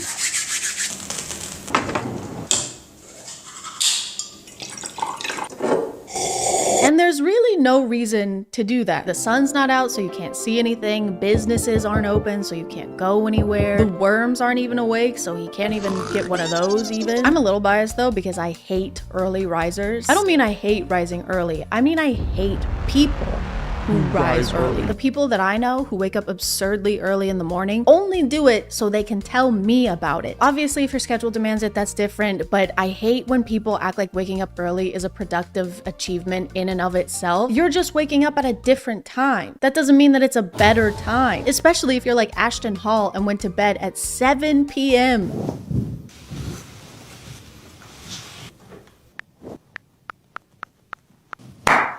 Actually sleeping more than most people. He goes to sleep at 7 and then doesn't wake up until 3:50 in the morning. That's almost 9 hours of sleep. Why am I doing so much math in this video? His morning routine video that went super viral says this in the caption: day 191 of the morning routine that changed my life. 3:50 a.m. to 9:30 a.m. Sin lives late at night. If you're dealing with a weak mind, bad decisions, or lack of productivity, go to sleep early. Sin lives late at night.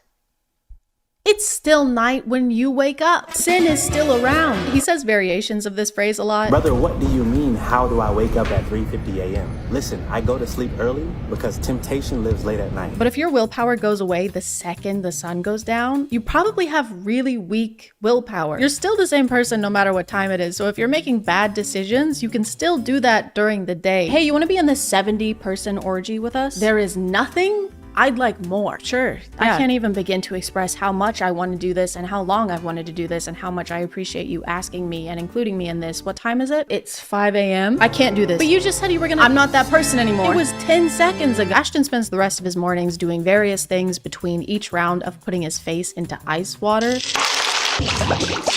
Dipping his face into ice water is kind of like his checkpoint throughout the day. And he only does it with a specific brand of bottled water. He doesn't use tap water.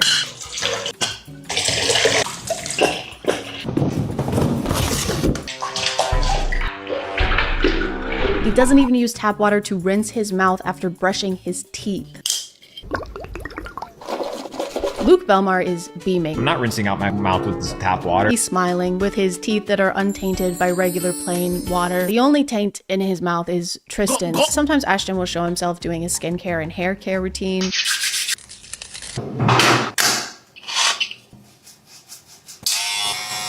Hey, do you want it to grow or not? These two things just canceled each other out. I'm getting mixed signals. He just row gained and then row lost. He also uses Sensodyne toothpaste, and there's nothing wrong with that. I just feel like maybe his teeth would be less sensitive if he didn't constantly expose them to iced water. After Ashton is done waking up in the mornings, he usually goes onto his balcony to drink more water. My favorite part of this is when he squats after finishing his push-ups to drink more water, because the wind moves his pant legs around, but when I first saw it, I just thought his legs were shaking. Yep, just finished doing push-ups for 16 minutes straight. That is actually literally gonna make my legs hurt tomorrow. One of the weird things about Ashton's content is how his wife is included in it. Actually, it doesn't even feel right to use the word included because she's not included. It's just her hands.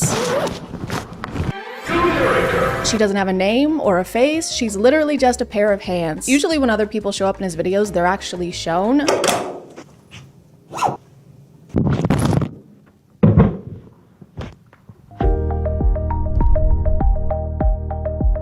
But not her.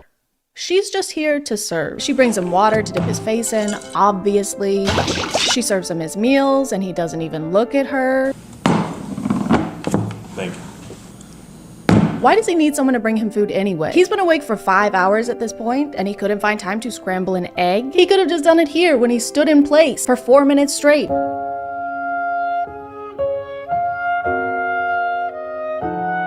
He could have just stood in front of an oven instead, or a stove. I mean, can you cook eggs in an oven? I don't know. My wife makes them for me. His wife's hands also pick up his messes. They clean up after him. She cuts up his bananas so he doesn't have to eat them the gay way.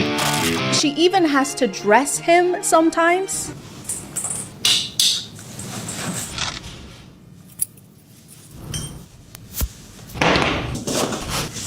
Thank you.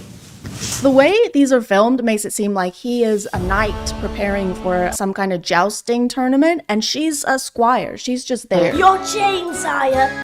I am but a lowly street urchin, and it is my greatest honor to place this adornment upon your regal nape. Break a leg, break both, I fucking hate you. And this is definitely intentional. He definitely wants to come across as if he is basically royalty, with people escorting him places and carrying his stuff for him. He even has his wife draw him a bath.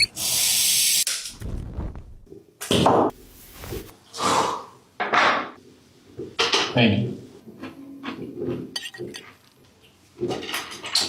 And it works. He definitely comes across that way. He does seem like he's royalty because he's a little princess. Ashton is also a self-acclaimed fitness coach, so he shows us a lot of his workout routines. And I say self-acclaimed because literally anyone can say they're a fitness coach. You don't have to have any kind of certification to say that. You also don't need any kind of certification to have an app where you sell fitness courses for $20 a month or $90 a year. You can just do that. Fitness coach. Yeah, he's fitness coach into the back of his car. The production quality of his running videos is insane. They have 2 camera rigs set up in 2 different cars so they can drive on either side of him and film him running in super high def. They've got him in slow motion, he's covered in sweat by the end, and you would be too if you ran for less than 10 minutes. Less than 10 minutes. He doesn't even run for 10 minutes. He starts running at 7:27, and by 7:36, according to him, he's done running. He's done standing, too. He's in the air. He already did 4 minutes of that this morning. He doesn't need to do any more. He spent more time prepping and traveling to this location than he did running at this location. He could have just run down the stairs at his building instead of taking the elevator and saved himself like an hour and a half. Does that even count as a workout at that point? This is more like fleeing. He just briefly fled. He also tends to make a lot of noise during these intense runs. Wait, what's he saying? Guys, he's saying ice. Guys, he's scared of the ice water. That's why he's running away. His teeth can't take it anymore. Oh my god. The hands must be controlling him. They're making him do this. She's not serving him. She's serving torturous villain, baddie, bitch, pussy, slay, mother, The only reason guys like this are able to maintain these routines or waste time talking about what kind of bottled water is best Fiji? No. is because they're already rich. They didn't get rich because of these routines. They have these routines because they are rich. They have someone doing their chores for them. They have someone taking their car to get their oil changed. They don't do regular people stuff. They're bored. They've got to do something. Just make sure you're not comparing yourself and the things you're doing to these optimized alphas or anyone online who seems like they have a productively maximized routine. Because first of all, there's no such thing as a perfect routine. We have butt cheeks. It's not that serious. And second of all, they're easy to fake. Even I could fake the perfect routine if I just took everything I've learned from Ashton and Luke today and combined them. And I'm gonna do that right now.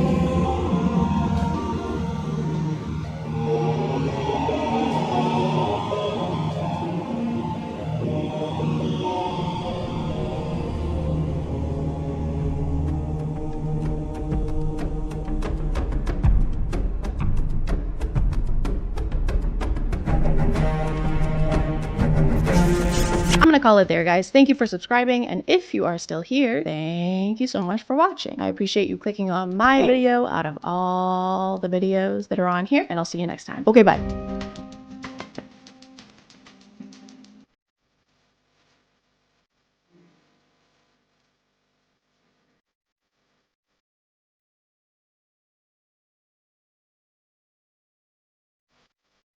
Hey guys, and welcome back to my name is ChadChad, and I love prank videos. And we're not talking those harmless pranks that make people think that they're losing it for a split second in a playful way. No, we're talking throwing things at people's heads over store aisles. We're talking robbing bank pranks. We're talking destroying other people's property. We're talking full-on crime. Prank videos have honestly become like the Raisinets of internet content. No one really likes them, but they're always there for some reason, or for some reason. I really thought that we had come close to ending the reign of pranksters on the internet whenever those twins got arrested very briefly, and everyone collectively online was like, hey, stop, but maybe, because we're really tired of this. But no. Prank videos are still here, and they are not getting any better. I found this account. I found a couple like it, but I didn't document them or make any kind of note of it. I do this for a living, by the way. I'm a huge fan, actually, of how TikTok will delete funny videos for basically no reason, but will leave this up where these people are basically just flashing ass at the camera. That's perfectly okay, all right? Actually, that's what TikTok wants. Isn't that right, TikTok? So you guys heard it here first. Go forth and shake ass. This is Matt. As far as I can tell, he's the page owner, since the women men featured in these videos alternate a lot. How do you guys keep getting stuck in the car? I don't know. Oh my god, well good thing I have some scissors. I'll save the day. I have a sneaking suspicion that I'm gonna have to blur out 90% of these videos. Matt's philosophy when it comes to making internet content seems to be, why make good content when you can simply not? When you cannot do that. Do the opposite of that. Thank you. You're welcome. Have a good day. Do you think when he was a kid, this is what he dreamed of doing? Hey Deborah, what do you want to be when you grow up? I think I'm gonna be an astronaut. What about I want to film myself cutting clothing off of women and then post it to kids online? Or a dentist. I'm gonna give you 10 seconds to guess what happens in this next prank video. It's a tough one. You might need more than 10 seconds, okay? I'll give you a hint. It has a common theme with the last video we watched.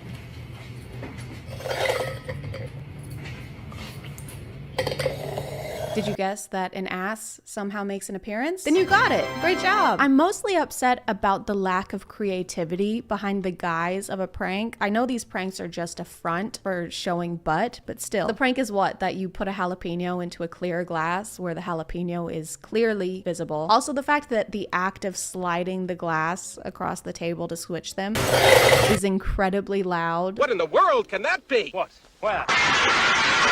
If you're looking for a prank to play on your friend, then look no further. For this one, all you will need is gumballs, plastic margarita glasses, tape, and blue Gatorade. Yum.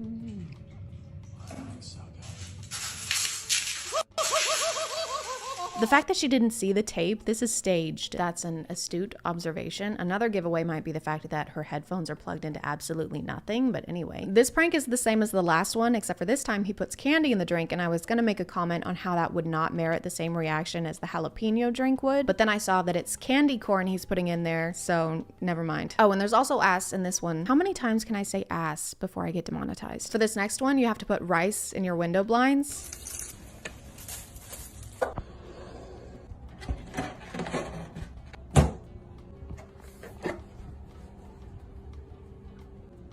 It's bright in here.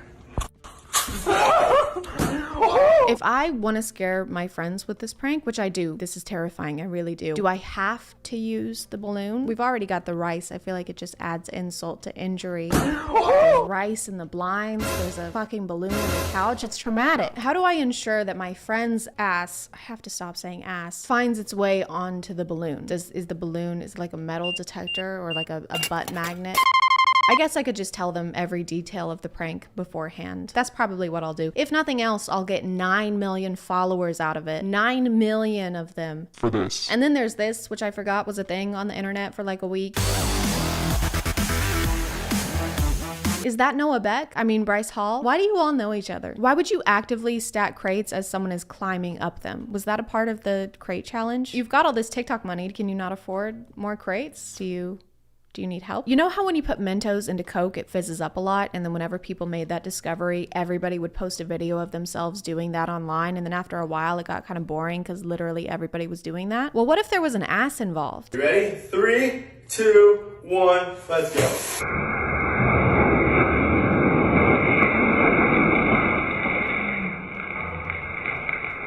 I mean, what were you expecting? An explosion? You can't have an explosion and ass, okay? Don't get greedy. Also, you're telling me you can afford all this soda, but not more crates? I think we should set up a GoFundMe just for the crates, guys. All right, here we go.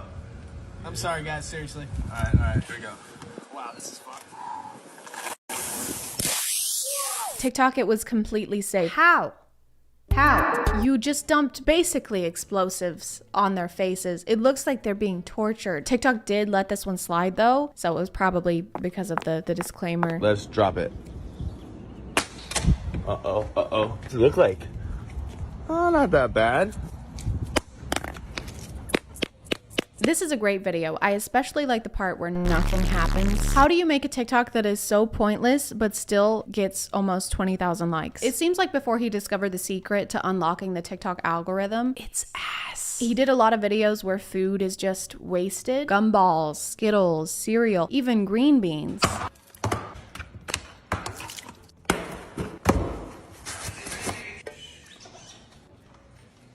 Matt, where are the green beans? Bro, they're right there. Yeah, dude, where's my 5-gallon can of green beans that I keep in the fridge? I have zero questions about this person twerking on the counter. That's fine. The joke is just that the food gets dropped on the floor and then immediately thrown in the trash. And it's hilarious, guys. Come on. They also made another video like this, and if you're confused on what's happening here, don't worry. There's a caption to explain everything that's going on.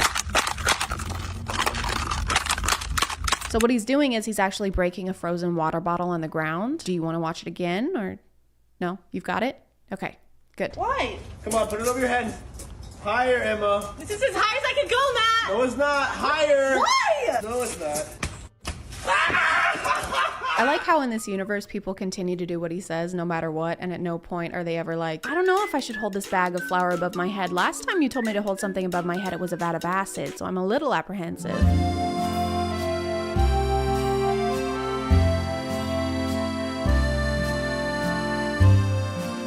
Okay, girls, new rule. You're not allowed to wear booty shorts or revealing clothing because you shouldn't show your ass off to people. Unless it's on the internet and it's to millions and millions of people. What is this wall that just says gassy? It kind of looks like the background for a podcast. I would love to see how an episode of that would go.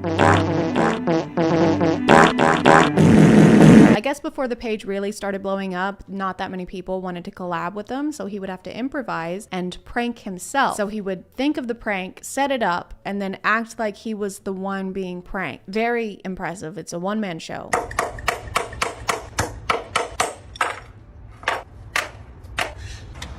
Woo, what a beautiful day for the park. Oh, I can't wait. You ever get so bored you prank yourself? No. I can honestly say I've never nailed my own shoes to a board and then pretended to break an iPad Pro. To stay on theme of the content that we watched today, I think it's only right that we wrap things up by taking what we've learned and applying it in real life by playing a prank. We're gonna go play a prank now.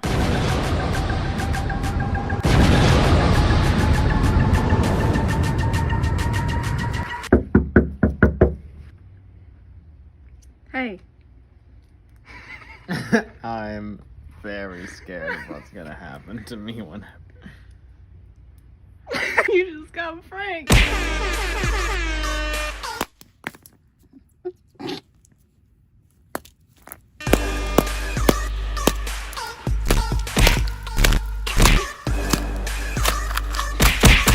Alright.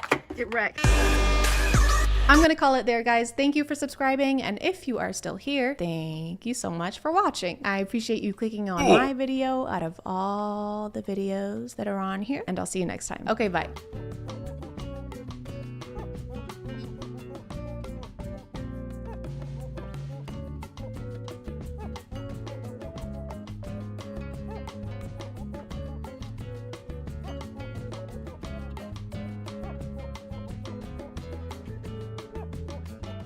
Hey guys, and welcome back to A Tween Show Green. My name is ChadChad. Not really. And teachers have been up to some stuff recently. Some have been up to some really, really bad stuff, and then others have just been up to some stuff that's making people angry on TikTok. Hey, could you please put your phone away? I've already asked you once. Not that that's necessarily a difficult thing to do. I've never had a teacher. Technically, I've never been into a school other than college. It's because I was so brilliant and smart and incredible that I didn't have to. I just popped out of the womb and went straight to college.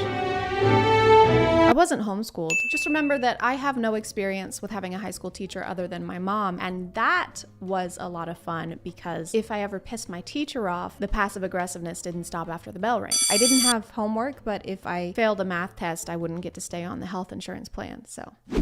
Pros and cons. Bird for sponsoring today, and let's get back to the video. This teacher's account has had a lot of viral TikToks this week. You might have seen them. I've seen at least 3, plus stitches and duets. Off. A lot of which were mostly not positive. Most of her videos that I've seen are in this format where she's like, this is how I would react if a student did XYZ. Pretty cut and dry, right? You might be thinking there's no way that this could go wrong, to the point that this teacher is having to turn off her comment sections and post multiple response videos. And if you are thinking that, no, you're wrong. Hey, could you please stop drawing on the desk? What? Oh, yeah, I'll stop. All right, class, open your books. Hey, didn't I just ask you to stop drawing on your desk? Here, use these, clean it up. What? Fine. fine. So the student won't stop drawing on the desk and she's annoyed by it, which makes sense. I mean, schools usually want to keep their property clean, I would assume, but the comments seem to have a different opinion. It comes off, just let them draw. Or let them draw, then have them clean it after. There are a lot of people saying that this is ridiculous and she should leave them alone because drawing on the desk helps with anxiety. I guess I could maybe see both sides to this. On the one hand, if it's just like an absent-minded scribble, if it's a pencil you're using and it comes off using these wipes, it doesn't seem like that big a deal. Unless what you're drawing isn't school appropriate. What are you drawing, Johnny? This? Oh, it's actually a massive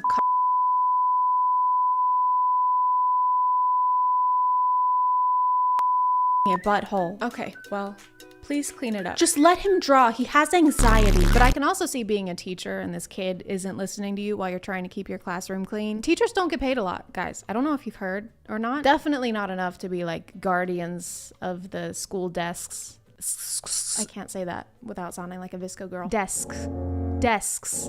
Desks. Like, is that in the job description for being a teacher? Must be able to teach kids 9 through 12, must make TikToks between class periods, and must personally ensure the safety and quality of all desks on school grounds with your life. Or you're fucking fired. Miss Cheney. Yeah?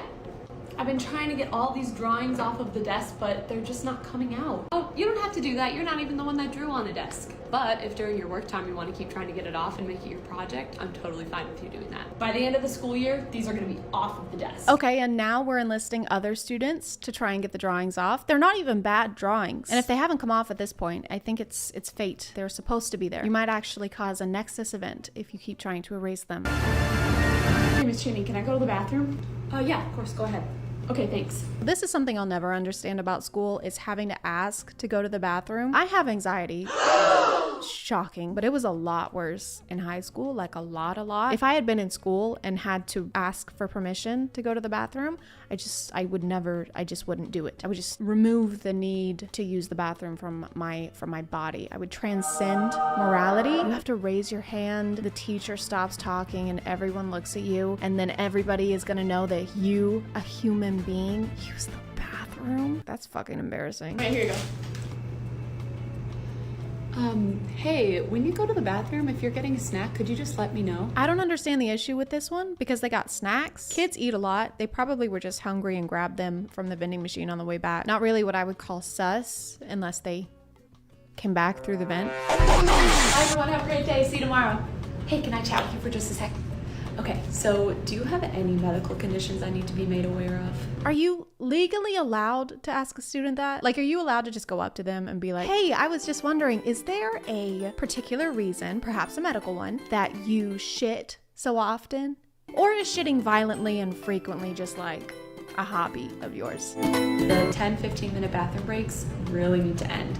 Our class is only 45 minutes long, which means you are missing a lot of instruction by being gone for 15 minutes. Personally, I don't think I would ever be able to go up to a student and ask them what they're actually doing when they're using the bathroom. That just seems stressful for all parties involved. Maybe there's a better way to go about it, right? Like maybe you could have students fill out forms detailing their entire medical history the first day of class, or put security cameras in the bathroom stalls. It's way less intrusive. I think the biggest reason I've seen so many angry comments on this account is about this particular topic, which is students having cell phones in class. Hey, can you please put your phone away? Thank you. Hey, could you please put your phone away? I've already asked you once. Thanks. Okay, here's the deal. I shouldn't have to ask you 3 times to put your phone away. I can see that you're playing a game. So you're gonna put your phone in the phone jail and it'll sit over there until the end of class when you can pick it up right before you leave. Sound good? Here you go. She had to turn off comments on this one, but I've even seen people go onto her other videos just to leave a comment about this one because it made them that angry. Again, I've never been to a high school class, but if you don't want your phone taken away, then maybe just don't be on it when the teacher looks at you. I mean, whenever I was sitting in class, I would check my phone, but you have to do it discreetly. So it just seems like this student is bad at being sneaky. Like, if you can't check your phone without your teacher busting you every time, you kind of deserve to have your phone taken away at that point. Just get better at being deceitful. It's the right thing to do. I teach high school and I think this policy is very fair. If they finish early or if I tell them that they can go on their phones, then they can go on their phones. Also, if we have long class periods, which some days we do, I'll work in like a 5-minute phone break for them to have a brain break. But if it's work time, if I'm speaking, or if they're taking a test, phones should be put away. I mean, yeah, of course you can't be on your phone during a test. Why is that even an argument? Hey, Sarah. What's up? We're taking a test, as you know, and I couldn't help but notice you have all the answers pulled up on your phone. Yeah? Yeah, so I'm gonna have to take that. Yeah, you can't take it. It's my property. Okay, well then I have to fail you. I'll draw on the desk. No, please. Sarah, okay, don't touch the desk, all right? I am so sorry. Just forget I said anything. No, please. I looked for forever on her page for the TikTok that started all this drama, and apparently it got deleted, so all I could find was this duet. Are you sure you don't want to put it in here? It's Yeah. just going to sit over there until the end of class and you can pick it up before you leave. No?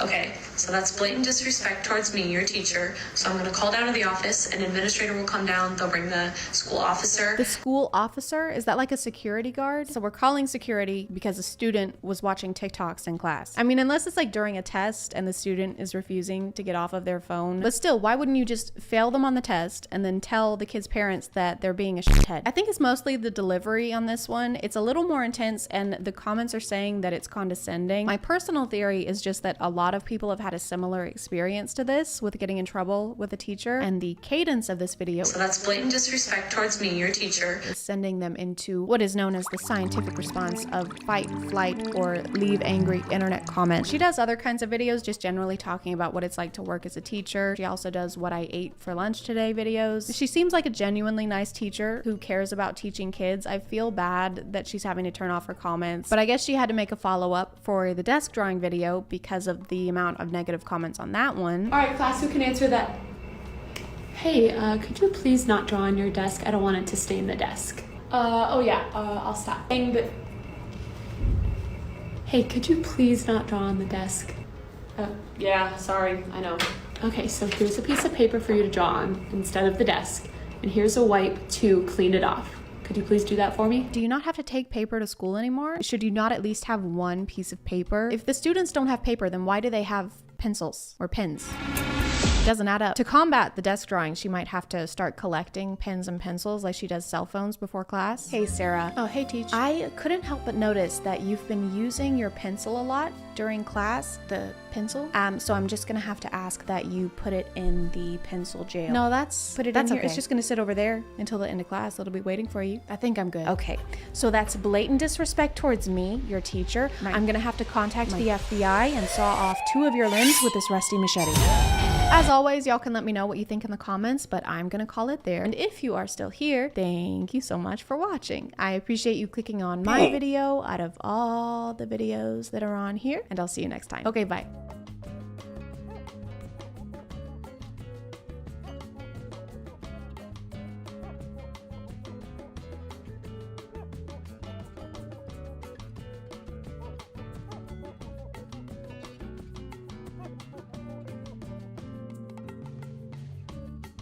Hey guys, and welcome back to A Twinge of Cringe. My name is ChadChad. Not really. And it's almost Halloween, so I want to talk about something spooky. I want to talk about something horrifying, bone-chilling. I would like to pee in my pants. And the other day, I was thinking, and it hit me.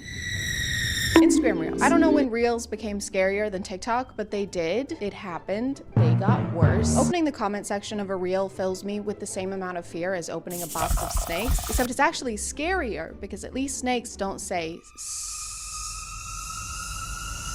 slurs. So I sat down the other night to face my fears.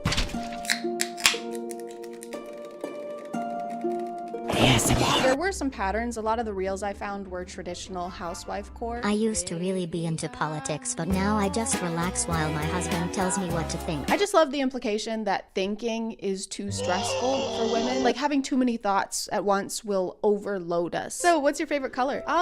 Do you like green? How about red? Just tell me which one. Do you like purple? No, it's too much. I can't think over the sound of my ovaries. The way they say these things though is like, this is how it should be. This is how God wanted it to be. So I guess God gave us brains and said, here you go, but don't use it. Brains are for boys. And don't take a bite out of it. It seems like I shouldn't have to say that, but I do, apparently. And if you're wondering why she's making bread, I don't know. They're always making bread. I saw it so consistently that I ended up making a game out of it, that and aprons. It's an apron. We found an apron. Oh my God. Apron. Everybody, we have an apron. Apron. I put my mic down. Apron. We got an apron. Okay. Oh. Making bread. We got one.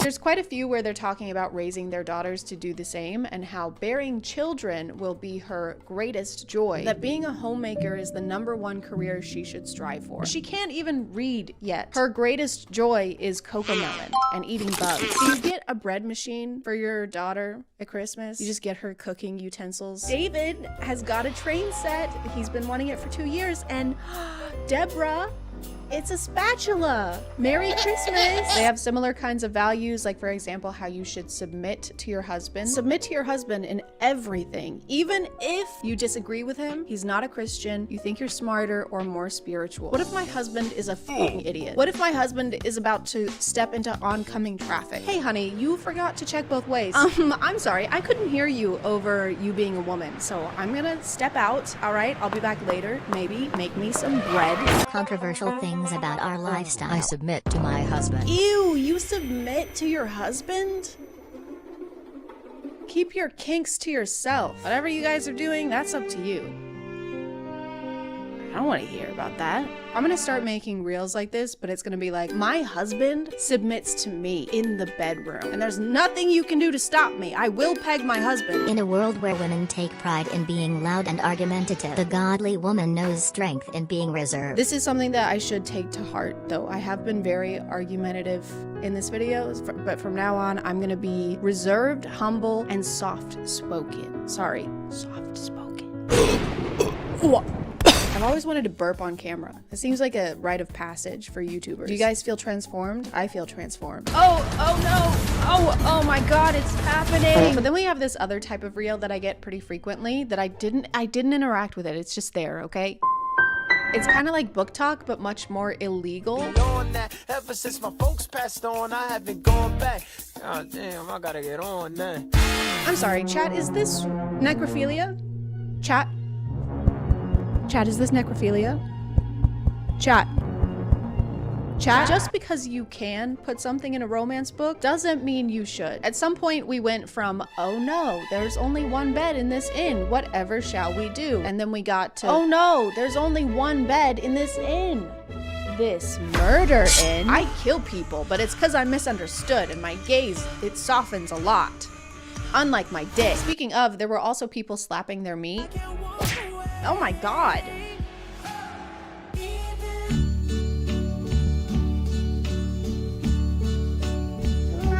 I don't know if it's just the different algorithms, but Reels seem to have a lot more gross food videos. Who needs an ice cream sandwich when you can just stick a huge block of butter in the freezer?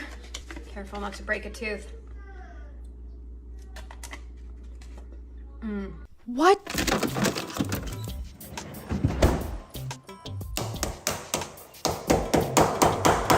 Okay, time to be a butter muncher. It's my nickname in college.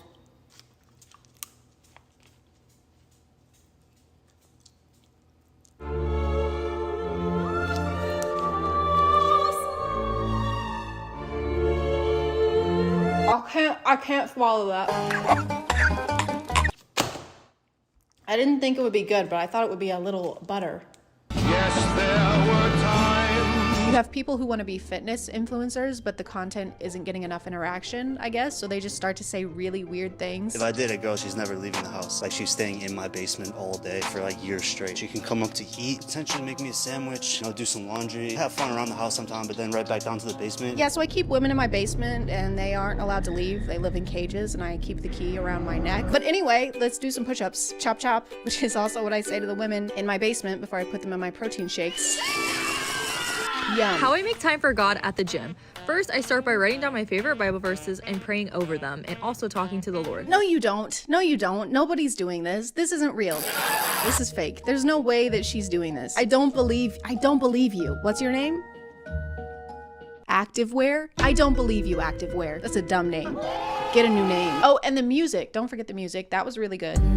See the devil, he don't make me flinch, I won't settle. She put her foot to the pedal. It gon' take a whole lot to be a vessel. This song was big on TikTok a while ago, so Reels are still not beating the claims that they're just months behind TikTok. What's so bad about Reels? Bad? I think they're pretty interesting. How did you get in You here? hear about those people who got stuck in a submarine? Did you copy my house key again? Hope they're okay. You gotta go. You can't keep. Hope they find them. There was weirdly horny content, but when is there not? What are the actual benefits of getting naked with a group of men? Whoa, I'd say hello first. What are we, we're just jumping straight into it? He never explains the benefits, by the way. You can't just open with a line like that and then not tell us. So what are the benefits of putting tomato sauce up your ass? I don't know. What are they? What are they? Where are you going? Link in bio. I'm not clicking that. Sometimes there's just stuff that can't be explained.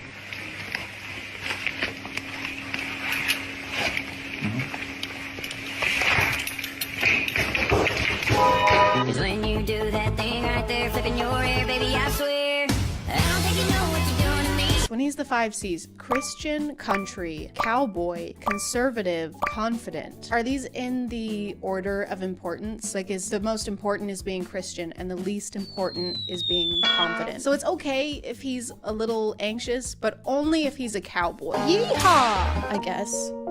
Is that okay? Giddy up, if that's okay with you. And of course, we can't escape street interviews. Those just can't be avoided anywhere on any corner of the internet. What's your age? 19. 29. I like them young. Perfect age gap for a relationship. Why? Well, see, when they're 19, you can train them. They're very young, so, you know, you can influence them and train them to be the perfect woman for you. He's admitting to the bad reasons of why he's doing what he's doing. If you sound like you're describing a puppy while talking about your relationship, do not have that relationship. Perhaps do not do that. Why does he stand at an angle? He stands like there's a really strong breeze. So yeah, anyway, like I was saying, I love grooming people. So I feel pretty spooked. I think that these really did the trick and were not a treat at all. What was that? My power is on. What was that? What the fuck?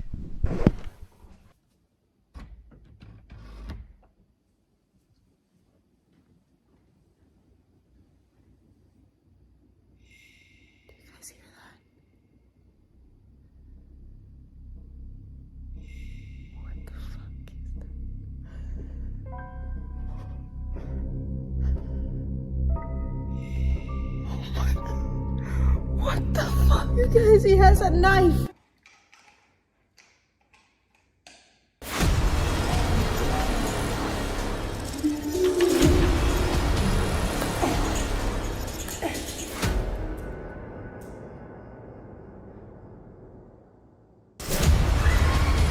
I'm gonna call it there, guys. Thank you for subscribing, and if you are still here, thank you so much for watching. I appreciate you clicking on my video out of all the videos that are on here, and I'll see you next time. Okay, bye. Ooh, okay, bye.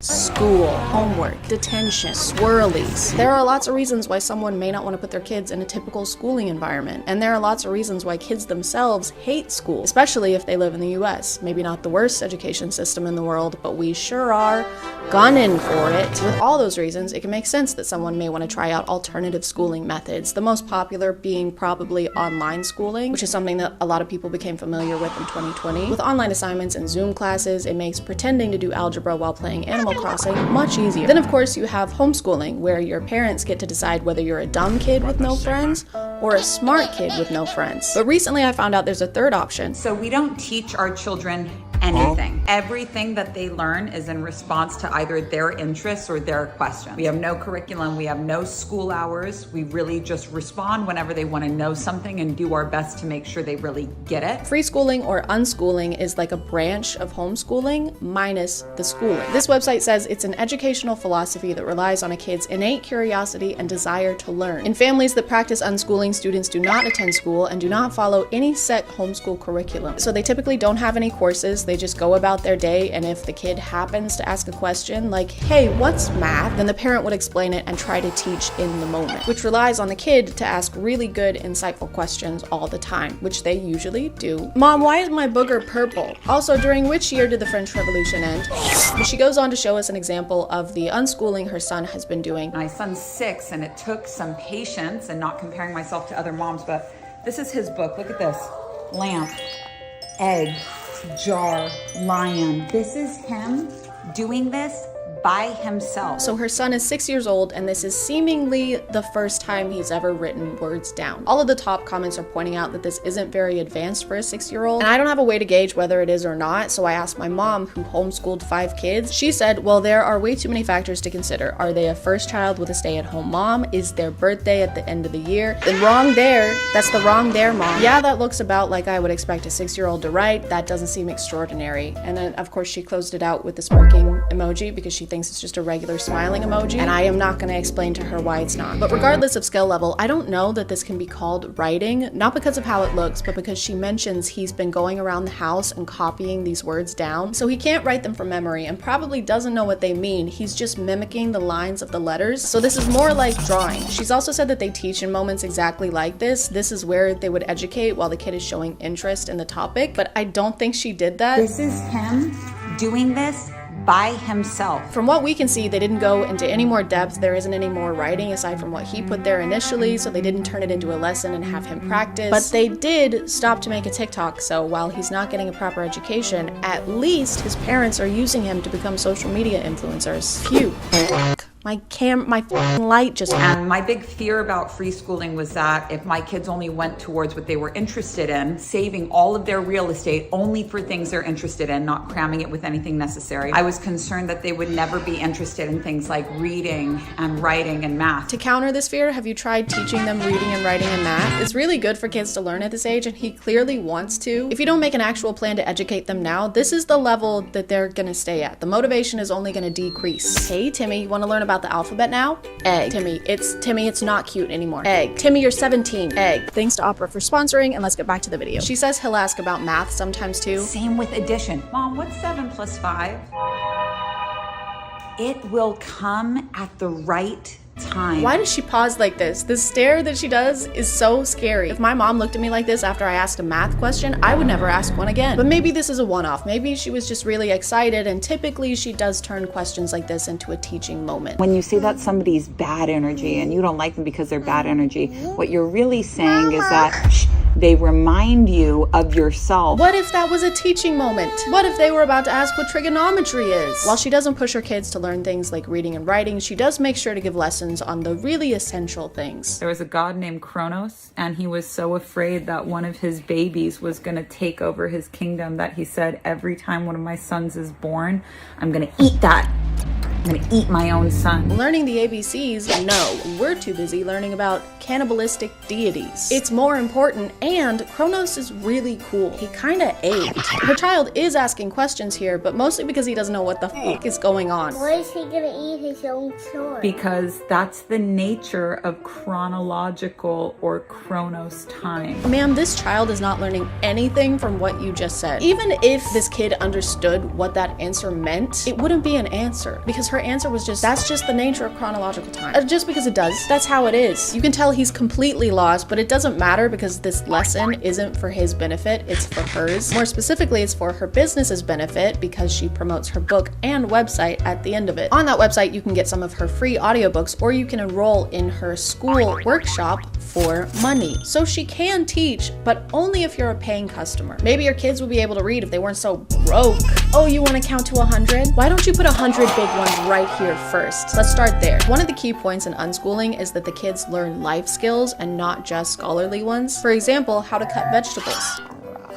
I'm amazed. I'm amazed. Technique, baby. Technique. Good job. Is the point of this to prove that unschooling is effective here? Because to me it just proves that over the course of 4 years your child developed fine motor skills, and I don't think unschooling is responsible for that. If anything, they should be way better at this. If they're at home doing it all the time, they should be Zorro at this point. She's got a literal baby waving a knife around, and the only warning she's giving is in a sing-songy voice. If you cut your finger wrong, na na na na na. So be careful now, baby. This kid does not have the motor skills or the mental capacity to understand how dangerous this is, especially when she's acting like it's a silly thing happening. I'm gonna go in that door. Don't go in there. Whoa, why not? It's very dangerous. You will probably die. Your demise is imminent. Those seem kind of important though. While I was looking into this account, I stumbled onto another unschooling mom. Day one of unschooling, and I've got my kids helping me to clean the car out. Teaching them hard work, taking care of the things that you love, that you need, and also teaching the car clean. Oh, so like chores. You're educating them by having them do regular house chores. You can't claim that cleaning the car and learning hard work is an acceptable replacement for actual curriculum. Cleaning and taking care of things is something that kids should be learning on top of their regular education, not instead of. This parent said she pulled her kids out of school to do this because she was unhappy with the public education system. We have 52 days until I pull my child out of public school and start unschooling him. Lots of hands-on stuff to teach him these things, not just reading out of a fucking which is what's wrong with public school. And while yes, there are a lot of things wrong with the public education system, I don't think that books in and of themselves are what's wrong with it. Books are usually pretty helpful, learning-wise.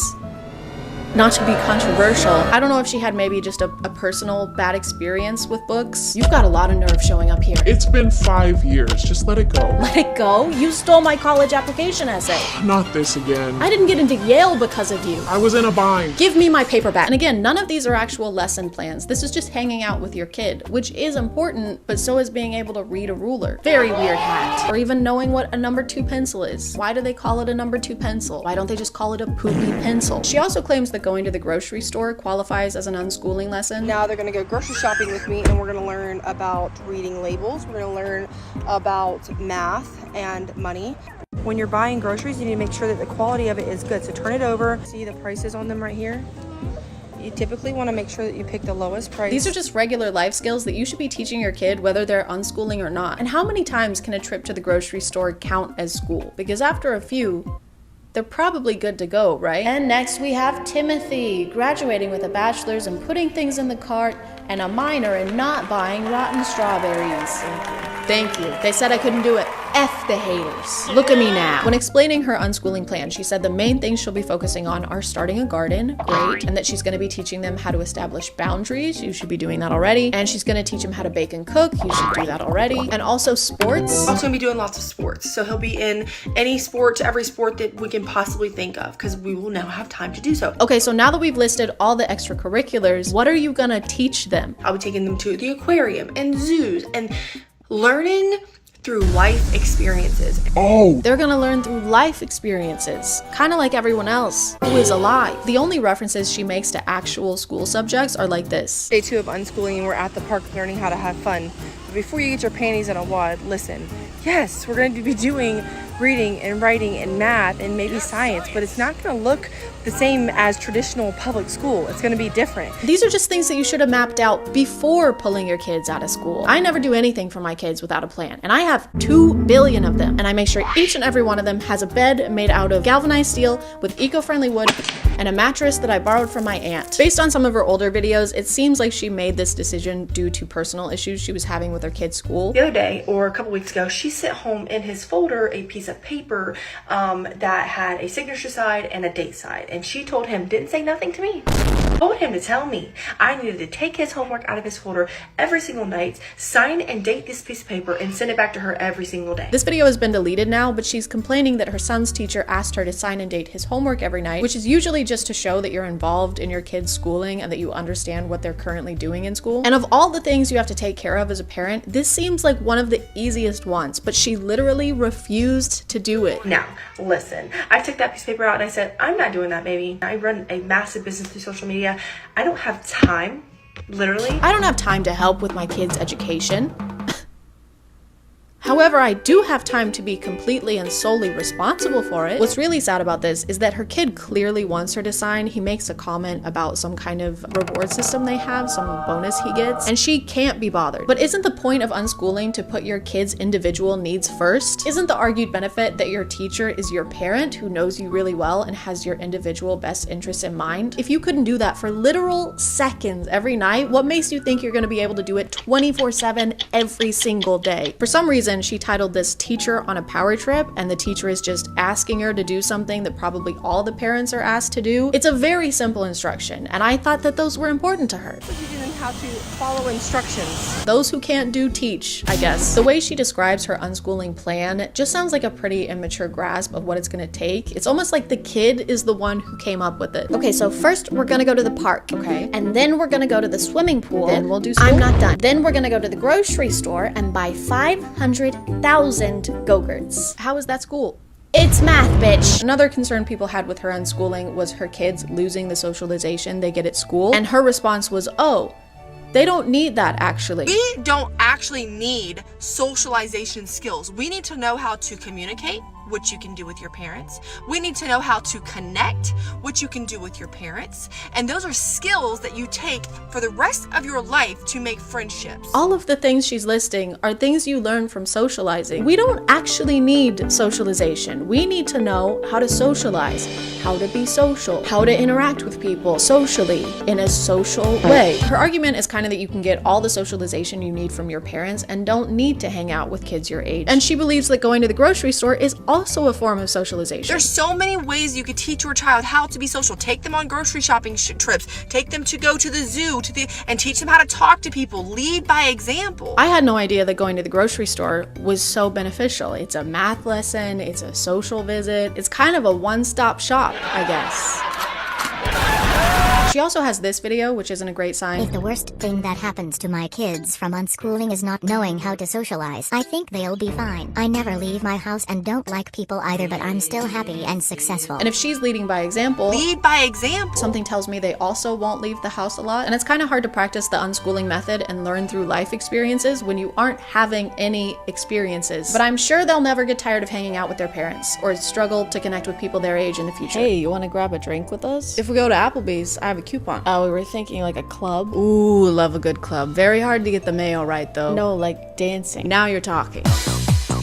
Why are your pants so high? What happens when you send your kid to a classroom for 8 hours a day? That is outside influences impacting your child, because what they're going to learn isn't just coming from you. Beliefs that they're going to have aren't just coming from you. Isn't that a good thing though? Your kid shouldn't only believe and think things that you think. Shouldn't they get a bunch of different opinions and beliefs from people and get a variety of perspectives? If your idea of schooling is making sure that your kid thinks exactly like you, that sounds less like education and more like conditioning. And unschooling is supposed to be about specializing your kids' education based on their specific ideas and interests. You can't tailor education to an individual if you don't see them as an individual. Also, the successful business she keeps referring to is a pyramid scheme. I'm very proactive inside of my profession and my career of being an entrepreneur. They're likely going to follow that path because they're going to see how successful. So, at least she can teach them shapes. A little bit of this reminds me of how I was raised. Again, I was homeschooled. You probably didn't know that. Just kidding. It's probably the only thing you know about me. Sorry, okay? Sorry I'm so mysterious and suave. Sorry I'm so shampoo coated. But my homeschooling wasn't really in an attempt to make me more prepared for the world or because I couldn't necessarily handle a typical school environment. It was more because normal kids are secular and besties with Satan. Sometimes they say things like, hey, you should smoke this, or fart, and both of those are equally as bad. The sole reason for my being homeschooled was religion and being able to limit the amount of interaction I had with the outside world, whether it be people or media. I wasn't allowed to watch PG-13 movies until I was 22. Just imagine being told you're not allowed to watch Jumanji, the Kevin Hart one, as a tax-paying citizen. And I think I would be better at a lot of things if I'd been able to interact with people my age before I was basically in my 20s. I missed out on a lot of skills, like how to interact with people, how to not perceive every human being as a potential threat, how to order a milkshake at Sonic without breaking down in tears. Isolating your kids and making yourself the only presence in their life is probably less about what's good for them and more about what's good for you. And it's completely normal to have anxieties about where your kids are or how outside sources are going to affect them, but that doesn't mean that you should stop them from interacting with outside sources at all. That just sounds like you have anxieties that are being passed down to the next generation, like an heirloom, like a little apprehensive piece of furniture. You okay, man? Yeah, just some chest pain. And I'm not saying you shouldn't homeschool your kids or do alternative schooling, because I'm sure a lot of kids would benefit from something like that. But just don't do it bad. Just do it good. Otherwise, your kid's gonna end up like me in 20 years, and you don't want that. That is a threat. Anyway, guys, I gotta go to the grocery store for the 5th time today, so I gotta go. Fiction is true the same way numbers are true, I would say. Like, you know, if you have one apple and one orange and one banana, the commonality between all of those three is 1. And you might say, well, is 1 as real as one fruit? Is the abstraction 1 as real as one fruit? And I would say, it depends on what you mean by real, but representing things mathematically and abstractly gives you incredible power, and you could make the case that the abstraction is actually more real than the phenomena that it represents. Hey guys, and welcome back. Welcome back, Hey guys. everyone, Come on. thank you. Wow, thank Welcome you, back. thank you. Welcome. It's Oh, good to see you it's an again. honor to Thank be you for back. coming. A twinge of cringe. My name is ChadChad, and we've all heard of Wattpad, especially you. Yeah, you. With the shirt on. You know what you read. You're sick. You make me sick. I was homeschooled, so I wasn't allowed to be on the internet or watch TV or movies or leave my house. So I never really got to read Wattpad. I never got to throw my hair up in a messy bun and then run down the stairs where my mom is making breakfast and she goes, go pack your things. And I go, why? And she goes, because I sold you to pay my gambling debts. And then One Direction comes in and they go, yeah, hurry up, Chad, go pack your things, because we're in a big time rush. But don't worry about me, okay? Because now we have Wattpad stories on TikTok. I was scrolling on there the other day and got like 3 ads in a row for this show called Fated to My Forbidden Alpha. I reject you, Celine. Being rejected by an alpha must be brutal. I accept your rejection, Jackson. So obviously that is amazing, and I had to find and watch every single episode available by downloading a whole separate app and spending more money than I do on my monthly Hulu subscription. The show is like a werewolf fan fiction. In fact, I think it's based on one. It's kind of like Twilight minus the vampires and the After series minus the budget, which means that the werewolves want to do each other constantly. Every werewolf wants to do every werewolf everywhere wolf. Ow! This is Celine, by the way. She's the main character, and you can tell because everyone is unreasonably mean to her all the time. She's kind of got this Cinderella thing going on where she's mistreated and forced to do chores because her parents are dead. Meet me in my office when I'm picking the shit up. Celine! Wine! That's just a mandatory thing when you become an orphan. They come to your house and they announce it like a sweepstakes. Congratulations, your parents are dead. How did you find out about that? That happened just like a second ago. Here's your I don't need any of duster, that. here's your I don't need any of that. Batmobile. What am I supposed to clean with that? The streets. After today, I never want to see you again. I've been waiting years for you to say that, Jackson. So we find out this scene happens after Celine turns 18, which is when you get your wolf, but also when you find out who your mate is. This guy is called Alpha Jackson, and it's very important that we put Alpha in front of his name every time we say it, or he gets really mad. And you wouldn't like him when he's angry because he turns into a really creepy guy who tries to kiss you. Why won't you call me Alpha? You jealous? Is that what this is? Okay, so I know what you're thinking. This is kind of familiar. Didn't Curtis Connor just make a video about this? And no, he didn't. You're kind of acting a little crazy right now. I don't know what you're talking about. This is the first video that's been made about this TV show ever on YouTube, so you're acting a little insane. You need to calm down. Also, me and Curtis, Creator Clash 3, let's go toe to toe, finger to finger. That's all I'm gonna say, okay? Enjoy the video. The first video about this TV show on YouTube ever, starting now. Go. Alpha Jackson and his fiance are horrible and mean to Celine. They make her bathe with a bucket. Where are you going with that? Just trying to shower. Not a bucket and a mop. Just the bucket. They also like to remind her she's an orphan, you know, just in case she forgot. Know your place, Celine. You're an orphan. Hey, when you're done wiping down that mirror, can you please remember that your parents are gone forever and you have no support system? I already did that this morning. Gonna need you to do it again, so hop to it. The show wants to make it very clear to us that every alpha in this universe is super rich and comes from old money. In a world where werewolf packs survive on centuries-old fortunes, a fragile peace treaty is about to shatter. How was that? Was that good? I don't know how they got their money since werewolves are burned by silver. So that's kind of like if Jeff Bezos was allergic to wire transfers. Ow! Ow! Stop sending me money! Stop using Amazon, guys. please. Everyone has a title that precedes their name, so it's Alpha Jackson, Luna Tiffany, Orphan Celine. By the way, guys, Celine is an orphan. Don't forget that, please. And my personal favorite. Sorry for interrupting. This guy is named Beta Luke. We get to meet the alpha of another pack, Alpha Alexander, and we learn that he is coming. Just Alexander Kane, just RSVP'd. He's coming to your engagement party. Alexander Kane is coming. Hey guys, I think Alexander Kane is coming. It's just a suspicion I have, but I think that he might be coming. He's coming. Alpha Alexander comes to a party hosted by Alpha Jackson and his fiance where he gifts them a whole yacht and refers to it as pocket change. Alpha Alexander, you're giving us a yacht? Pocket change. Only the roughest, toughest alphas are fiscally irresponsible. He has no regard for financial planning. And he makes frivolous displays of wealth? Oh my god. It does get a little difficult to tell people apart when they have basically the same title. So Alpha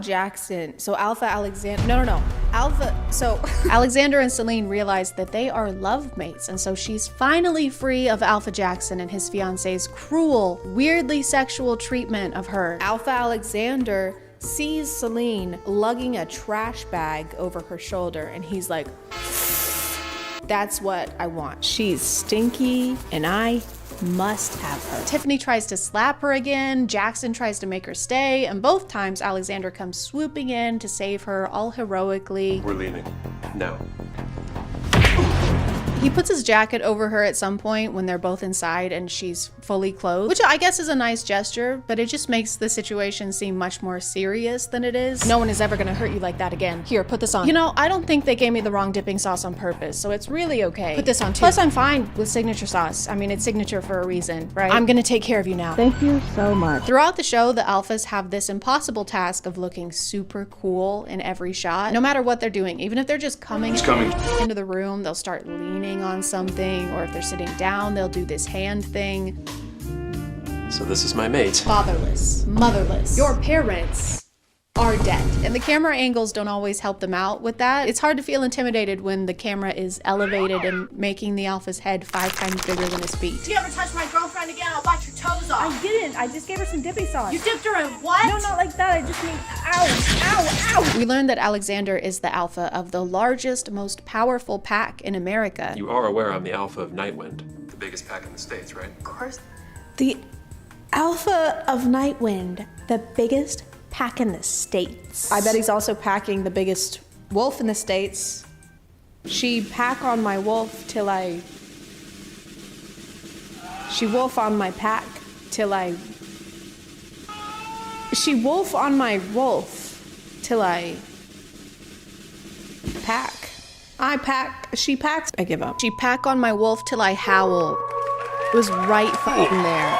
That's embarrassing. So he shows Celine his massive mansion, which we don't get to see. Use your imagination. Is that And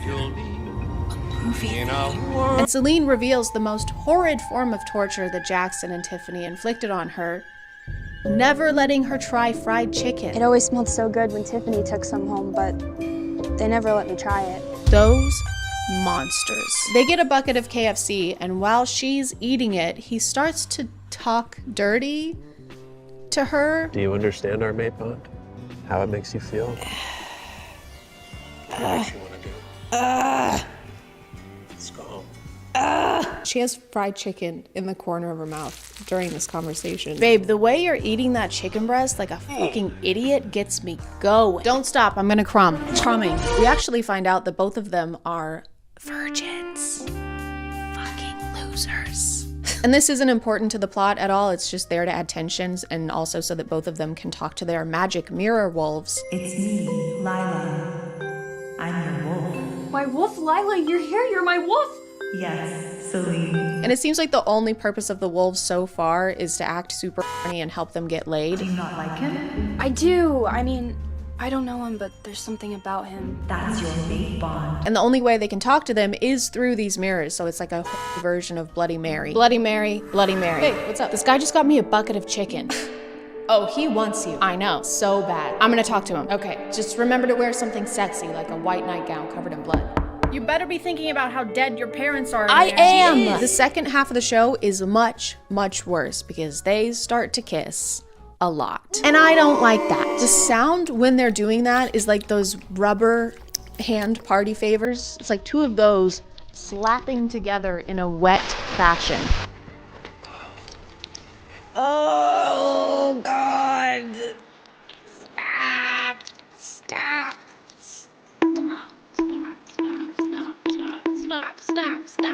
Stop banging, please. I missed your sense the whole day. You're back.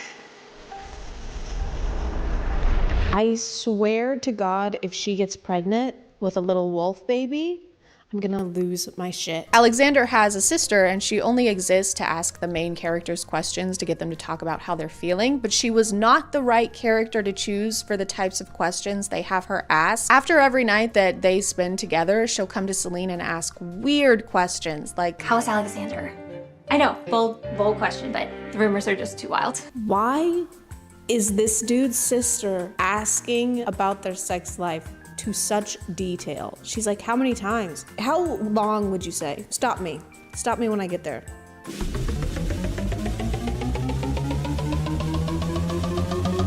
Celine ends up visiting her old home, and Tiffany, who is pissed because her fiance still clearly has a thing for Celine, poisons her in a very clever, very secret way. I come in peace.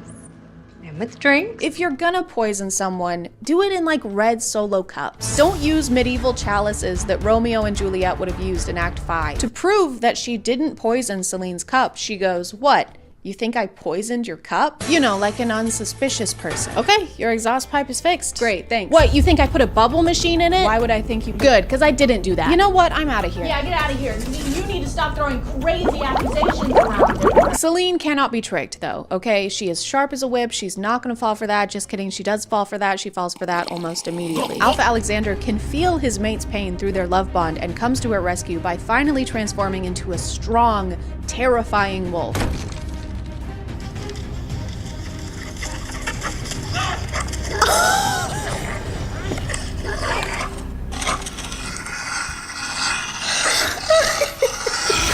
He slams Beta Luke against the wall, and by slams, I mean he lightly brushes against him and Beta Luke rolls away like a can of Chef Boyardee.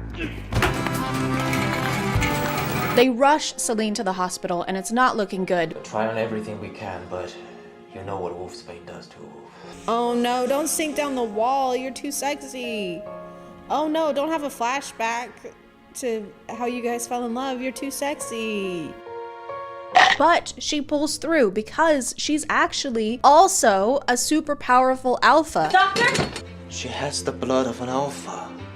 Holy shit.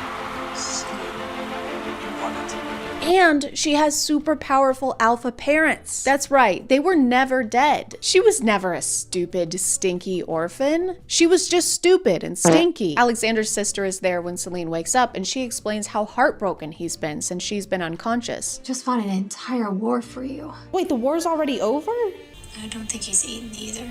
Skill issue. Apparently while she was asleep, all of the wolf packs went to war with each other, which we don't get to see. Use your imagination. So, Alexander went apeshit on Blood Moon and led the entire Nightwind army to attack the day you were in it. Since she's a very powerful alpha, Celine can read everyone's thoughts now, and we first discover this when she and Alexander go to dinner to meet up with her parents. I want to strip Celine naked. What? Celine, we're gonna make so I can finally be inside. Ew!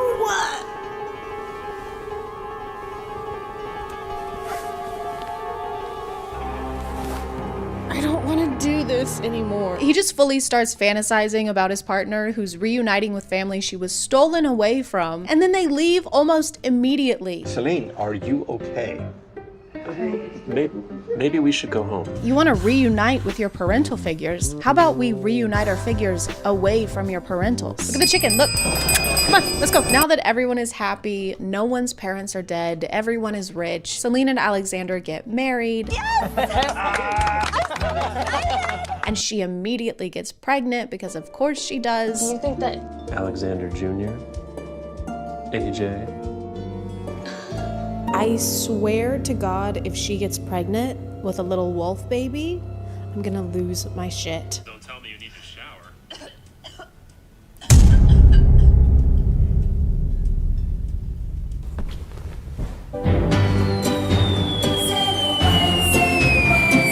Honestly, guys, I know I've been talking a lot of crap, but the show is actually much better than I thought it would be. When I found out it was a romance and it involved werewolves, I was expecting a sexy wolf version of Where's Waldo.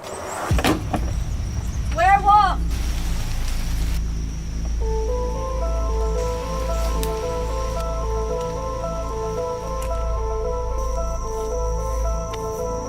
Werewolf!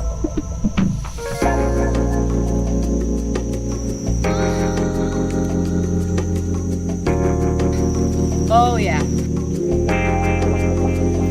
There's Wolf. I'm gonna call it there, guys. Thank you for subscribing, and if you are still here, thank you so much for watching. I appreciate you clicking on my video out of all the videos that are on here, and I'll see you next time. Okay, bye.